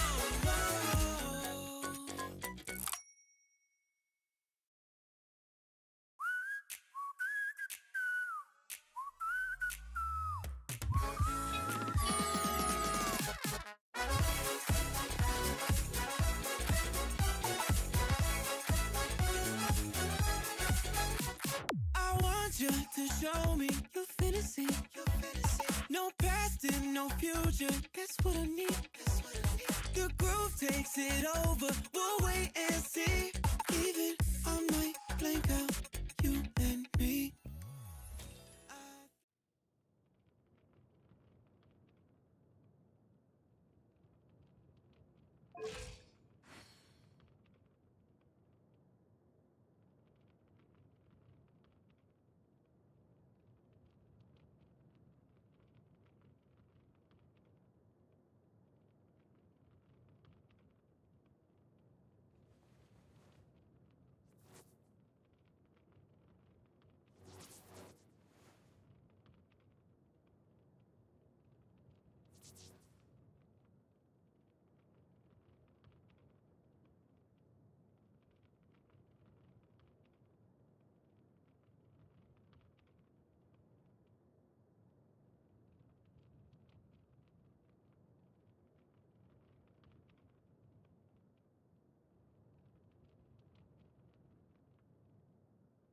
Oh, there we go.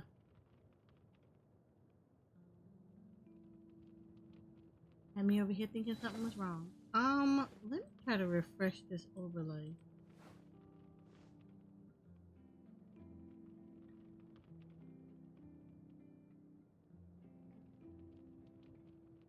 Let me try to refresh this.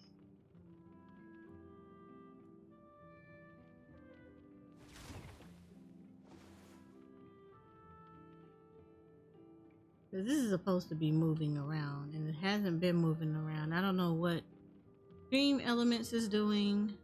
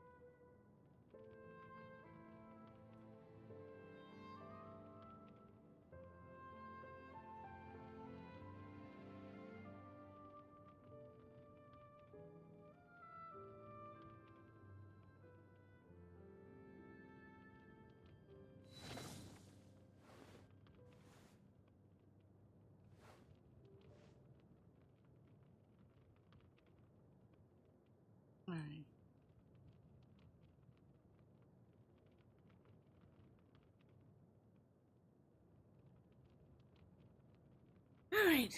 All right. I know what I have to do for the name.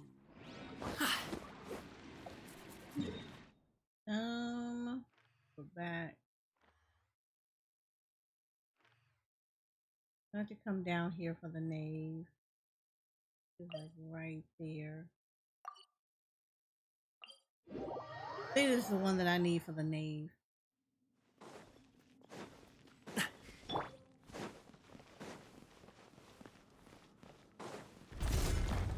Stabilize!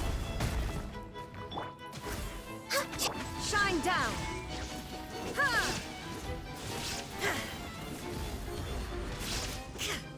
Order guide you.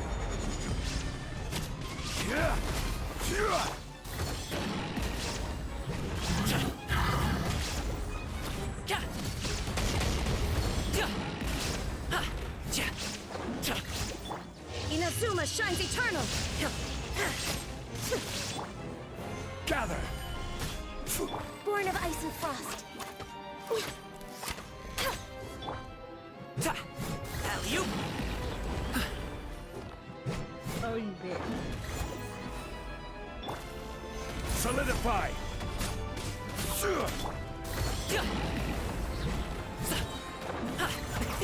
Many happy returns!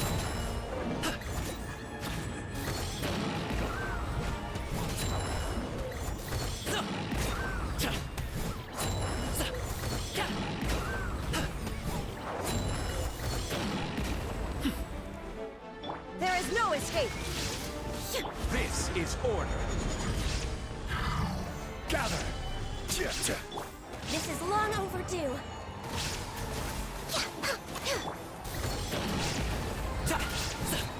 Mighty mythical beast!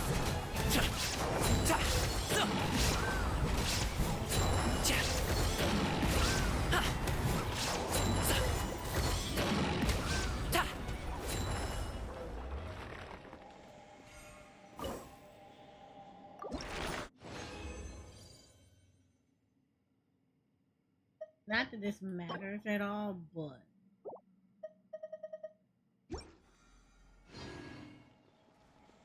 I do want to get his stuff up.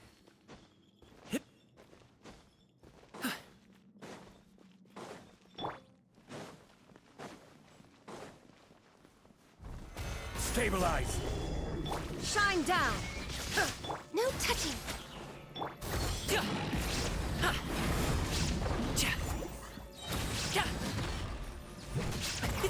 Many happy returns!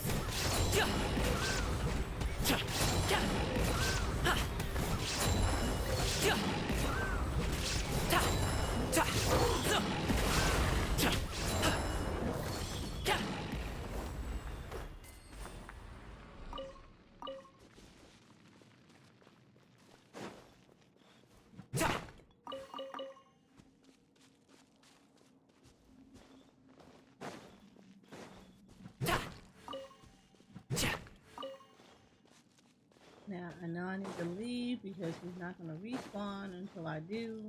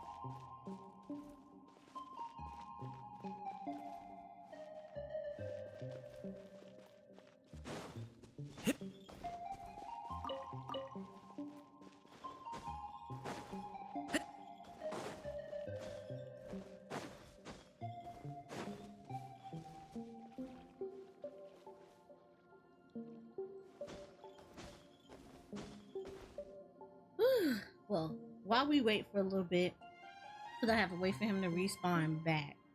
I don't know if anybody heard when I said it this morning, but I am, in addition to being a Bungie creator, which I'm extremely happy about, but I am also a NextCon content creator for First Descendant.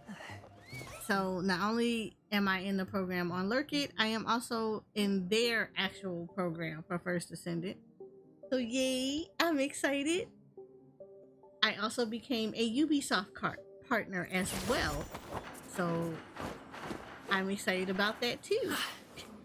So Ubisoft partner, Bungie creator, and a NextCon First Descendant creator. So I'm excited about those.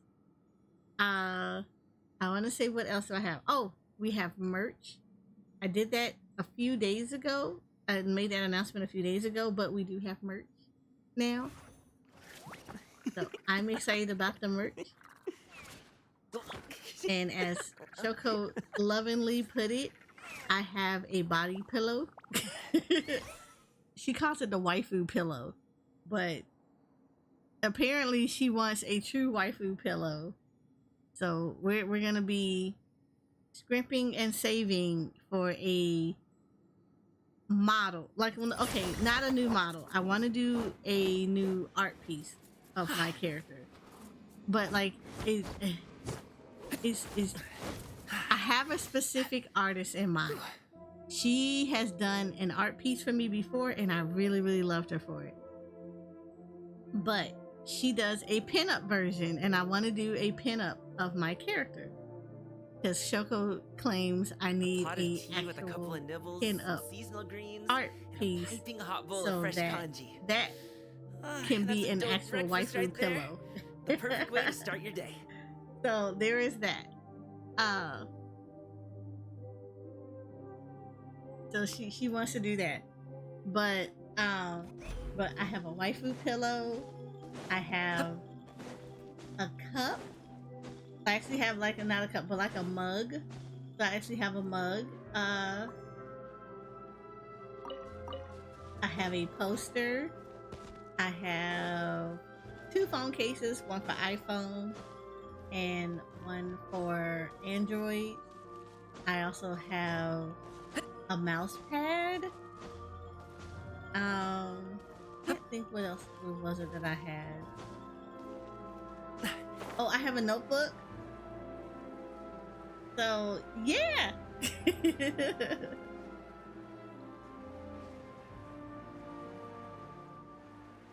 So yeah, we have merch and I'm excited for it.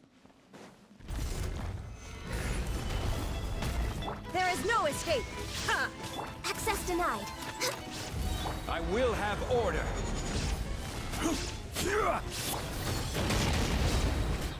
Mighty mythical beast! Ta. Ta. Ha. Ta. Sa. Ta. Ha. Ta. Ta. No touching. Gather.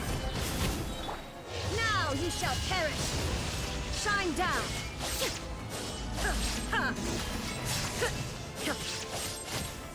This is order. For Rex Lapis. Access denied. Many happy returns! Ha. Cha. Cha. Ha. Sorry, pal. Cha. Ta.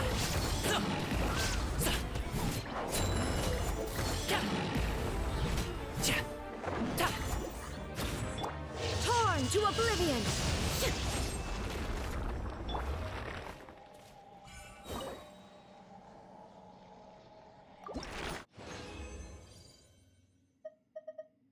I love how it's what the.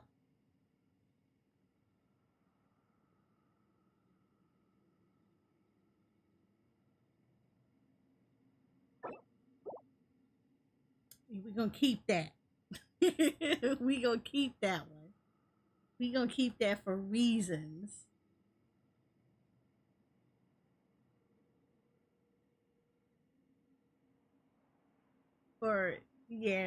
For all kind of reasons. We're gonna definitely keep that for reasons.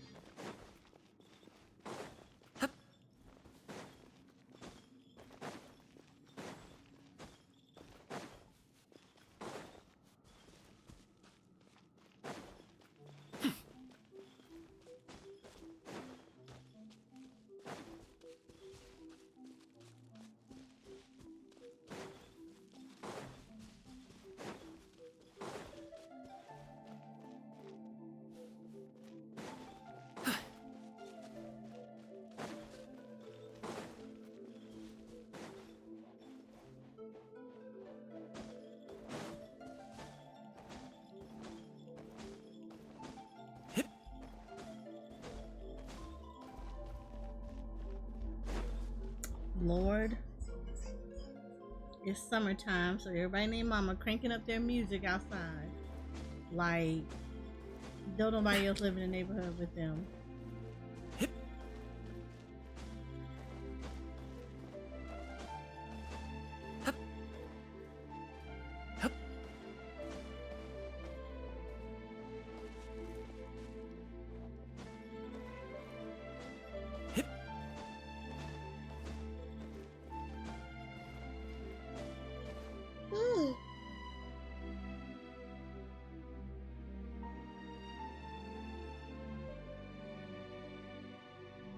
Let me check something real quick.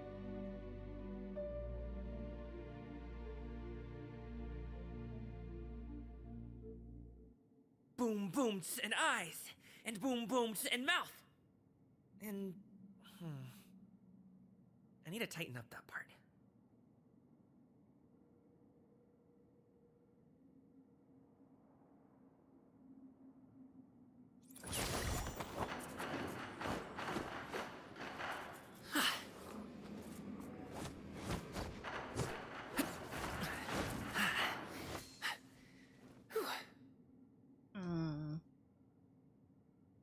Oh, you're gonna hear me knock up against the mic real quick.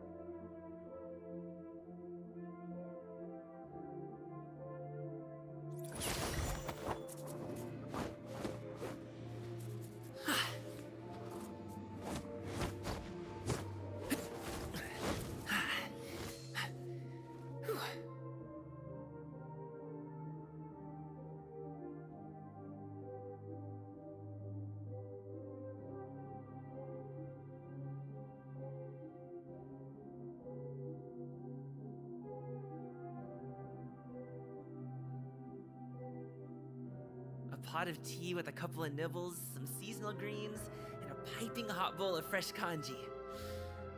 That's a dope breakfast right there. The perfect way to start your day. Alright.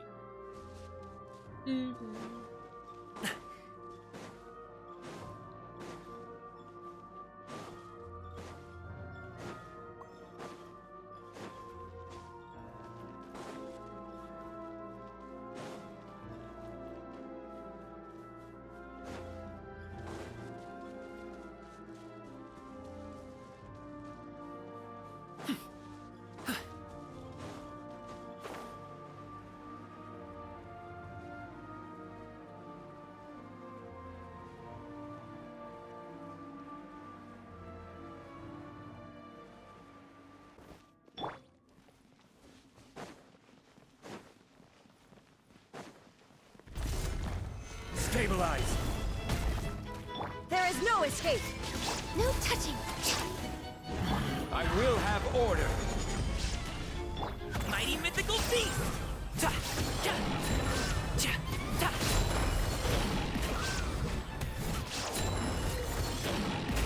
Ha. Sa. Ta, ta. Ha. Ta. Ta. Illusion shattered!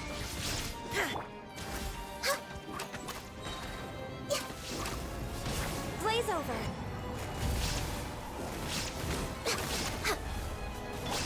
Now you shall perish! Up to it, Manzai!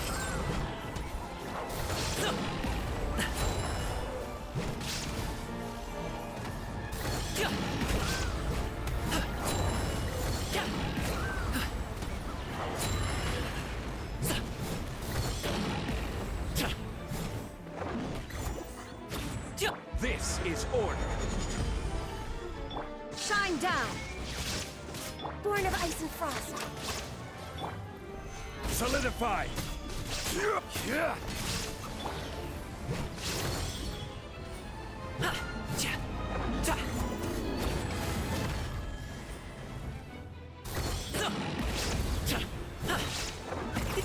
Many happy returns.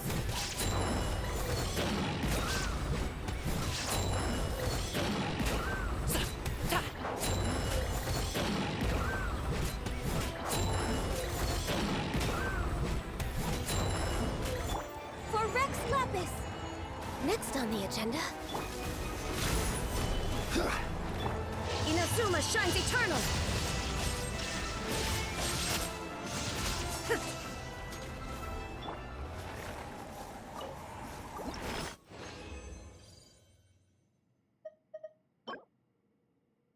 Yeah.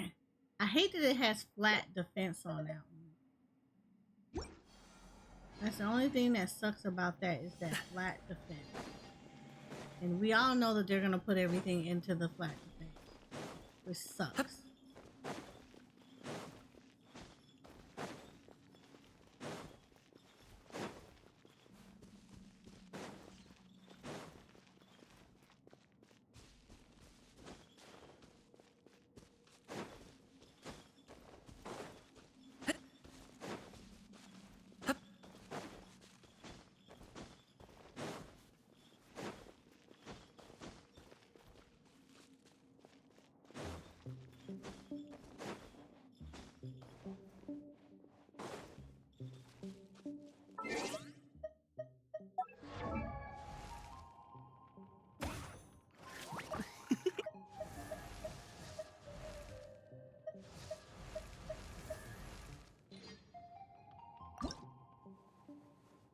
She's at 7, so it's gonna take maybe a couple of days to get her to 90.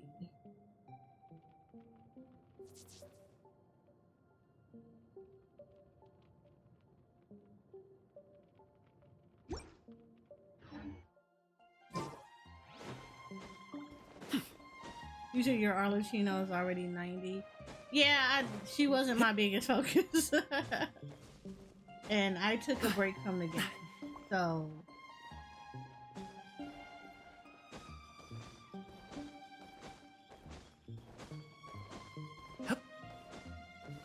and to be fair, she actually jumped ahead of other people because technically the person I was actually working on was Ayaka.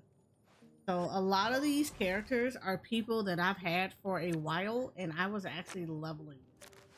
So yeah, I don't know life.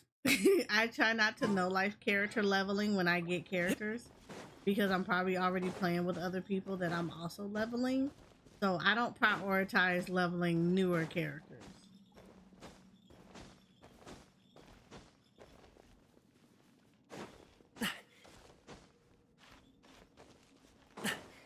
I do. My family is Southern. So I do have that little bit of sass that will come out of it. But yeah, so I don't do that. I'm glad yours is 90, but yeah, I don't focus on that other stuff. And I've had Arlecchino from day one. I just focus on other things. So she wasn't a priority for me to get to 90.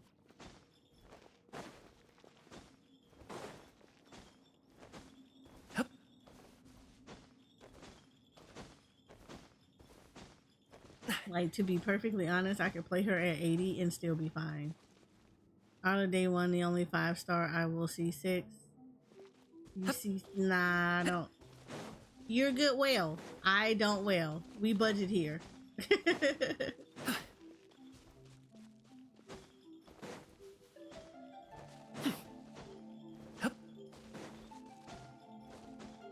I figure in 10 years, the characters that I will really want to be C6 will be C6. You save for 2 years for her? Yeah, you're better than me. I don't save for years for a single character.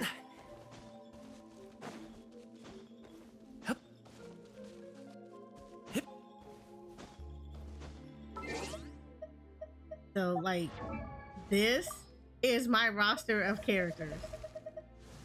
these are all people that I've just accumulated over the 3 years that I've played this game. And I was in this game from day one. So that tells you how much that I am not trying to like C6 stuff. I'm fine with C1s. If I get C2s or 3s of them, that's great. But yeah, I don't try to C6 characters. I like having a diverse setup of characters. And even at C0, I'm good. I just build them up. That's it. If I C6 them, it's because for some whatever reason, the game decided to give them to me. I think closest wise to C6, I think it's Diluc.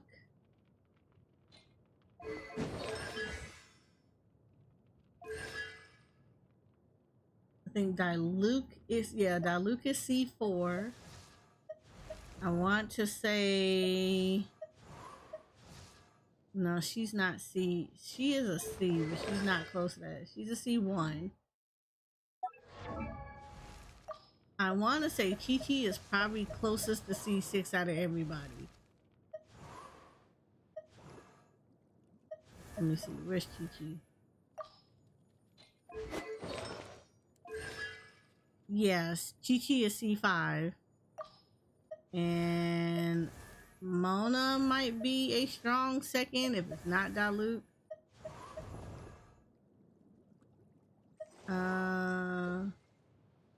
Let me see what Jean is. Jean is a C4 with Diluc. Where is Mona?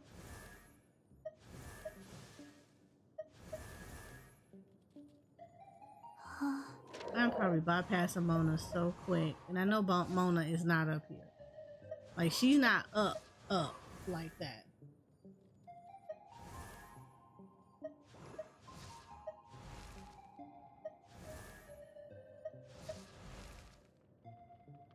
These bombs, so heavy.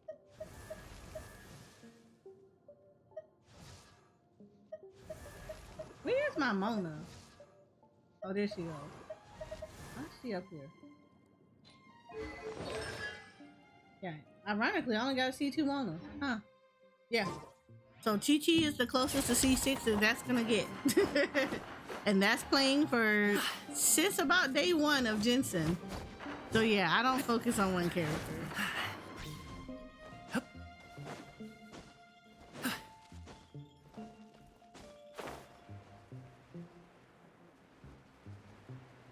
I like being diversified.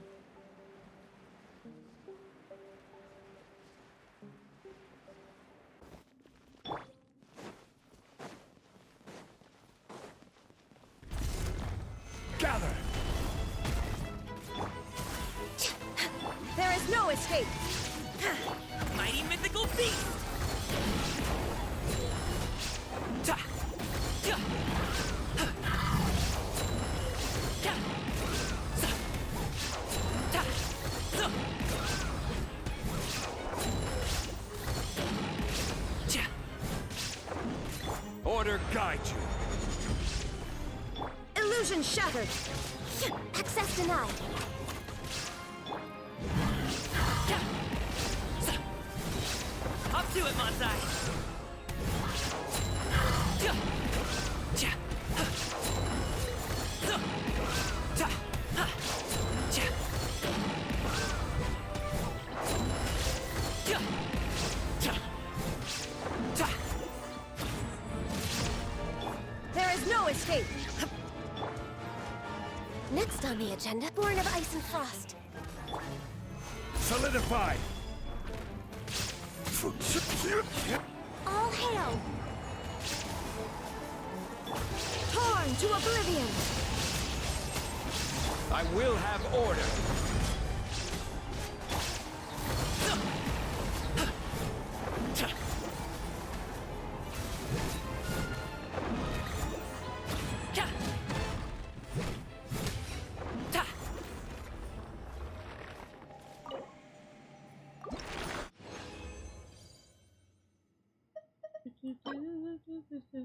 Eh.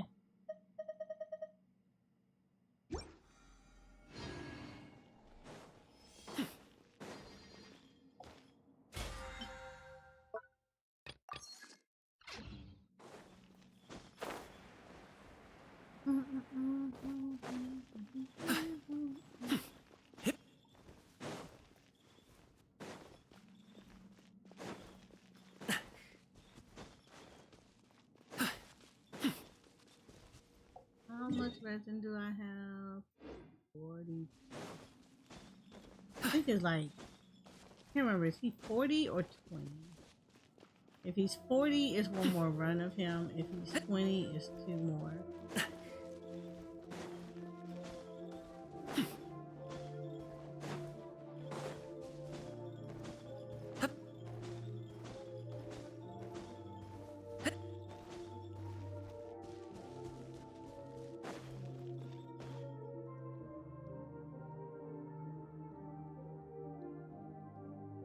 Ooh.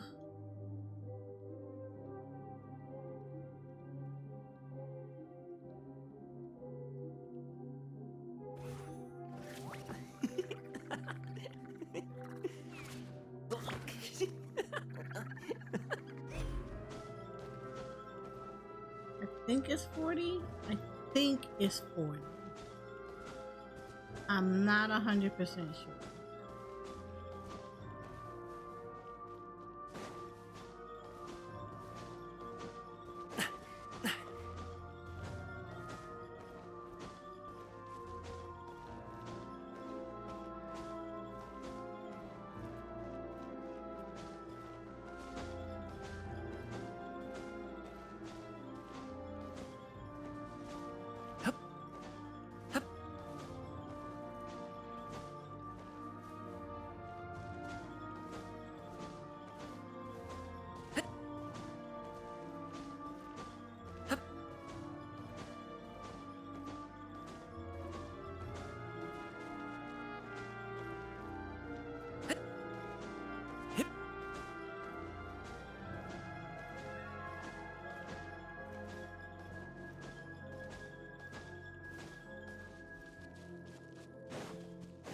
Alright, let's go check to see if he has come back.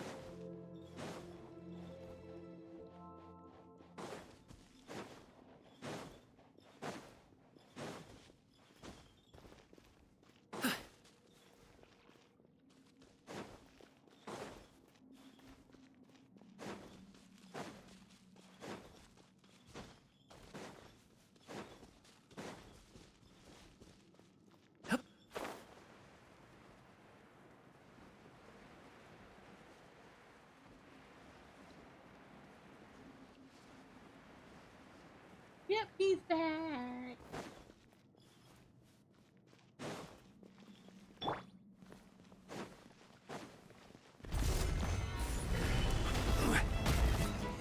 Illusion shattered. No touching.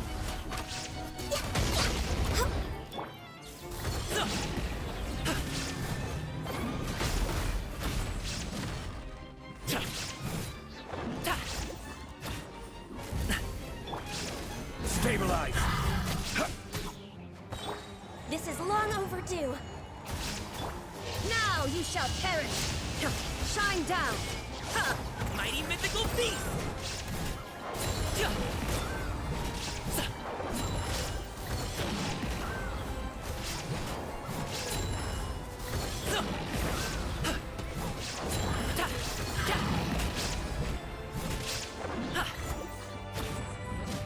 Order guide you. Solidify. Access denied. Congratulations! Many happy returns!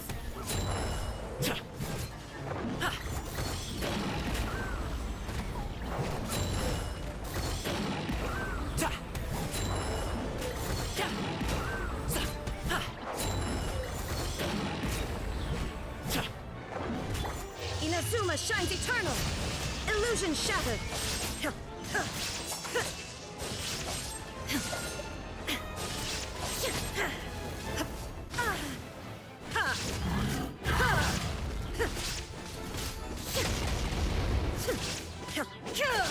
There is no escape.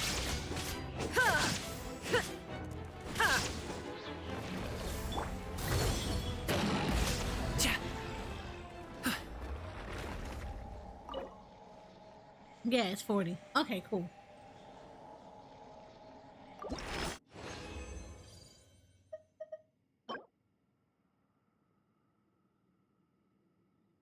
Alright, we're gonna keep this simply because it is geo damage. And I don't really have a lot of geo damage pieces, so yeah, I'm gonna have to keep this goblet, even though it has flat attack on it, but I'm hoping it'll go into elementary mastery and crit rate.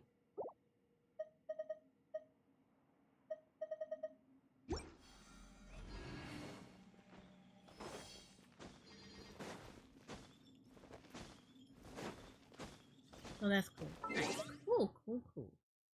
We are Gucci, I think. Like I said, I think it's gonna take... I don't even remember how many she had. I think she has 0. I created Out of another 20. universe and founded paradise. For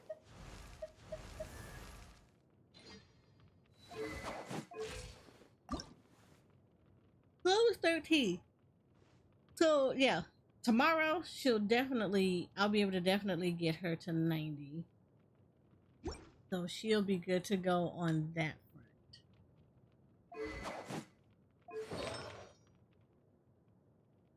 So yeah, she'll be good on that front. Yeah, she'll be good to go on that front. I have to get Miss Ma'am over here to 90. A blade but as y'all embraces can its see, duty. I'm missing As quite a a bit of jeweler stuff from cherishes her. their gems. The most difficult one is gonna be, well, probably not the most difficult one because I got 43 of them already. The petals is gonna be easier to get now. They're 43, so I don't have to worry about the petals after that. It's gonna be getting these. So I'm gonna have to go on a Nobushi hunting spree. This, I don't mind this guy. I can just keep farming him. And this, of course, I don't have to worry about this either because I can just craft these, so that's not an issue. A It's just blade pretty much embraces its getting her duty. stuff up. As a jeweler cherishes their gems. Because her weapon is 90. It is going to be getting her stuff up, and I believe it's either her or Ganyu. I actually need to go back and farm for better artifacts for them.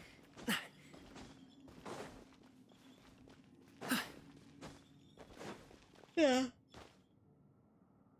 So a lot of these people are like people that I just need to really try to go back and revisit their builds again and then just kind of make changes to their builds. For the most part. So. Boom, booms, and eyes. Yeah. And That's boom, going to be booms, like the and mouth. biggest thing with them. And But alright. Let's do this. It's I need to tighten almost up that part. 11:30. I think we will be good.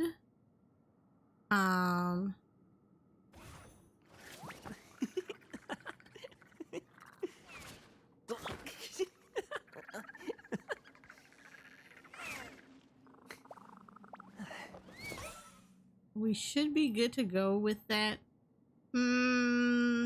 Yeah, let's do that. Let's call it for the evening. I will be back on tomorrow for some other stuff.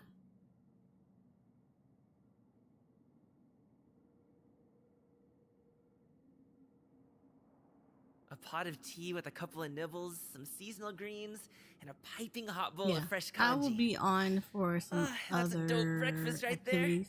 there. I have Perfect way to start your Destiny day. tomorrow, and I want to say it's Final Fantasy 14, but we'll see. We will definitely see tomorrow to see how it is.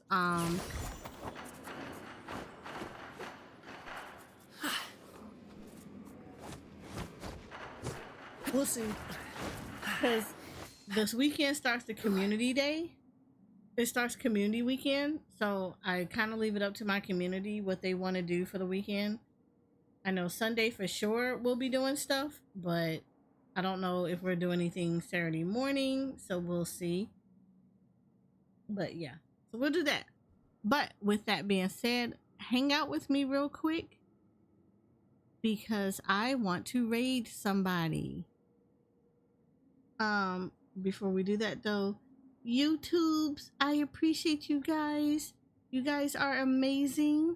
I'm going to go ahead and call good night to you guys on YouTube, and I will see you guys tomorrow.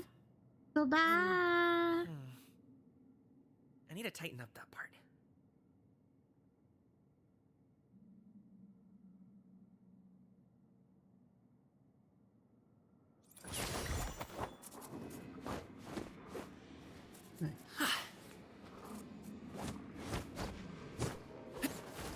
So YouTube should be good. And then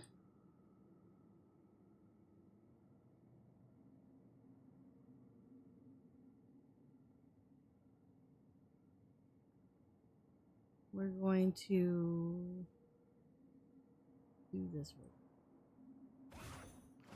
We're going to send you guys off on Twitch side. Let's find somebody for us to raid on Twitch.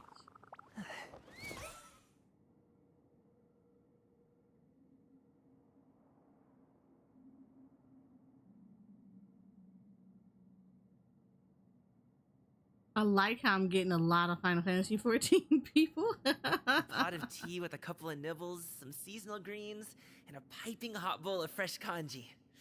Oh, Moon That's is a dope streaming. breakfast right there. Moon The is perfect way to start your day. Is she streaming?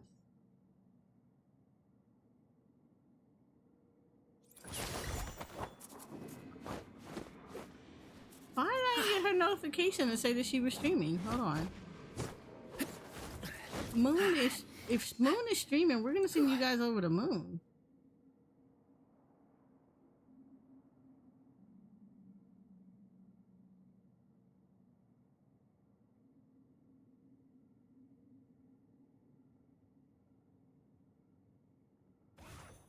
She's not. But why have you got her as my notification saying that she is? Huh. Alright, Twitch. You messing up. You messing up.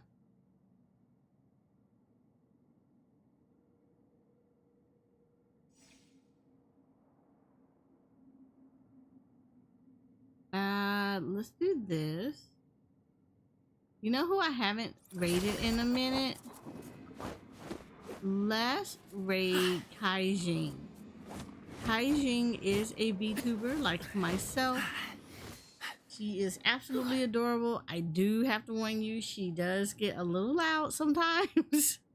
But she is currently going through post Shadowbringers. So I'm going to send you guys over there to her. I want y'all to have fun over in her community. Say hello. And I will see you guys tomorrow. Boom booms and eyes, and boom booms and mouth. And, I need to tighten up that part. We're going to say hi to Kai. Because Kai is hanging out. She's a sweet bean. So say hello to our sweet loud bean. And I'll see you guys tomorrow. Bye.